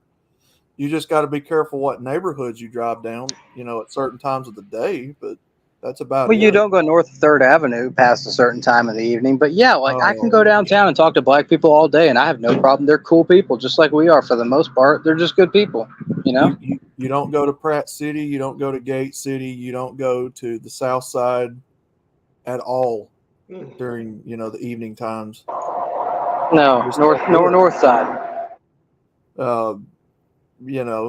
I have black neighbors around me right now. We don't get into arguments. We're pretty cool with one another. We've been given a lot of negative stereotypes that the rest of the country believes, though, just like LA and all them other places, but there's a big difference between Alabama of 2024 and Alabama of 1974. Sure. You guys aren't old enough to fucking remember what the South was like when they still had separate but equal going on, and that shit hadn't been all fucking wiped away yet. When I was a little kid, I broke my leg in Kentucky. Mm-hmm. My parents put me in a fucking car, hauled ass to the first hospital they found, and they turned us away because it was the colored hospital.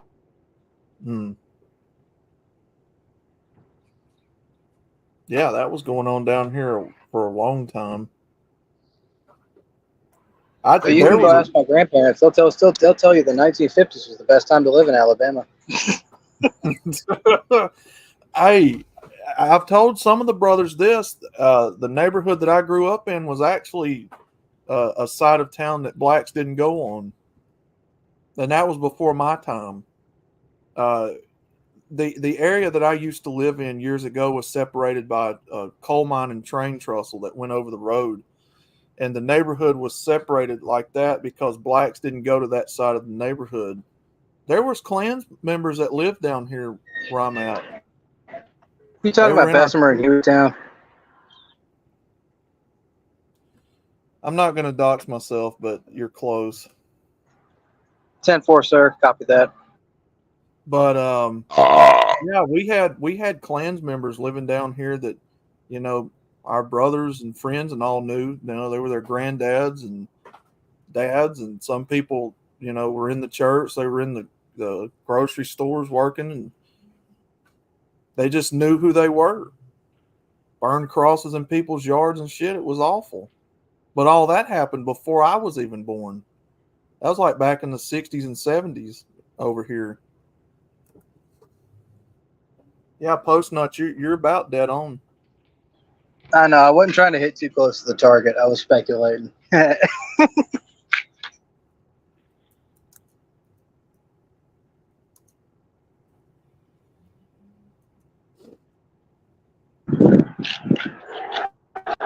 Yeah, I know the area pretty well. I'll be back in a few minutes, guys. But, you know, and I've heard stories from some of the old guys talking about how they put the hoses on them people in Birmingham and put the dogs on them. You know, again, all this happening before I was born. You know, the Selma riots, the bus, what was it, the bus bombing that happened on that bridge? All that Jim Crow stuff, man.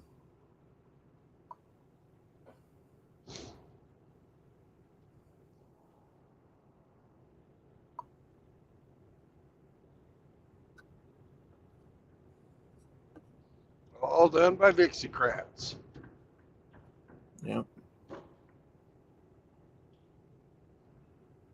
When they like to turn around and say the Republicans are fucking the racist ones. And I'm a libertarian, by the way, in case y'all are wondering. I ain't Democrat. I ain't a fucking Republican. Yeah, that's what I am, technically. Hey, boys, Or a constitutional libertarian. Go ahead. Can I interject here and change the subject, maybe?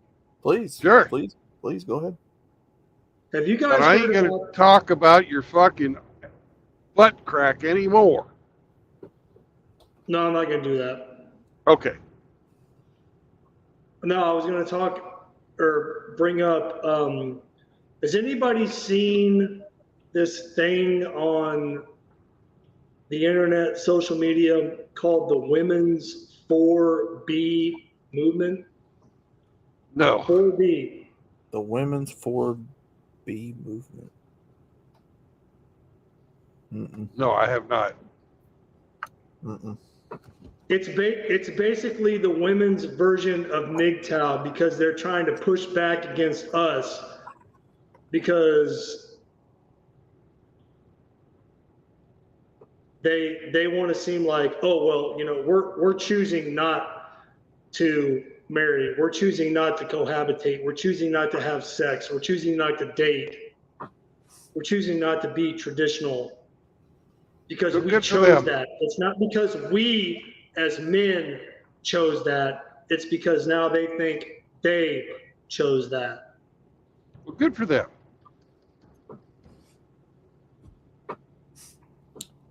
Yeah. So they can feel superior and, you know, like, oh, you know, we came up with this idea first, not you. Well, they can't claim that, but you know, if they want to be strong and independent, there's another name for that. It's called feminism. If they want to, you know, live in their little, if they want to walk away, go for it. Yeah. Who cares? Yeah. Who cares who walked away first? Just walk away. Right.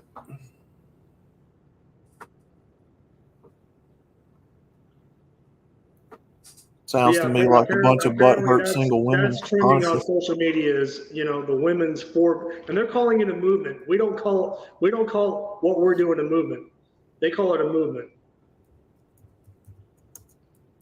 Okay, good for them.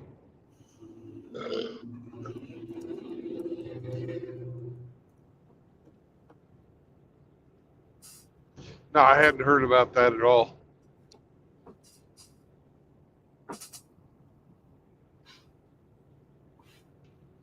I should have sent you a link, but when I saw it, I was too busy laughing and I lost my train of thought after that.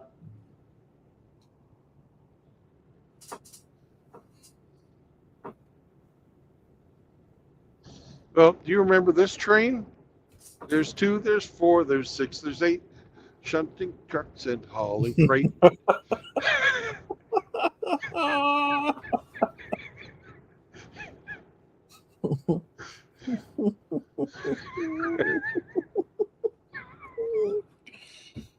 Golly. You know, when I was growing up, that show was called Shining Time Station with Ringo Starr and George Carlin. I don't know when they changed it. Thomas the Tank Engine? Yeah. When the fuck was George Carlin and Thomas the Tank Engine? Oh God, that was back in the 90s. Yeah, no, Seraphim, you're right. I forgot to mention that. Yeah, this whole 4B bullshit, whatever. Yeah, it started in South Korea. You don't remember back in the old days on PBS when Shining Time Station would come on? Just a second. Welcome to Iowa, motherfuckers. All right, go ahead. Are you trying to tell me that George Carlin was on Thomas the Tank Engine? Yes. Yes, he was the conductor for a while. Yeah, he was on the original Thomas the Tank Engine, like from the 90s or whenever that show came out. Yeah, I mean, I'm in my mid-30s. I used to watch it. No, he was. Ringo Starr was the conductor on Thomas the Tank. Yeah, he was. Yep. Ringo Starr. And Thomas so was and George, friends. George Carlin did it too. Thomas and friends shunting cars in the harbor. Yep, George Carlin had to be on drugs doing that show. George Carlin's been on drugs since the 60s. Yeah. Have you heard of routines? He must have been hard up for money doing that show, honestly. I don't know. No, he was still doing comedy. If they let me come into the studio high as shit, I'd do it too. No, I don't for think his George Carlin grandkids. was hard up for money, man. He made his money. Yeah, if you listen to him in his interview, he said he did it for his grandkids. Yeah. Yeah, he was still doing comedy tours in the 90s. Yeah, I forgot about that. Some of his best stuff was in the 90s. That was back when PBS was actually worth watching. You know, they had Mr. Rogers on there. That was good. A lamb chop. Reading Rainbow, OG Sesame Street. Oh, hell yeah. No, hey, what was man, I can't remember. And I grew up during that time and I can't remember. What was the show that had God damn it, what was her name? I can't, but she had the hand puppet lamb chop. What was her name? Yeah, Sherry Lewis. Sherry Lewis? Sherry Lewis. Sherry, Sounds that's right. it. Yeah. Or Cheryl. You know, I want you all to go onto YouTube right now and look this up. It's the absolute best children's programming ever. Who was that chick saying "I Kissed a Girl"? I Kissed a Girl, and I I like. don't like where this is going. Katy Perry. Katy Perry. What was her name? Katy Perry. Yes, Katy Perry. Look up Katy Perry with Elmo. Oh yeah, on Sesame Street. Katy Oh yeah, Perry her with tits Elmo. were flopping all over the. Yeah. It does not sound like good children's programming. Katy That Perry was with children's Elmo. programming. Look up Katy Perry dances with Elmo. Mm-hmm. Yeah. Her The fucking absolute best children's programming ever made. Yep, her tits were fucking flopping all over the place. What the fuck? Wait a minute. That's gonna make me sad. I can't look that up.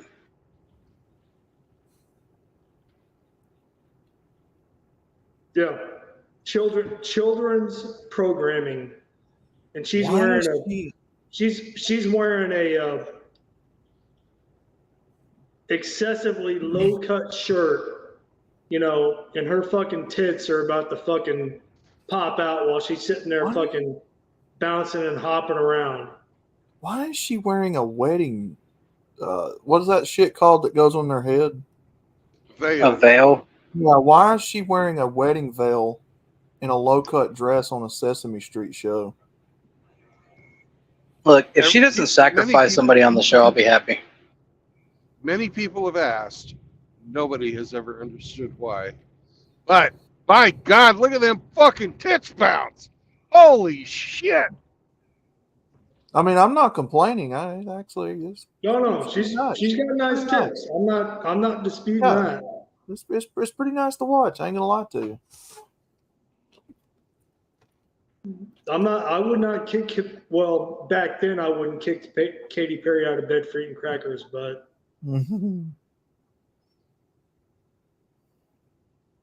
Who's she shacked up with? Orlando Bloom or something? B Diddy. man, I think she had a kid or two with him. I don't know. I don't know if they're still together. Probably not. He's probably on the hook. The comments are turned off for this video. Yeah, I'm sure they are. Because they know what they'd be asking. What, you went to the Sesame Street YouTube channel? No, I just typed in Katy Perry with Elmo. Oh. And it was the first video that popped up. And then Elmo's the most base Sesame Street character. There was probably a lot of pervs that flooded the comments section, and turned it weird. They keep showing a low shot of her vag with Elmo running around her legs. Told you, Elmo's the most base Sesame Street character. Elmo turned out to be a fucking child molester. Oh, I mean the actual character, not the actor. Did. That motherfucker, yeah. Yep. Hey, but hey man, Elmo was all about, getting close to the Poon-Yeti. They got Adam Sandler on Sesame Street too. What the fuck? Motherfucker's playing a guitar on Sesame Street. Where was I when this was going on? You were in Alabama. Jeez. Well, Sesame Street wasn't really one of them shows that I watched. I didn't really get into it as a kid. You're a little old. Well, I'm saying when I was a kid, I wasn't really into it when I was a kid. I'm in my 30s. I used to watch it when I was a little kid. No, Sesame Street was still a thing when Outlaw was a kid. Yeah. Yeah, it was. I'm just saying I never watched it like that. I didn't get into it. Fuck, Sesame Street was a thing when I was a kid. Oh my God, Mr. Penguin, Mr. Elmo. Don't even start, Loki. Now everybody on the street gets basic universal income.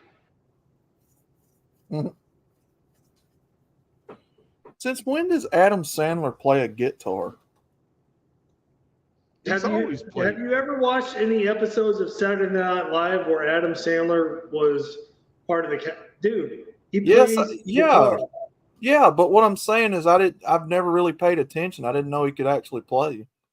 No, he can play guitar. Yeah. He does it in one of his movies. My name is Billy Madison, and I'm on Sesame Street. I don't know. And then he fucking sings songs. The ones that he sings like when he's playing the ukulele and he's pretending to be, stupid, but he's talking shit about everybody while he's singing. That's some funny shit. I can't remember what movie that was though.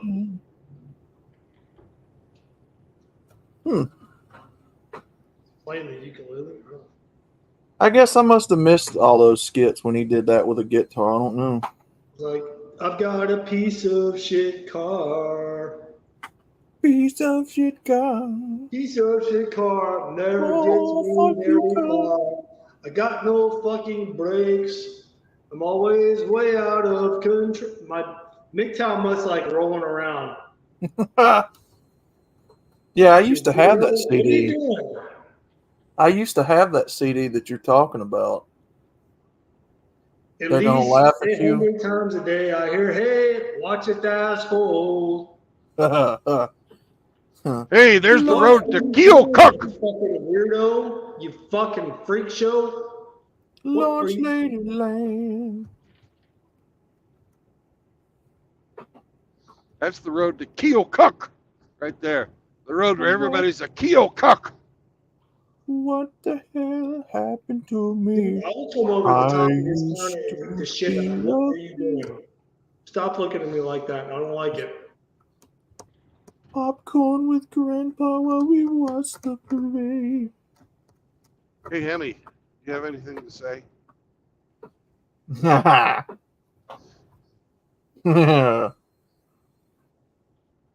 He just can't. Oh, he's muted. Oh, he's Yo, gay.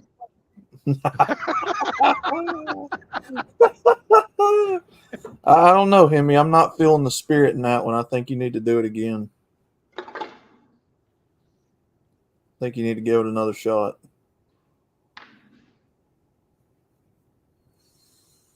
Put some more emphasis on the gay. No, less emphasis on the gay. Why would we want more gay? We don't want any gayness in here. Then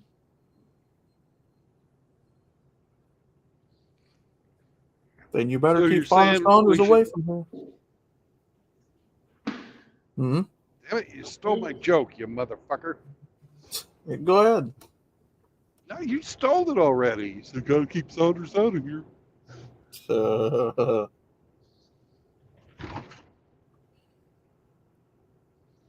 I was so happy I was able to get him last night with a load of zinc socks. Fucker wanted to pay me with little spoons. Oh, God. Oh, fuck. They got Halle Berry on Sesame Street, too. No, outlaw. Of course they do. Why would we want any more gayness in here than we have to have? Why? They had Robin Williams on there at one time. Oh, I don't know, brother. So don't encourage gayness. Don't encourage open gayness. Don't. All right. Well, don't let Father Saunders in here then. Okay, Father Saunders, for one thing, isn't gay. It's I just don't a think joke. he is. Anyways, but Hemi, I am headed towards Iowa City, Iowa. Is there any truck stop? Is there any truck stops there? Is there a Buc-ee's? Well, is there a truck stop in Iowa City, Iowa? You have much time, so an hour and 10 minutes or so till I get there. Okay. I would sincerely hope that the guys in here knows that he's not gay and that they know that we're kidding when we say he's gay. You know? He's not No, gay. I know that, man. We're just talking shit in here. Yeah. If you're Ricky too fucking Gervais stupid, was on Sesame Street, and if you're so too was Ed fucking stupid Sheeran. to come to that conclusion, then you don't need to be in here. That's what I would say. Look, there's a lot of autistic people in our community. Yeah. I agree. I love autistic people, by the way. I play cards. I play Magic the Gathering. I play cards with people on the spectrum all the time. And a lot of times I get along with them better than people who are not, by the Hootie way. and the Blowfish was on Sesame Street. Interesting. Hey, Outlaw. Yeah. Has Elton John ever been on Sesame Street?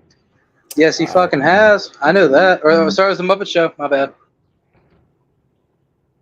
Has David Bowie ever been on Sesame Street? I wouldn't be surprised if he has. Oh, you're looking it up right now. Miss Piggy was trying to cuck out Kermit the Frog when Elton John was on the Muppet Show. It's all Yeah, well, Gonzo would have had a better fucking chance.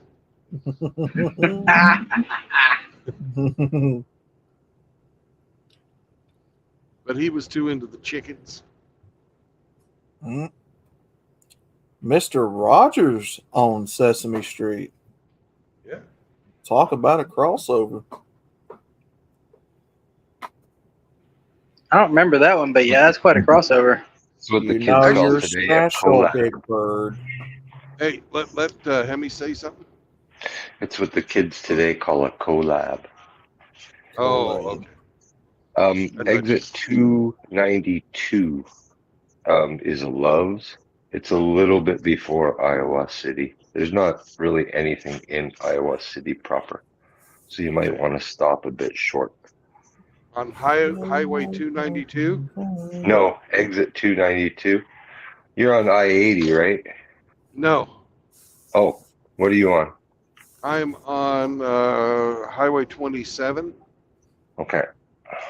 I'm coming up from the south.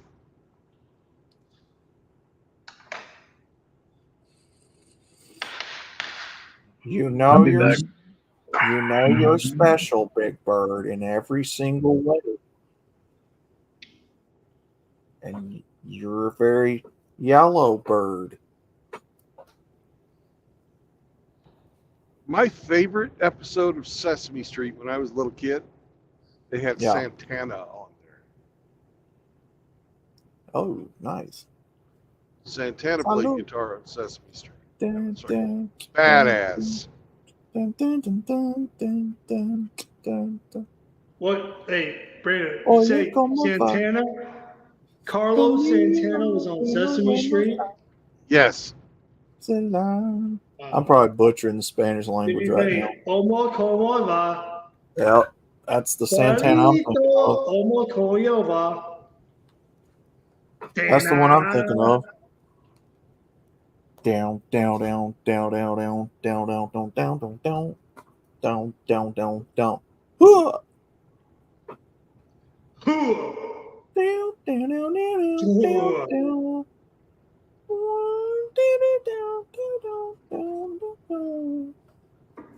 It's a pretty good song. That is a The good closest pilot to Iowa City is listed as some parking spots 27 minutes ago. Okay. So I think it's starting to fill up. All right.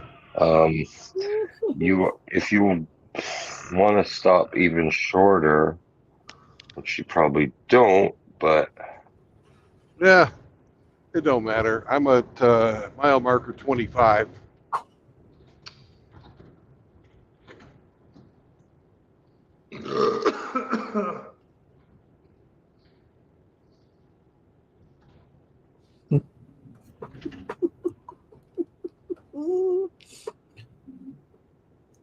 you're on JR's Highway like, 27, you said? I'll be 27 in a bit, but I'm at 25 right now. JR's like, what the fuck is they singing, man? They're butchering that song all to hell. Yeah. Speaking No, of, I'm at Highway 27. What highway Yes, are you sir. on again? Yeah, Highway 27. Yeah. Okay, the town of Wayland. Have you passed that yet? I don't know. Okay.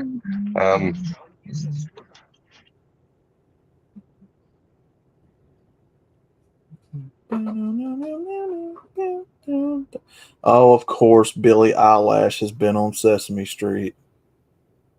I wonder if Billy Idol has been on there. I don't know. Bruno Mars? Who the hell is that? Bruno Mars had a popular song about fucking 20 years ago.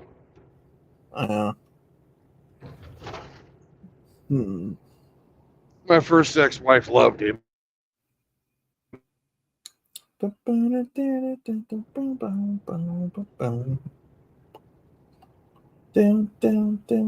down, down, down, down, down, down, down. May play that next time I do a stream. Yeah, you should. That's better than any of the other gay shit you play. But you That's can't the play one. it until you put your fucking pants on. Wow. Well, I play one Earth, Wind, and Fire song, and everybody just thinks it's the worst song ever. Dude, because it wasn't you. It wasn't welcoming. It wasn't welcoming dudes in the stream. I didn't like it. That's just me. Well, I'll just have to play some more outlaw country then. Dude, I was playing some heavy metal. Highway 27 and 136 juncture. There's a Flying J. Okay. You haven't passed 136 yet, I don't think. I don't know. They've got I'm not fucking sure. signs here that tell me what's off to the side, but I haven't seen a goddamn thing telling me what's forward of me. Salud. I was playing some heavy metal too.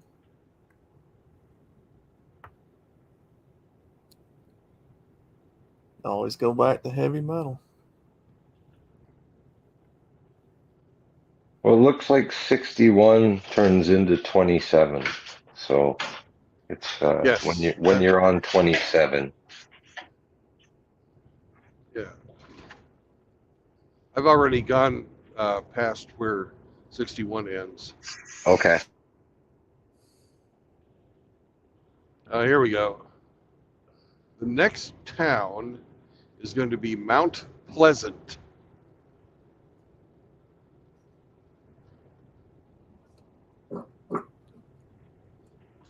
I'm going from the Okay, south then to the north. you pass that one. There's a pilot in Mount Pleasant, but it's Say that again, Hemi. there's a pilot in Mount Pleasant.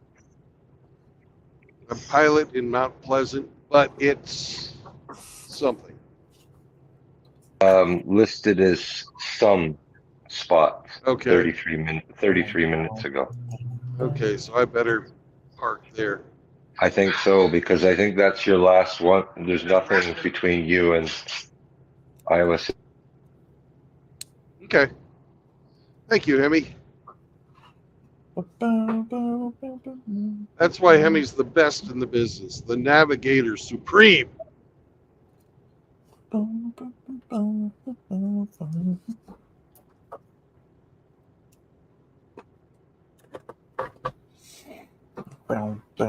bow, bow.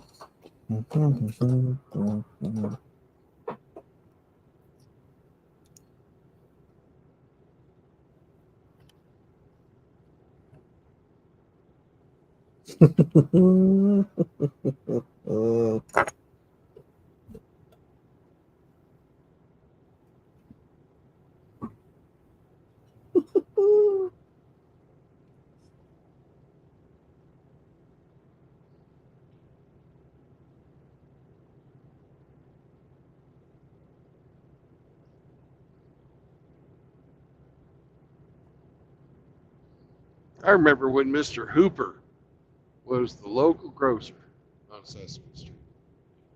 And he was very popular.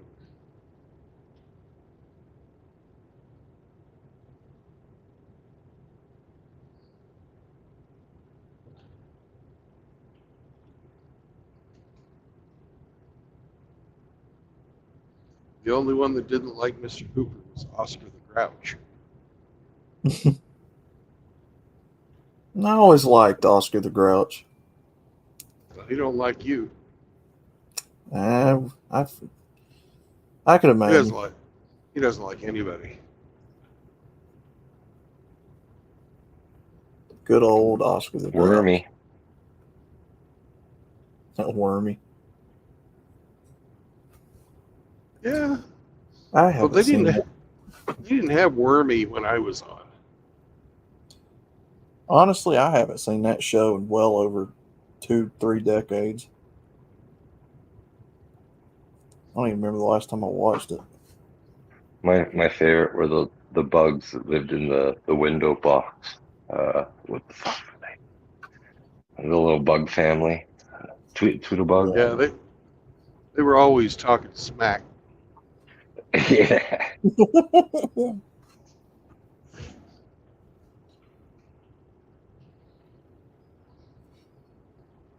And then they had have a segment that they don't even do anymore. Which one of these kids is not like the other one? These kids just doesn't belong. Imagine fucking Sesame Street doing that shit these days. Fuck. Oh, God. Sesame Street's gonna get a lawsuit. Cease and desist, you bigot. I could see it.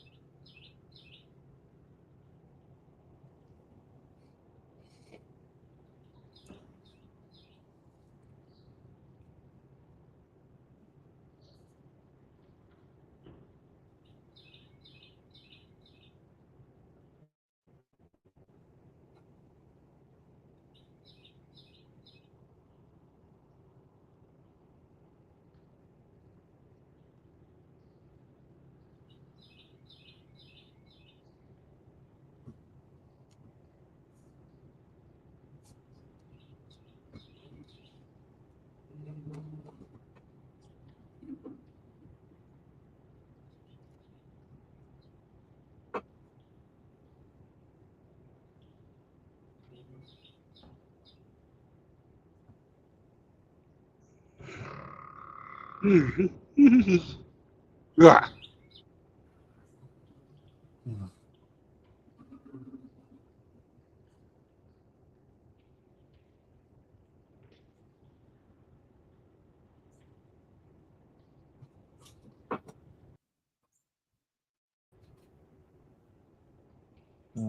Everybody else left.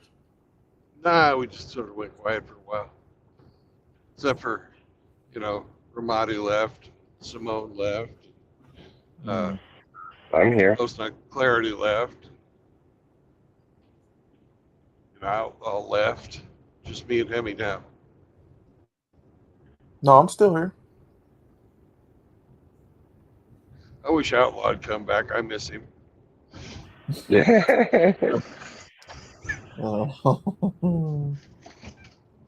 Yeah, sometimes I just don't have anything to say, brother.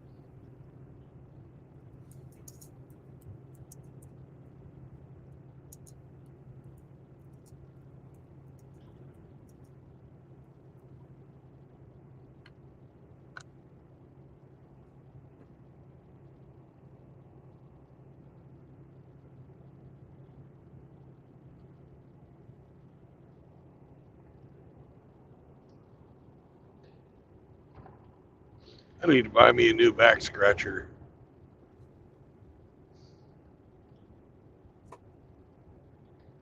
I haven't been able to train Sammy to scratch my back yet. Hmm.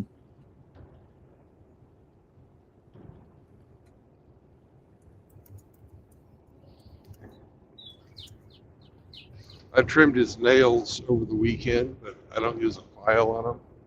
So they're fucking sharp right now. Fucking because I squared them off.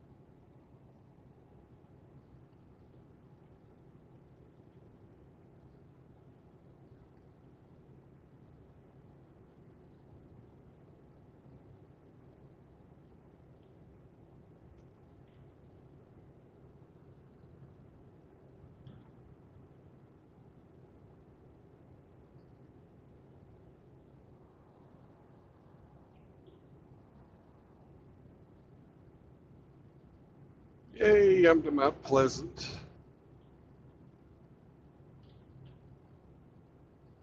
Let's see where that.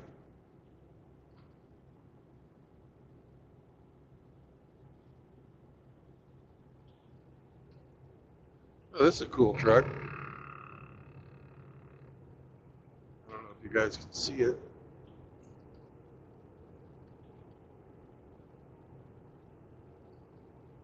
Red Peterbilt with lightning and horses painted on there.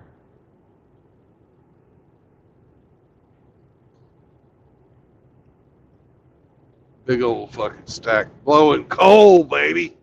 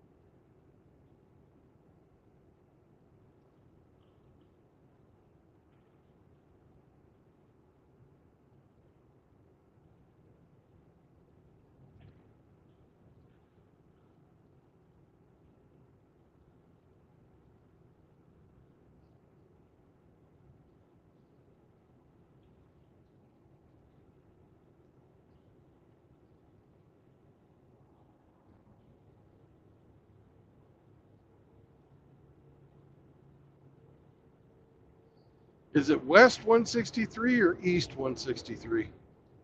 Emmy? Do you remember?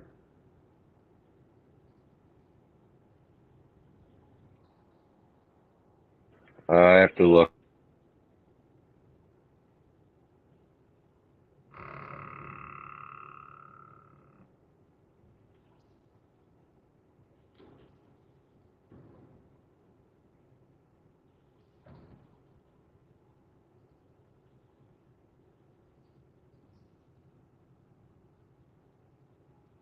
I'm going to get off here and look just in case, anyways.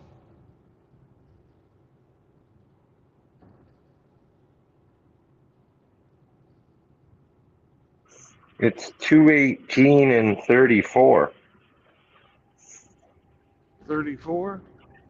Okay, is Yeah. it West? It looks like it's on the.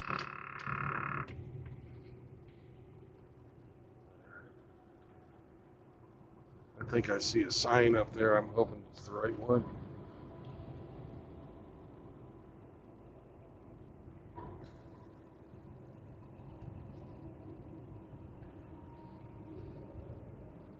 Northeast corner.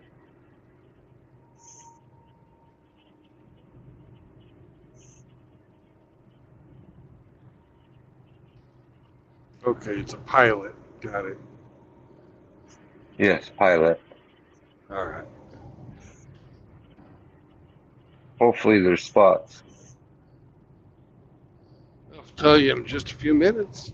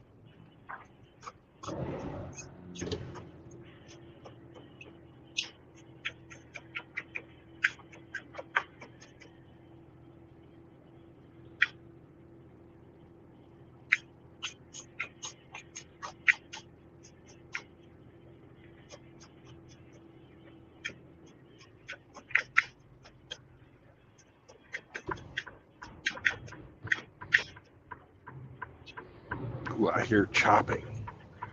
Mm-hmm. Shallots.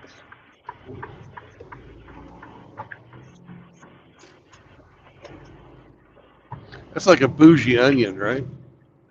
Yeah, it's like a cross between an onion and garlic.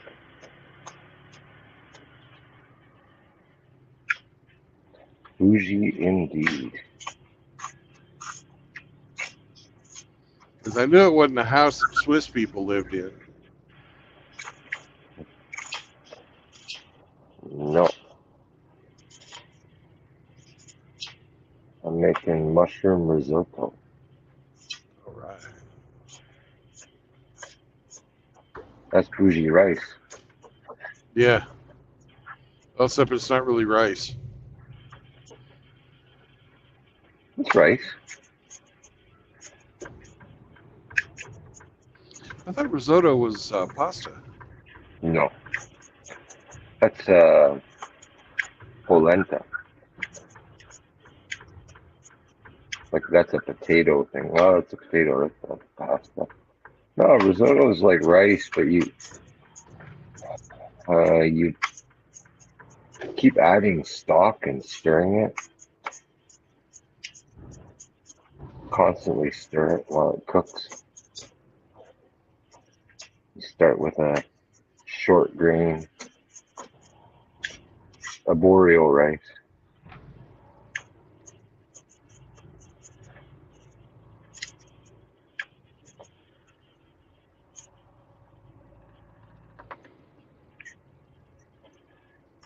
Risotto is a labor of love.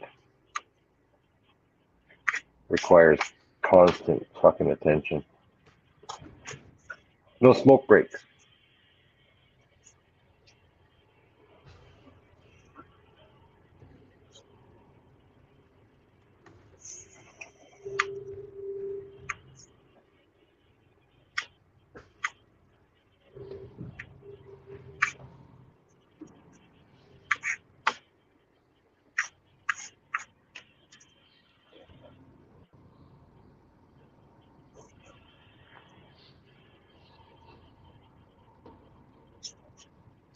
You fucking moron. Get the fuck out of there. Don't back up behind me, or don't drive behind me when I'm backing up. Stupid bitch.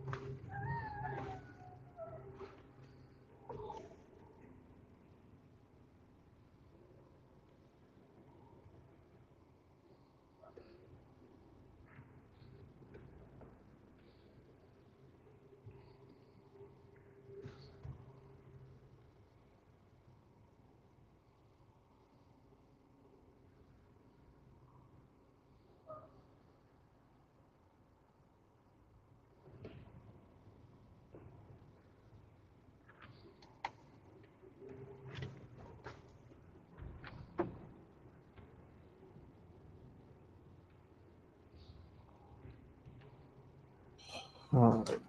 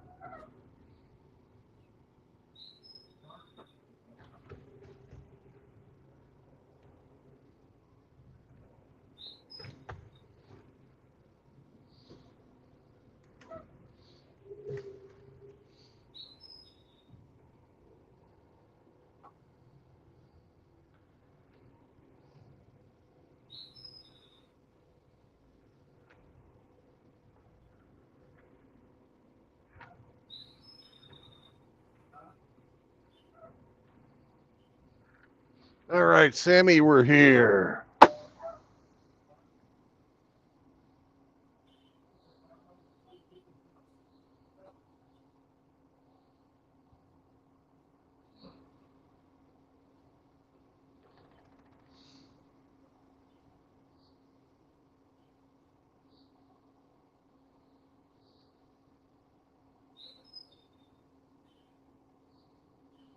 Got to be there by 7 o'clock tomorrow morning, Sam.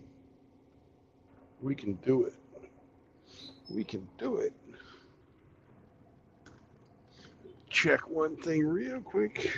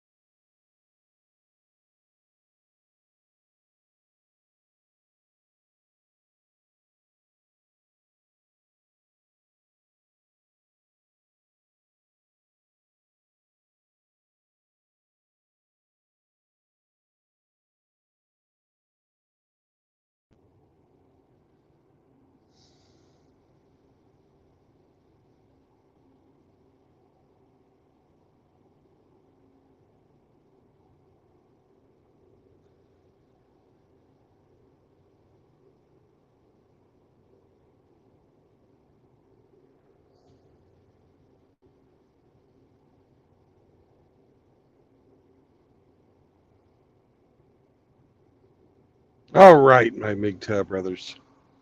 We've come to the end of another road. We are successfully guided to the promised land by the best navigator in the entire world, Mr. Hemi Four-Speed.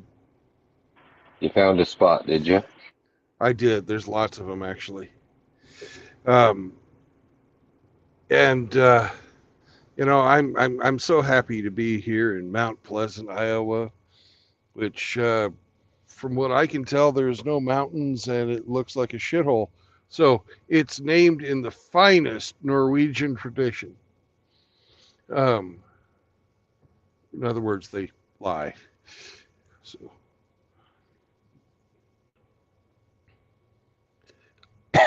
So anyways, we are going to end the stream tonight, right now. And I'd like you all to remember, no marriage, no cohabitation, and no new children. Let's hope that Mr. AGI Trucking right here can learn how to park without getting so goddamn close to my truck next time. So he was having a little difficulty, but I've been there, done that. Got the t-shirt, learned better from it. Luckily, Sam pissed about an hour ago, so he's not jumping on me. He's going, hey, senor, I've got to go now, which is highly annoying at the end of a day of driving.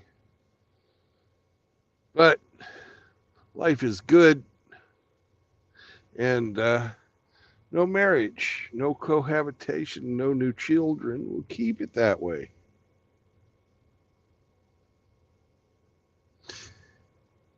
Anyways,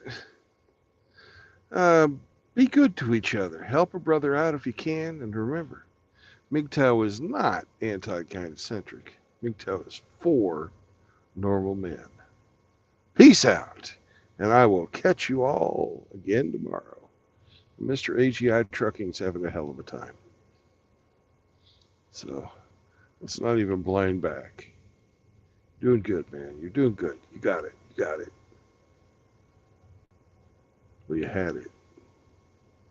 Now you whip it good. I'll catch you boys later, unless you want to see some final entertainment. You should go. You should go help him. I will if he gets too close to somebody, but right now he's just backing.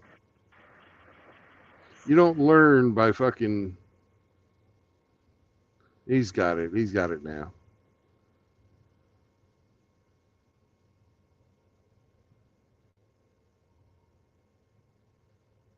He's got his ass where it needs to go.